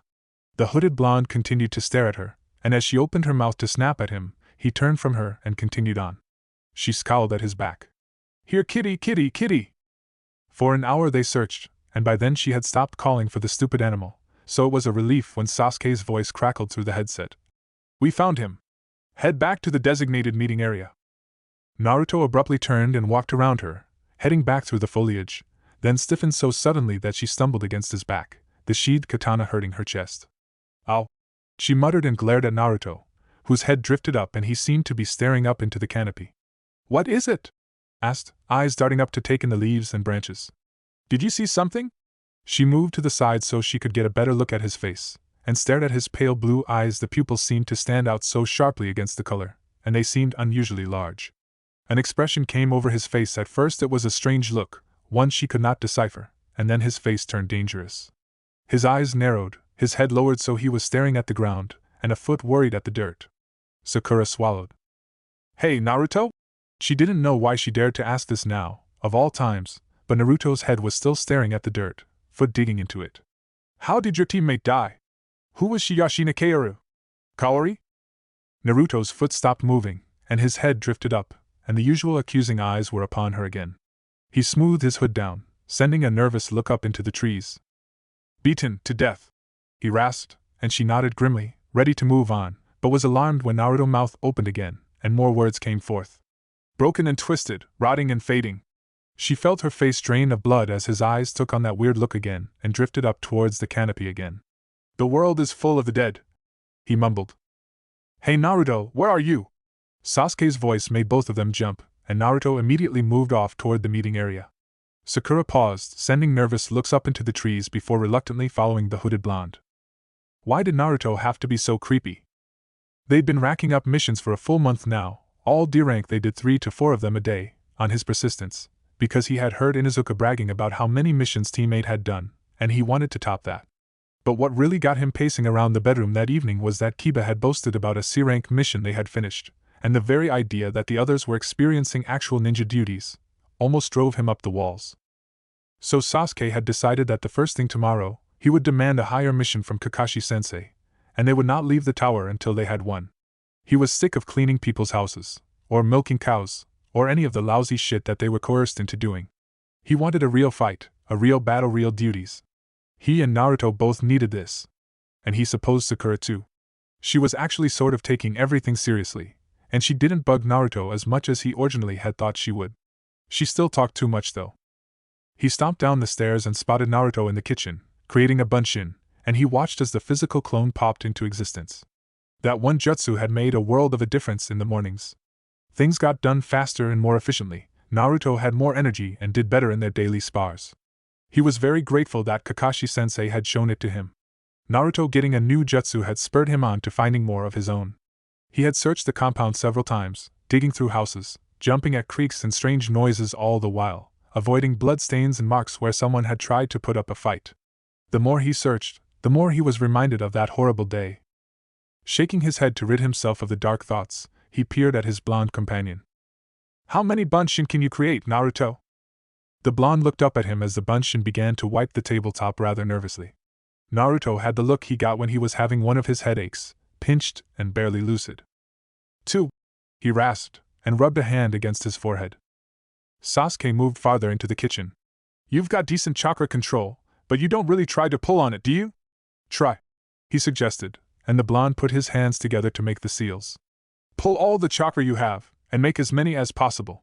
Naruto's lips pursed. Sasuke felt the strong flow of his chakra, could even see it, a pale blue.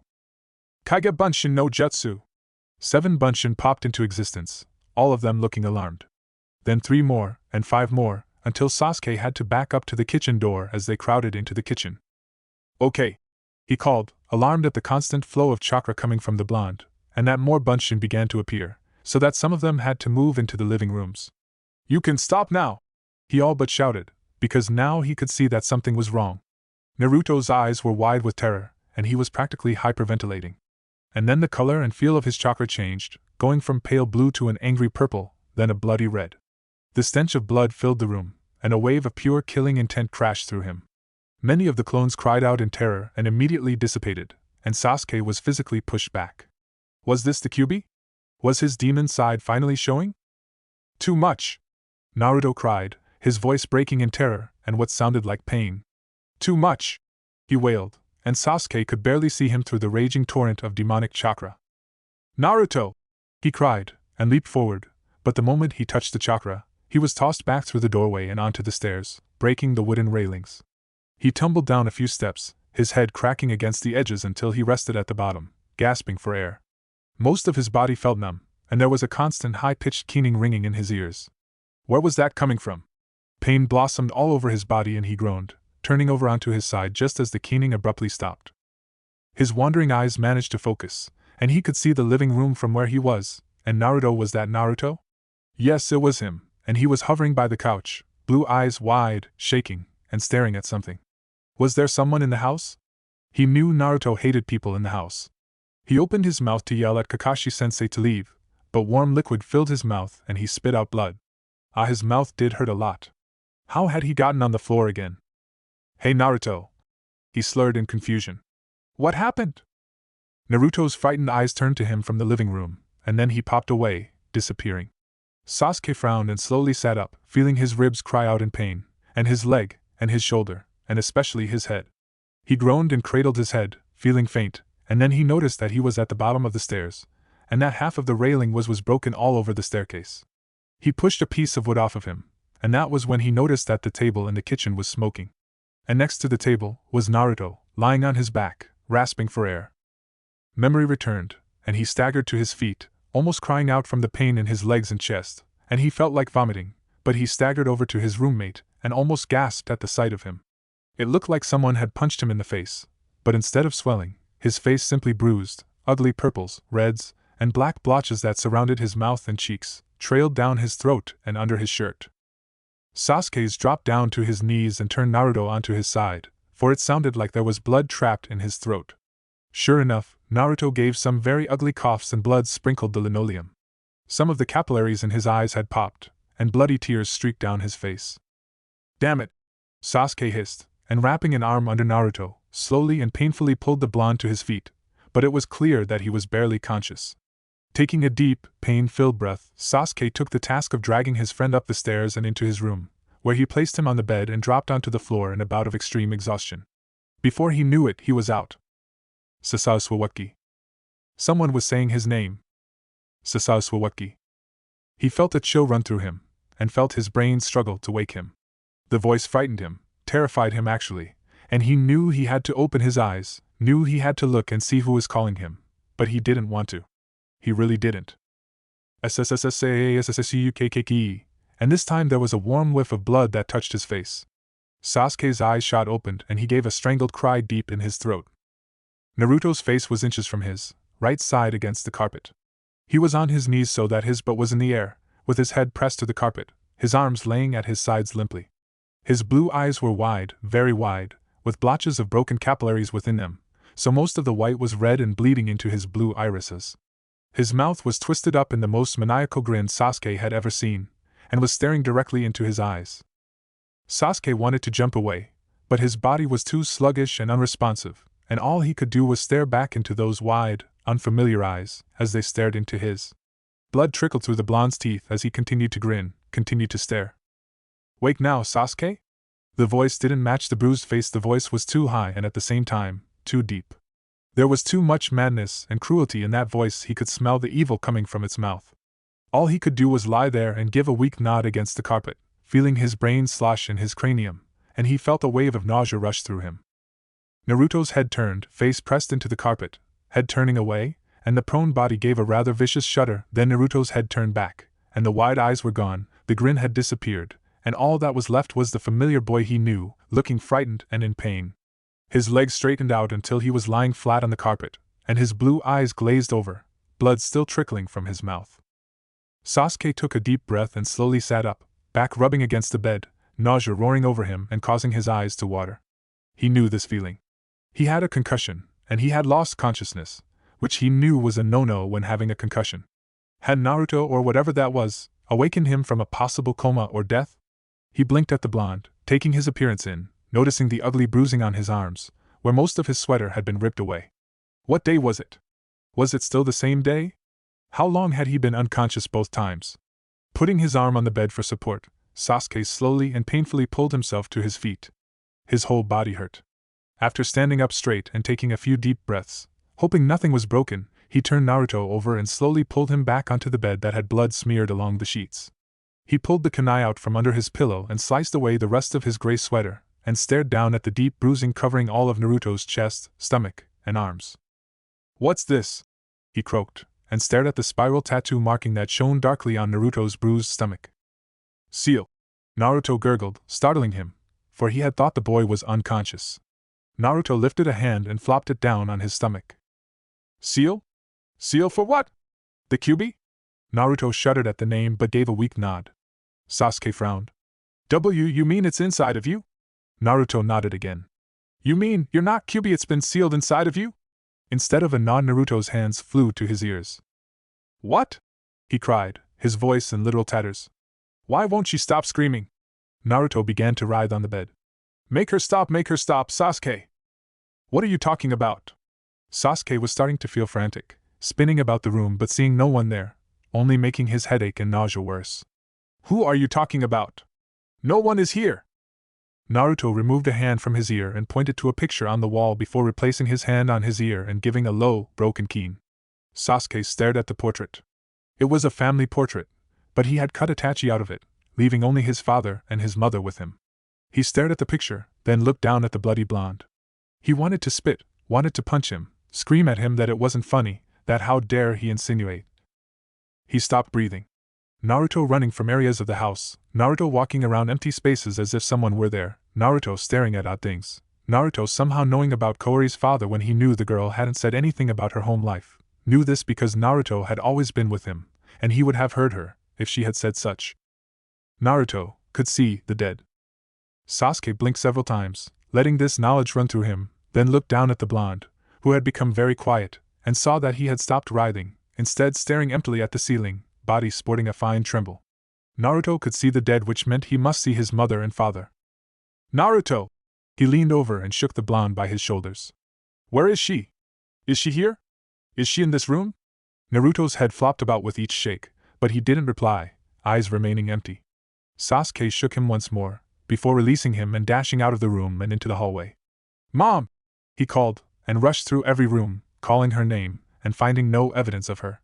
Then he left the house and ran the streets of the Uchiha compound, calling out the names of aunts and cousins, uncles, nieces, and nephews. But no one answered. Pain and exhaustion finally overcame his adrenaline rush, and he slumped down onto a porch, and rested his aching head on his knees. This place was a tomb. He returned to find that Naruto was as he had left him, and he began to clean up his companion. Naruto didn't have any surface wounds, all of the bleeding was under the skin, and after he had cleaned him up, Naruto seemed to regain some life, just enough so that he could crawl into his corner and curl up into a ball, facing the wall. Then he turned to himself, and touched the tender and swollen parts of his body. Nothing felt broken, but he had 3 large bumps on the back and sides of his head.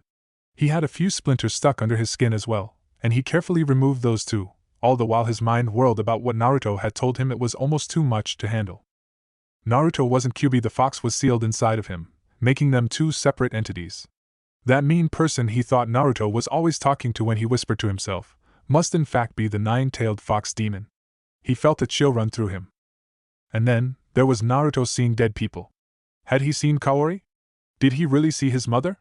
No, it couldn't be true. Then his own thoughts gave him pause. Maybe it was true, and that the reason he could see them was because the fox could see the dead. That made sense. But why hadn't Naruto said anything about it all this time? Because you wouldn't have believed him, his mind whispered to him, and he flushed with shame. Naruto wasn't a liar. Why would he lie about something so sensitive? He hadn't lied about the villagers being after him, and it had taken a break through the window to get Sasuke to believe him. So, Naruto could see the dead. His eyes fell on his katana, which was leaning against the dresser, and he could not help the grin that grew on his face. Naruto could see the dead, talk to the dead, learn from the dead. Oh, the possibilities! Sasuke choked on his laughter before giving in, roaring out loud in his delight, missing the flinch that ran through Naruto's body. He laughed until his ribs told him to shut up, and he went down to the kitchen to make a cup of coffee, needing the caffeine to keep him from falling asleep. He never stopped grinning, though. Sakura wasn't surprised to hear her name called upon as she passed the flower shop, and even turned with a smile as she spotted Ino in the doorway. "Hey, forehead girl," Ino greeted smugly as Sakura approached. "Haven't seen you in a while. How's that team of yours?" "Which one?" Sakura replied, enjoying the look of surprise and confusion that graced the blonde's face. "You have more than one?" she asked with a cocked brow, moving to stand behind the register, leaning forward in interest. "Nah." She waved her hand dismissively. "I was with these two losers that were so bad, they got sent back to the academy. I had to wait a few days, but then I got on." And she paused here, watching Ino's wide eyes, then gushed. "Sasuke-kun's team."